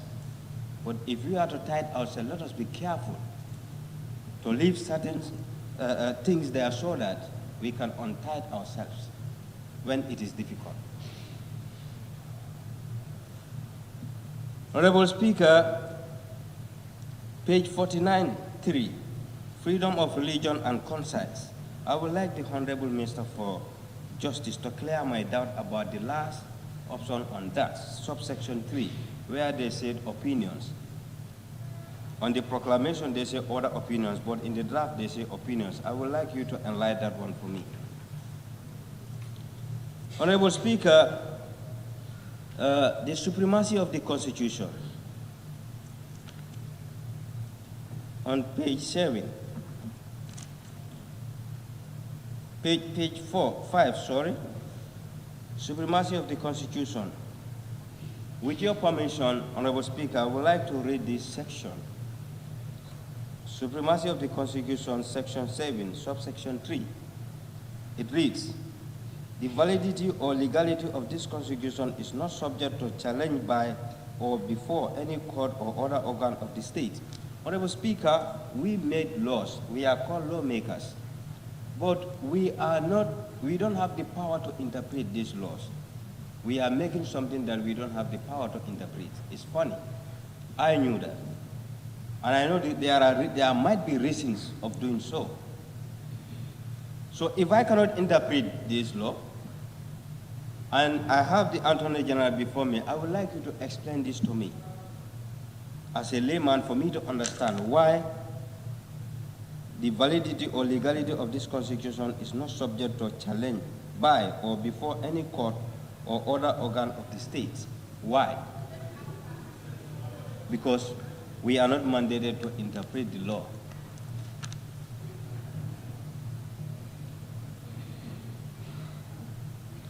Honorable Speaker, having said that,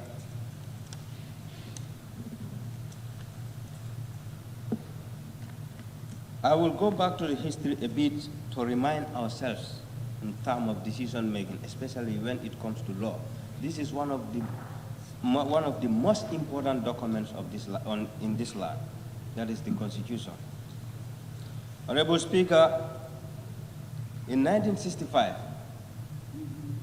there was a constitution here, and that constitution is not our constitution. We were under the influence of the colonial powers. In 1970, when we gained independence, when you tell this, some people will tell you we have independence in 1965. But an independent, you are ruling by foreign powers. It is 1970 that I feel we have independence, based on the reason that that's the year that we have our sovereignty. We are ruled by the words of ourselves. Honorable Speaker, we have seen the 1970 Constitution. I get a copy of this from the library. And right away from 1970, we have seen another constitution, one may call it, that is the degree after the throne of the 1970 Constitution. We have also witnessed the 1997 Constitution. And we said there are bad laws, there are this, there are that. And now we are here trying to make another law for ourselves. So I think it is enough now. History has already taught us what to do. That is why I said there is no good law, there is no bad law. Any law that suits a man is good for you. And any law that you feel did not suit you is a bad law.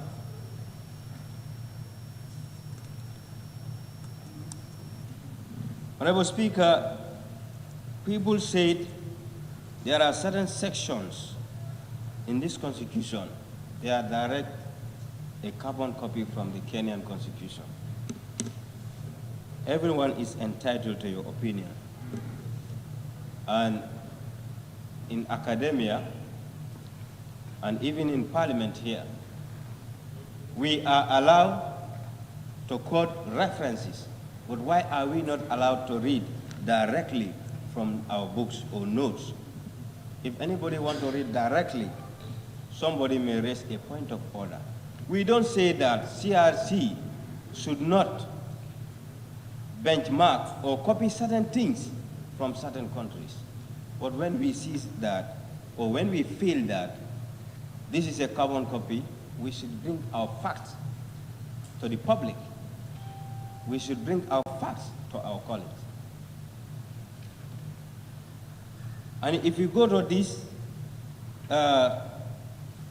2020 draft, the supremacy of the Constitution, you go to the Kenyan type, section 2, subsection 3 is the same. Honorable Speaker, you go to section 7, subsection 4 of the draft, go to Kenyan Constitution 2010, section 4, subsection 4 is the same. Honorable Speaker,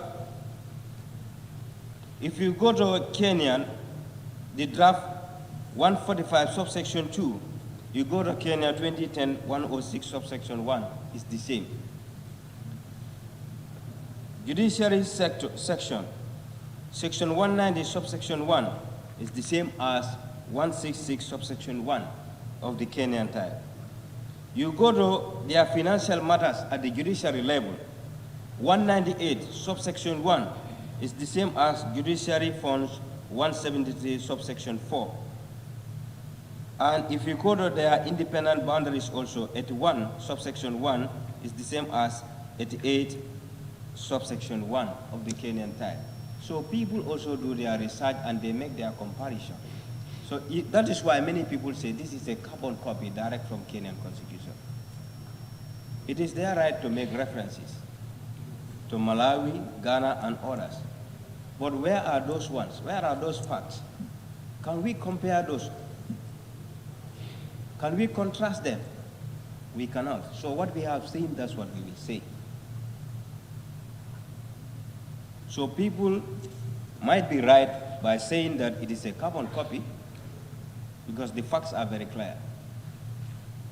What the culture, norms, and values, principles that might suit Kenyans may not suit us as Gambians. We have norms, we have tradition, we have culture, which might be different from the Kenyan type. So if you say this is the people's constitution, people's opinions and views should be captured, I think whatever they give should be captured, but not a carbon copy type. Honorable Speaker, I have been saying that I like one thing. As I said, there is no constitution which is 100% perfect. But at the issue of the powers of the Auditor General, I'm very much impressed about that. I think that is in line with good practice and in good governance. There are certain institutions, they should be independent. When those institutions are independent, it will be good for this country. Section 239, local government. Honorable Speaker, people talk about the autonomy of the local government, but still, the local government, they are looking for a percentage rate from the central government. If you are looking for an autonomy and independent, it is not easy to be independent. The word independent is sweet to say, but I don't see any country that is independent. And I don't see any continent that is independent. So when the local government says they want an autonomy, they want to be independent, and still they are looking for a percentage rate support from the central government. Where is autonomy? Where is independence? We are not living in a federal state. So we should be very, very careful, and we should inform the public what is exactly happening. I will quote an uncle, a friend. He normally mentions this in this house. When people are confused outside, we should try to make sure that they understand issues. We should try to make sure that they are not confused anymore about that particular issues. But when people are confused outside and we are trying to add that, what are we doing?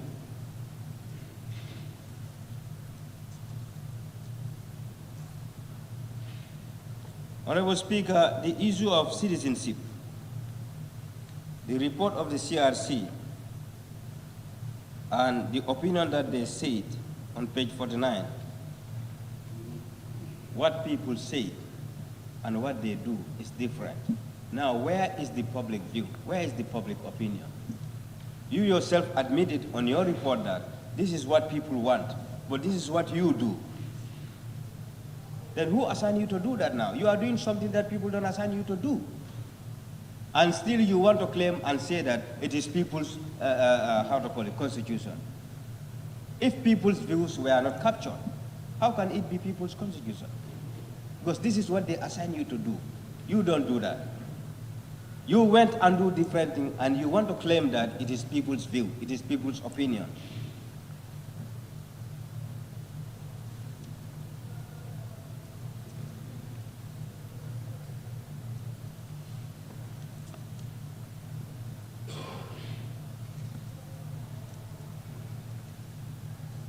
And also, Honorable Speaker, page 70, section 89.2.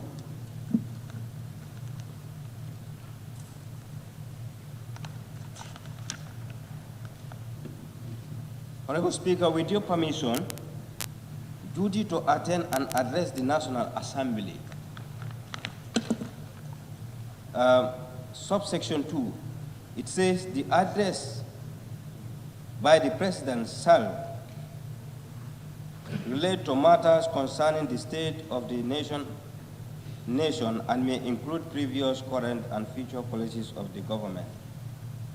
I believe if we said the President shall relate to matters concerning the state of the nation and the word that should follow that should be shall. It should be a mandatory for the president to inform us the previous development that the government has done, the current, and the future. But if you say may, which means he has the prerogative to inform us the current one and leave the previous. And he may not tell us the future. So where are we? What are we going to tell our people? Because we approve a budget and give it to the executive for them to do what we expect them to do. If we say those people may, they can just inform you about the current development. And they will not tell you what has passed, neither the future. So where are we? I would like the Attorney General to clear my doubt on that.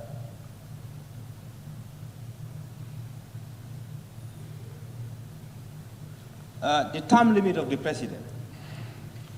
Honorable Speaker, this is a burning issue in the society. And I think I myself will now denounce for nobody to call me honorable, as mentioned by the member for Woolly West. Honorable Speaker, there are members who will tell people things that are not even existing, misleading the public based on the political interest, telling the public what is not even happening. Honorable Speaker, the issue of the term limit of the president, what people were saying is that the law cannot be retroactive. I think if anybody attack you on that, you should give the person the benefit of the doubt. But people have gone to a certain stage that their political interest has covered everything. And we all know the political trend, right down away from the coalition. People said, let this particular president be a coalition president. And there are clauses and sections in the Constitution that give or pave a way for the president to resign. But based on the political interest, some people say no to that.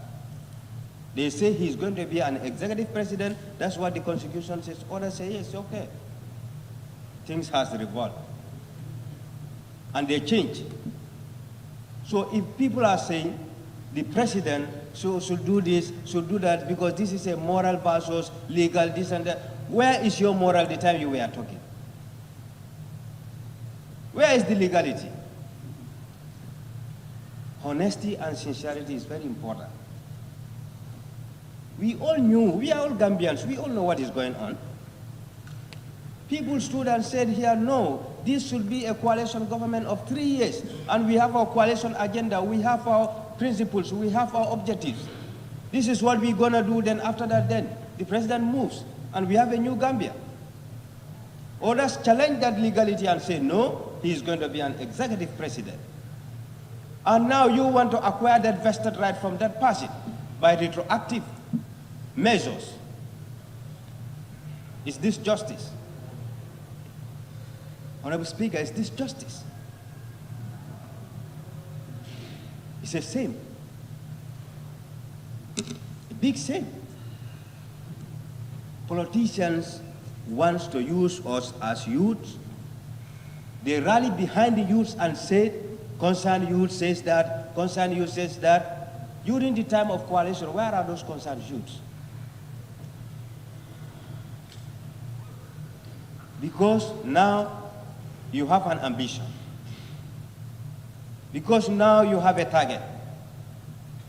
All those targets fails. You want to go back. Point of observation or point of order? Point of order. What is your point of order on the what? Authority. 29. One again. Every member shall restrict his or her observation to the subject. Hello? I only ask, what is your authority? I said 29. Yes. Yes? Are you there?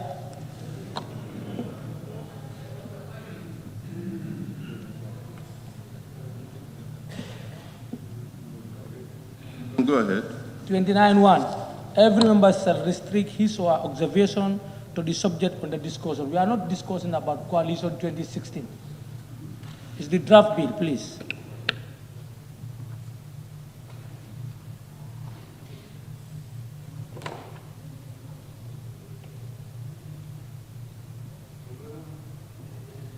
member for Lower Badibu, you can limit your contribution on the subject matter, please. Thank you. You can go ahead.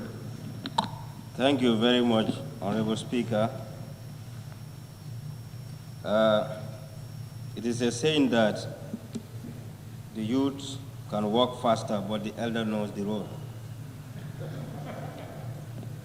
Based on that, I will give this due regards to you to accept his point of order, but it is the coalition government that this new draft constitution emerged. You cannot separate the two. Can anyone separate the two? It is part of their agendas, their objective and principles. So we must know the history. Why those things fail should be known to the Gambians. I did not go out of topic. Did I go out of topic? Yana Commission, the draft constitution, the TRRC emerged from this coalition government. And today, if you are talking about this draft constitution, how can you talk about the draft without the coalition government? So, member for Central Badibu, take it easy. Honorable Speaker, this term limit of the presidency, many members misinform the public.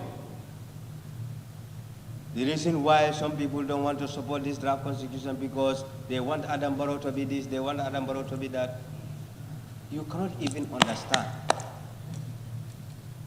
Because you don't have anything to say again. The only thing that you can say as politicians, we all know one another, is to confuse the public, to tarnish the image of certain people. And these are vested rights acquired by him. Had it been that people listening to the pioneers of the coalition leaders, where what we are in today, we will not be in that. That's the fact. Whether one like it or not, that's the fact. And now here we are. Because there are certain things, Honorable Speaker, embedded in this constitution. They are hidden agendas, we knew. We knew very well. People mentioned certain characters here, certain people here, high-profile people. It is true. We don't say no to that. But I believe even in the judiciary sector, you have different sections that people are specialists in that. Go to medicine. Go to the medical field. You have the surgeon. You have the pharmacist. You have the pharmacologist. So those who drafted this new constitution, Honorable Speaker, not all of them are draft specialists. Anybody can challenge me on that. Not all of them are draft specialists. You have criminal lawyers. You have other lawyers there. You have draft specialists. In fact, the draft specialists are not more than 2 or 3. So how can you convince me that these are high-profile people, these are this? Fine. We don't say no to that. We understand that. But if I said, my father is a doctor and he operates people, let me also go and operate people. The next minute I will see myself somewhere. So we should allow the public to know the truth. We should give the public the benefit of the doubt. People are confused. Gambians are confused because those who represent them don't want to tell them the truth. It is very disheartening. It is very, very disheartening, Honorable Speaker. Honorable Speaker, I have been saying that I would like to see in this draft constitution, in the party politics area, the term limit of political leaders to make sure that there is internal democracy. But at the party level, you don't have an internal democracy and you want the top to have a democracy. What kind of democracy are we talking about? Democracy is just a name. Even those who are saying that they are the champions of democracy, where is the true color of democracy? We have seen here, day in, day out, blacks have been killed in US, in other places. They want to tell us that there is no democracy there. They want to tell us that there is no rule of law there. They want to convince us that there is no justice there. But when you kill a black, you don't kill a human being for them. And still, their propaganda is, we want third world countries to have good democracy, good governance, rule of law, this and this. And there's no rule of law in your place. Then who is fooling who? Honorable Speaker, I would like this new draft to capture the internal party democracy. That is the 2-term limit. Somebody has mentioned it here. It is only one political party that is following their principles. What about the other political parties? We want that to be captured in this draft constitution. And I would like the Honorable Attorney General to take note of that. And also, what they want to do is intellectuals cannot play with our minds again. They cannot play with our minds again. Point of observation. The reasons are... Member, what's your observation? Honorable Speaker, I don't allow him because it's not a point of order. You should ask for my permission. No, I'm just trying to find out from him. Oh, it's No. not a... Before Okay, you go please. to him, you should seek for my point of permission. observation, he said he's not allowing you, Honorable Member, please. You can go ahead. Thank you. Honorable Speaker, if we go to page 64, section 84G,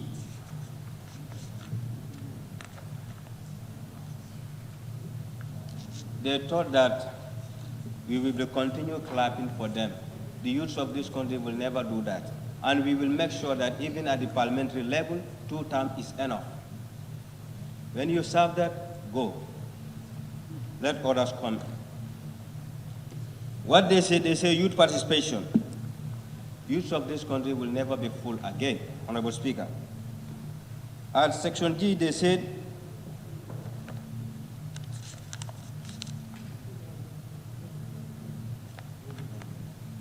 ensure that at least 10% of candidates for election to the National Assembly are youths. Why 10%? Why did they give us the percentage there? And who are those youths that CRC people met to discuss about this 10%? Can they give us the statistic? Or what is the rationale behind that? We want the Honorable Attorney General to convince us who are those youths that they met and they gave them this figure, this percentage rate. Because when they say this, youths like Alaji will say, oh, now we are captured.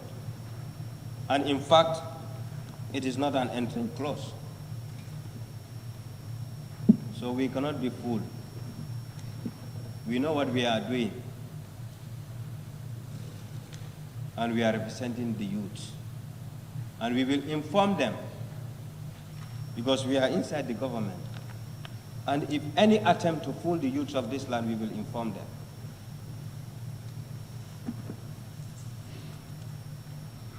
Honorable Speaker, upper age limit.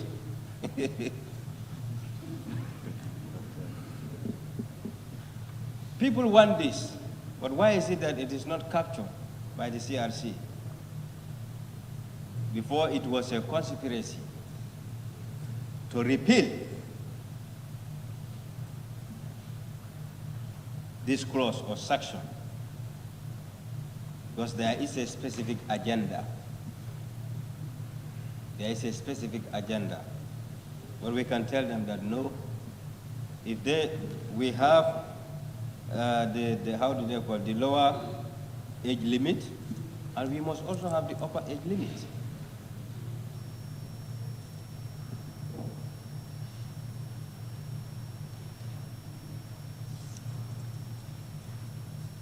Honorable Speaker, the Facebook warriors, regards to this draft constitution, the media, we don't want to be Facebook MPs or WhatsApp MPs. Let them carry it. We don't want to be Facebook MPs or WhatsApp MPs. We want to be MPs in these chambers to represent the views of our people.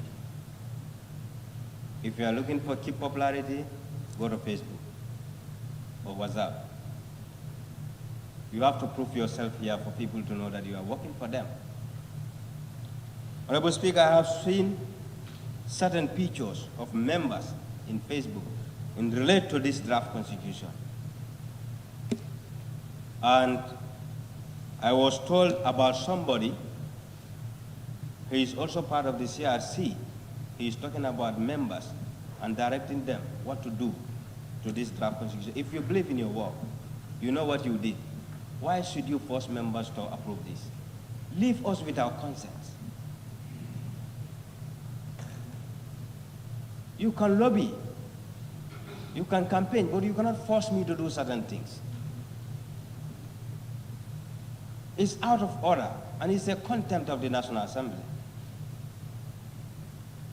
And we have also seen we need a clarity in that. On social media, that the joint communique of EU, USA, UK, and German embassy, it could be them, it could be planned by others to urge MPs to do this. But I will refer this August Assembly to page 193, section 213 of the Constitution.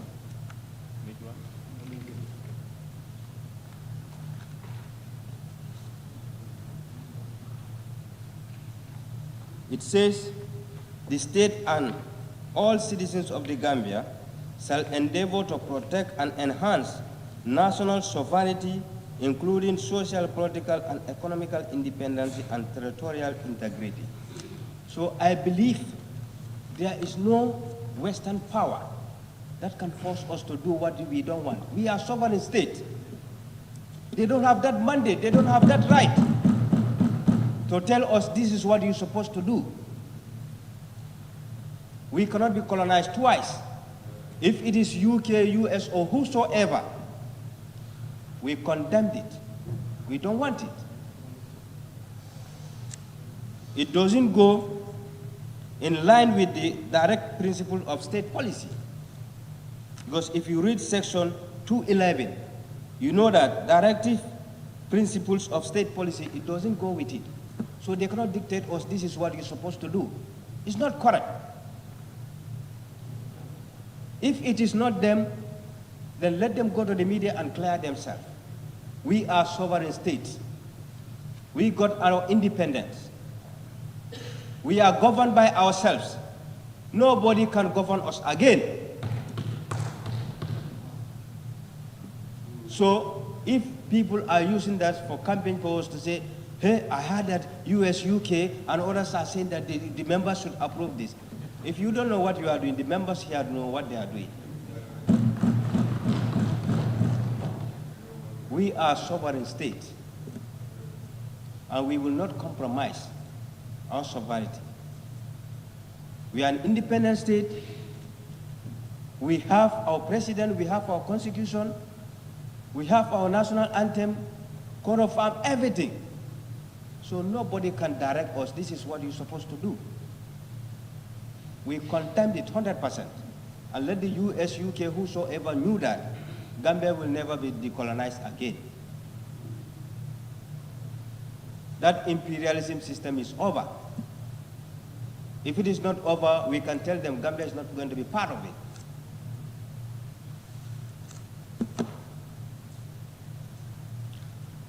Honorable Speaker, I've been saying that the issue of the public servants,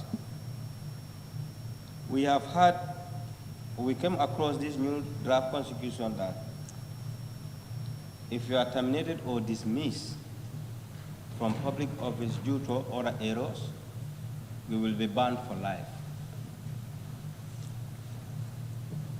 I want the Attorney General to convince me why should that person be banned for life? And he's a citizen of this land.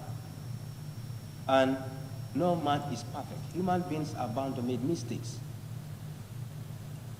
Our own citizens, why should we say they will not work for life? And if you say that person should not work for life, but you said somebody is pardoned by a president, that person is qualified to do certain things. My friend, where is justice? That is why many people say it's the previous speaker. Someone said this draft constitution is ill-intended for a purpose. And we knew the purpose now, because we have seen key figures going out, begging, urging people to approve this. What is your interest for people to approve this? What is your interest for people to approve this? But we have now seen the reasons why people want this to be approved. That is why at the beginning of my submission I said, there is no good law, there is no bad law. Any law that suits you is a good law. And I have evidence of saying this, because I'm a sample to that. When I brought a private member bill here, there is a section of the assembly that says no, and when I ask them the reason and they give me their reasons, I say, wow, before you say this is bad, and today it is good for you, because it suits your interest. So those who are advocating for this draft to go, they are shooting for their interest outside, especially most of the political leaders. They are campaigning vigorously for this to be passed. What is their interest in that? Can they inform the public? Leave the National Assembly members to do their work diligently. Nobody is perfect, but it will be hard to sanitize this assembly again. The member for Woodley West always says this here in 2017. If anybody came here with a political tag, please drop it outside. All what we should see here is Gambia. I was called by many yesterday and day before yesterday, asking me, please, Alnya approve. And if I ask them why, the reason why we should approve this, can you give me the benefit of the doubt? Why should I approve this? And what is your reason? They cannot say anything, but they say, no, Allah approve. Yes, just approve it.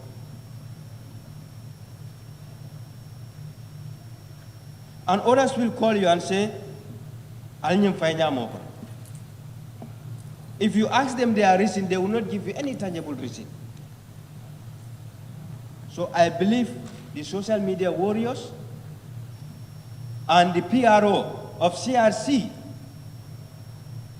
should stop what they had done. They shouldn't do such. You are part of the team. You should not urge or force members to do something. Leave them at their own level. We know what we are doing. We know what we are doing. Honorable Speaker, I want clarity. Can I ask?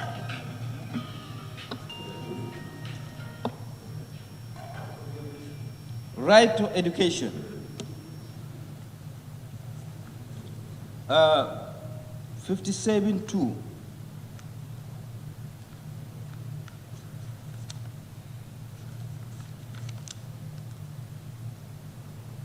It says, all persons have the right to equal education opportunities and facilities, and with a view to achieving the full realization of that right. You know, when we are making laws, we should make laws that suits us and that match with the reality. We always advocate for this. Education is free, basic education is free, but this is not true.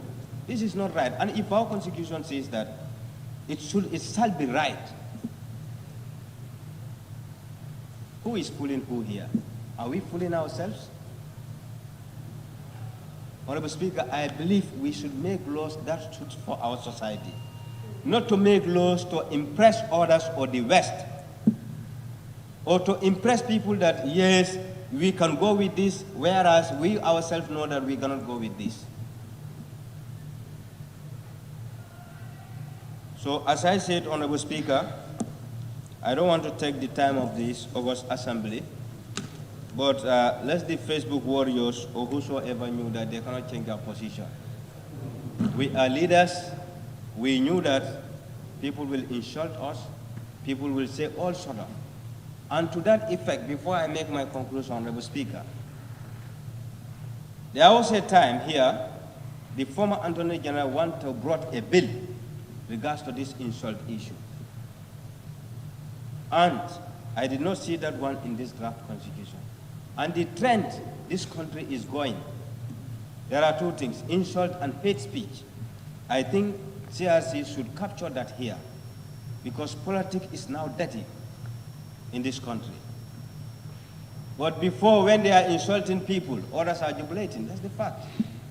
The table has now turned. We have seen what is going on.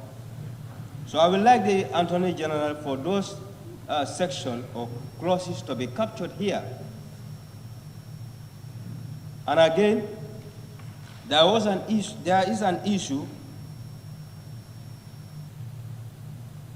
regards to the issue of this gay and lesbians marriage. I consult a legal person, and what he told me and what I have seen in this draft and the 1997 Constitution is quite different. But as I said, we are not mandated to interpret the Constitution, but I believe you are. I want you to clear my doubts before I take any decision on this draft Constitution. That is, if you go to the 1997 Constitution, page 43, right to marriage, section 27, it says, men and women of full age and capacity shall have the right to marry and form a family. And what this person told me is that this 1997 Constitution, there is no possibility of gay marriage. But what he told me, in this draft Constitution, if you go to page 43, section 54, a man and a woman of full age and capacity have the right to marry and form a family, and such marriage shall be based on free and full consent of the man and the woman. He said, the word Article A man, qualifies a man itself to marry a man, and there is a conjunction of an, a woman, which means it's also a set of its own. So you are here to clear our doubts.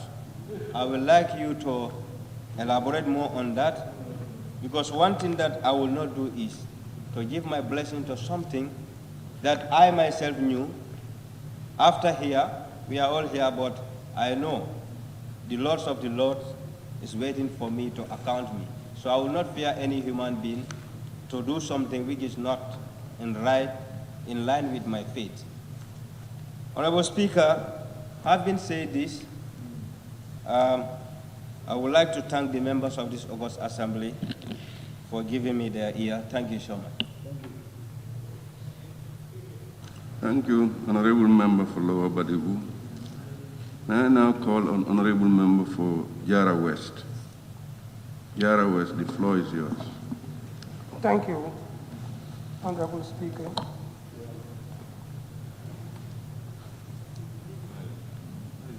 Honorable Speaker, I think I have to start it with this question. Whether I can find an answer to this question from the Attorney General who laid the bill. I want to know who is the PRO for CRC, because the documents that we have from day one up to now, I didn't find any name that has been labeled as the PRO for CRC. If there is any, I want to know that. What's the question?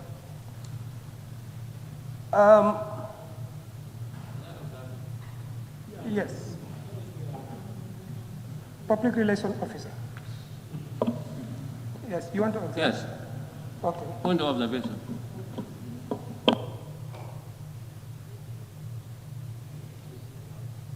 Allow him for observation.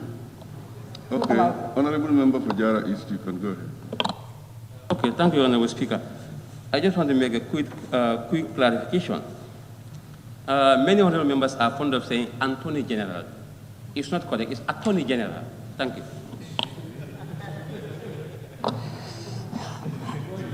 Thank you very much. Okay. Thank you, Member for Jara East. Honorable Speaker, I just want to start by saying to move forward, we must always look forward. If you want to move forward and you start looking behind whilst going forward, you're probably going to fall down. And you may not walk fast.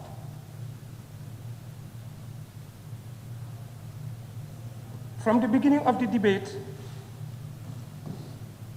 I learned from one of the senior members of this National Assembly that probably we are the luckiest National Assembly members since the independence up to now. Because we are the only set of members that are fortunate to have a draft constitution before them to look into it and to give their blessings to. I was really happy. With that statement, I was very happy. But as I am standing right now, if I have to tell you the truth, I am sad and I am annoyed. I'll tell you my reasons along the line. In fact, I was about to drop all my reservations after looking at the pattern of our contributions. Seems like we are dealing with something that we didn't even understand.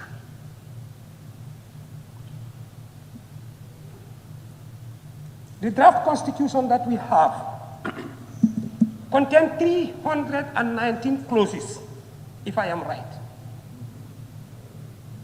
From the first day we start the debate, all the reservations, all the observations that we have done are circulating within 130. It's not more than 30. If you count all of them, because we seem to be repeating one another.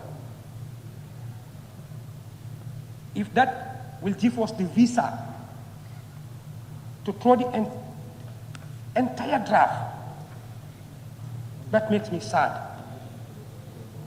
And I have to say that. But I will come to that later. The reservations I have, or the concerns that I have in the draft, Honorable Speaker,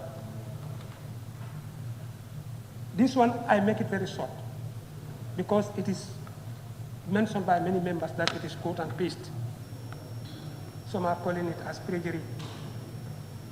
I want to believe that we are a sovereign state. We are a nation of our own. We are not under any colonization. Nobody is taking care of us. But we have to know that we belong to a global village. This present trend of the world, or of all the nations, if you observe, is going beyond national sovereignty. We're going towards globalization. We call the world a global village. There are general ideas that bind us together, especially when it comes to politics and governance. There's nothing we can do about that. Whatever you wanted to do today has been done since yesterday. You cannot run away from that. In fact, we fail to think twice. How many National Assembly teams leave the Gambia to go to other countries to study a case? Just a simple one case. I went to Uganda for case study. Why not in the Gambia here? Look, we live in a global village. We are at a globalized world. We must do things together. We must have to learn from one another. That is not a problem. My observations are touched by some members. That is, and in fact, I am happy with the new draft constitution regarding to that contribution. That is the religious affairs. The provisions that are provided in the draft constitution are more explicit, they are more understandable than what we have in the 1997 constitution. Oh, sorry, 1979 constitution. No, 97. 97, okay. It's very clear in the draft. The only reservation I have there is, I hope there will be a clause that will provide the National Assembly the power to be able to make an act for religious affairs in this country, which I have my own reasons for. If National Assembly can have an act, a power in the Constitution, in the new draft Constitution, whereas they can make an act or regulation regarding religious affairs.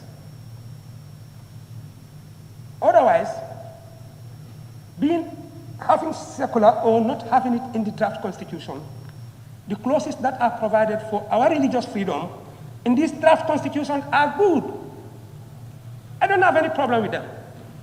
But my problem is there is no existing regulation in this country regarding religious affairs. I have made that research myself quite before we get this draft Constitution. And to my own calculation, I have seen that it is necessary, looking at our situation, looking at the occurrences in our country, I say it is necessary for Gambia to have a policy document regarding religious affairs. That does not, I don't think that even mean that government is going to interfere in religious affairs. A clear example is, we all remember and we see it together, there was a former governor that was taken to TRRC and was asked by the council, what authority did you have at that time to go and arrest that religious leader and his people? But he cannot provide any authority. What he said was very clear. He only act on an executive order. And we did not want that to continue in our country anymore. So we have to have a regulation in our country regarding religious affairs. It is alarming. It is quite alarming. There is religious coexistence between the Christians and the Muslims in the country. That is not a problem. But we don't know what will happen tomorrow. The people of the same religion are always at fight. We all attest to that. We all know about it. A respectable religious leader with his scholars preaching against another leader with his scholars. To an extent, in fact, they insult one another. We heard them. We see them. This is happening in some of the religions. And through my research, I think the biggest problem I get was there was no connection. Automatically, there was no connection between these two councils in the country that are established, I think, by the Act of the National Assembly. I don't know. That's the Christian Council and the Supreme Islamic Council. But there is no connection between these two councils and the Ministry of Religious Affairs or Ministry of Local Government and Religious Affairs. because that is where the portfolio is. So I am suggesting if there can be another provision in this draft constitution that can allow the National Assembly to make an act regarding religious affairs. The other thing is citizenship. I just don't want to go into it too much because already my colleagues has talked, excessively in that area. But my problem there is an automatic birthright. That is my problem. I think the minister has to make me understand what exactly he means by that. Looking at our country and looking at our sub-region, I don't think statelessness is an issue in our country as of now. Of course, if you look at the global trend, you know that it is in increase. Because globally, you have more than 1 million stateless people. But when it comes to Africa, in our African context, it's about 715,000. In fact, there is no registered case in the Gambia yet, unless it is not registered. According to the statistics I have, it is not registered. So, now why unconditional birthright? I need to be told why, so as I can understand. That's my problem. And finally, I came back to my argument. You see, why I am ashamed, we all know that this commission is established by an act of the National Assembly, 2017. We didn't inherit it. We made it. It's our own made. And the CRC didn't come from any country. They are Gambians. We give them this assignment with hope that they're going to give us a good result. And if you look at the processes that they take, personally, I don't want to take the time of the chambers anymore because we've been sitting here since in the morning, so I just want to summarize it. There are 51 fundamental questions that they set. And submitted these questions. That if answers are found for all these questions, that will enable them to have a foundation to build a better constitution for the Gambian people. They did their consultation at every region, almost every constituency. In fact, I personally attend 3 of their consultative meetings. To call them that they have done nothing really made me sad. And I mean, just to think about it, how many clauses did we have problem with? From the time we start this debate, how many clauses? And how many more behind? Why do we want to join them all and throw it away? Does that make sense? You cannot assign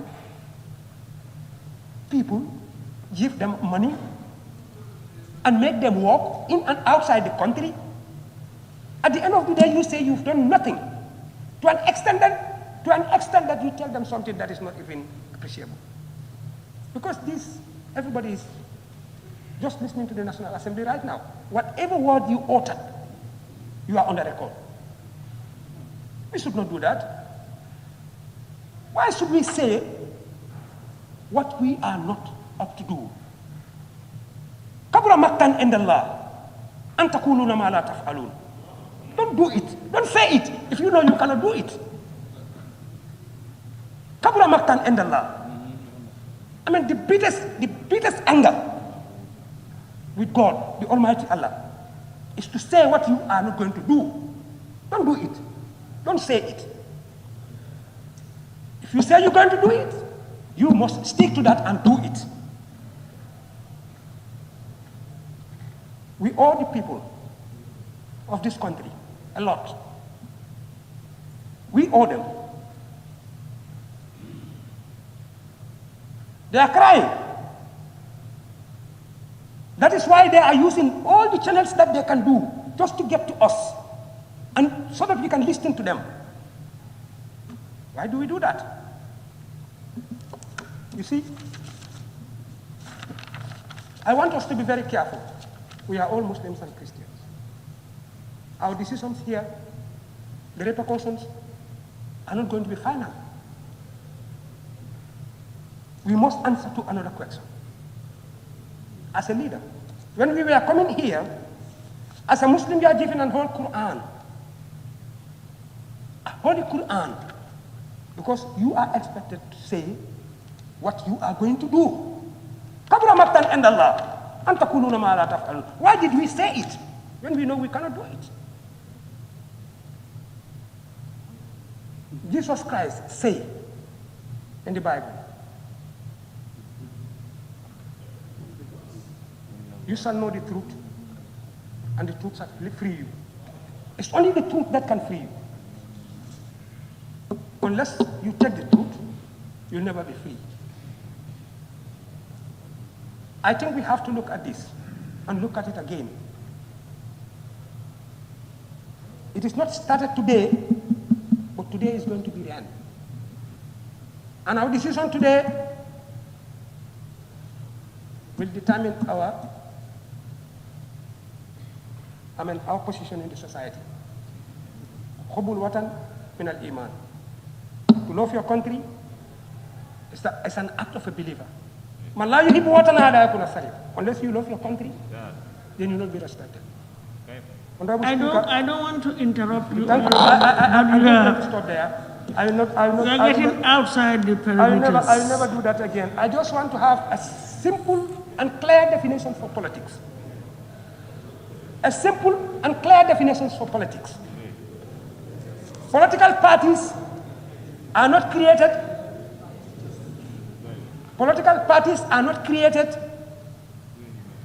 like you think they are created. There are bases on which political parties are formed. There are ethics that political parties perform on. There are principles, there are rules in every political party. You cannot just judge the book by the cover. You cannot. Political parties are individual organizations, people of the same political ideology. So you don't expect a political party, especially a political party that is not the leader of the government, to do what the government has to do. I think at certain point, we should be very sincere to ourselves, and we take the decisions on any base that you want to take the decision on. Whether you're going to take it personal, or you're going to take it anyway, just take your decision, but respect the decision of your colleague. I thank you, Madam Speaker. I beg to take my seat. Thank you very much. Thank you. Honorable Member for Joshua. Joshua. Thank you.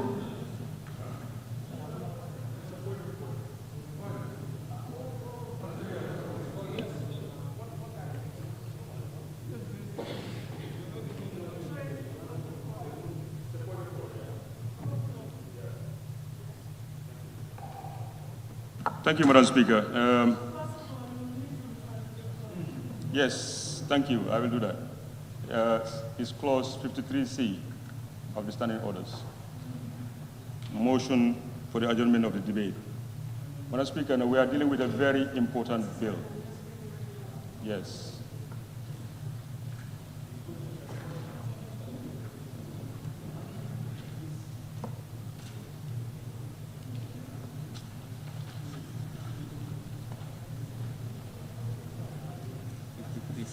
Yeah.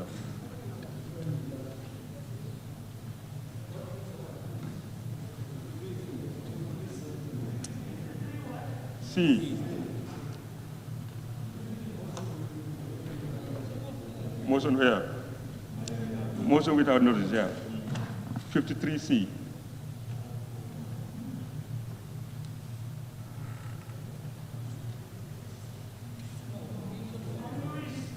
Yes, Madam Speaker, it says no, the following motions make. Yes, it says 53 motions which may be made without notice. The following motions may be made without notice, and C, a motion for the adjournment of a debate. No, Madam Speaker, the reason why I'm raising the motion is we are dealing, if not one of the most important, if not the most important, bill in our tenure in office, or in fact, no, sometimes no, you can consider in our career. And I can see visibly, members are tired, and I still believe there are about 5 or more members still to speak, after which the Attorney General has to come and respond. To give it its fair consideration, I just want to appeal to this Honorable House to adjourn the debate till tomorrow morning, then we can come back and finish what is left. It's a very important national process that I think deserves the wait. It's provided for under the rules, and it's your decision. It's a motion. It has been moved. We will follow the procedure to have it seconded. Any secondment? Honorable Member for Sandu. Yes, Madam Speaker, thank you. I write to arrest or second the motion. Thank you. Honorable Speaker, can I seek for clarification before we Yes, close? yes. Honorable Speaker, thank you very much. When it is about to the end of the time, 6 o'clock, I raise a concern whether would you continue or will you stop at 6 o'clock. And a motion was passed here that we are going to sit beyond 6 o'clock to finish business. And I was even saying business of the order paper is too huge, because if you look at on the order paper, dealing with the SONA 2020 is also part of the agenda. So if you want to finish the order of the day, that means we are going to deal with that also. That was I calling the concerns on that particular issue. But the motion was moved and seconded that we sit beyond 6 o'clock to finish business. So therefore, I don't think any other motion can come and to contradict that motion, unless we repeal that motion. So are you saying in effect that once a motion was moved, seconded, and approved, you cannot have a subsequent motion? Is that what you're saying? Well, we need to be clear. What I am saying. Because, no, I understand you. That's why I want to get you very clear. I also want to make it very clear. I am submitting. I am saying, if a motion is being moved, seconded, approved, there's no other motion that can be moved if that motion is not being repealed or is not being counted for. So there should be a motion to repeal that motion first, because we agreed to it and we voted for that motion, that we are going to sit beyond 6 o'clock to finish business. If you know that now, we cannot go by that now. The member can still use the standing order to repeal that motion, and we go for another. That is why I am saying that then are you saying in effect that even though a motion was already moved and seconded and approved, a subsequent motion cannot come on? That's the point. Is it proper under the standing orders to bring a subsequent motion? That is my issue. That is my issue. Yes.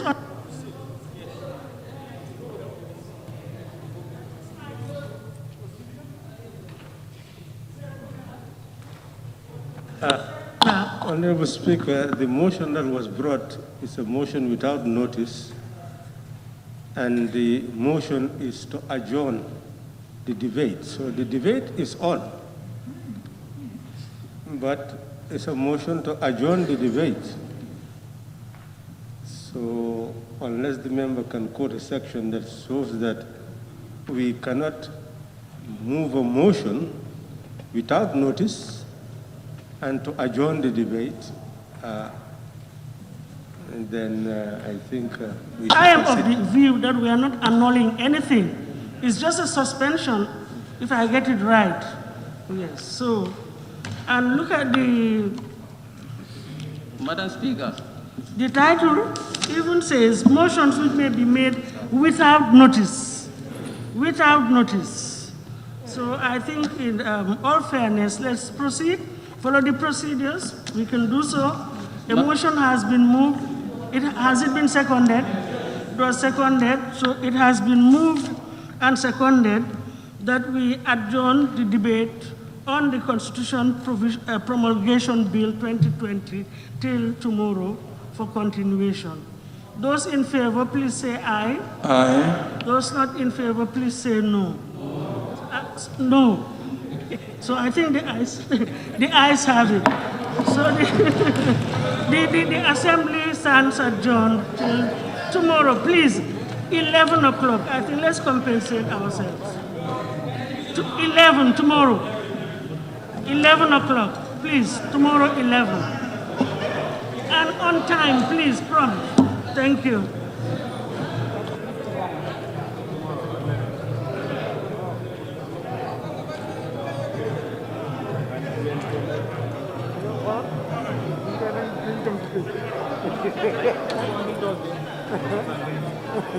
It's not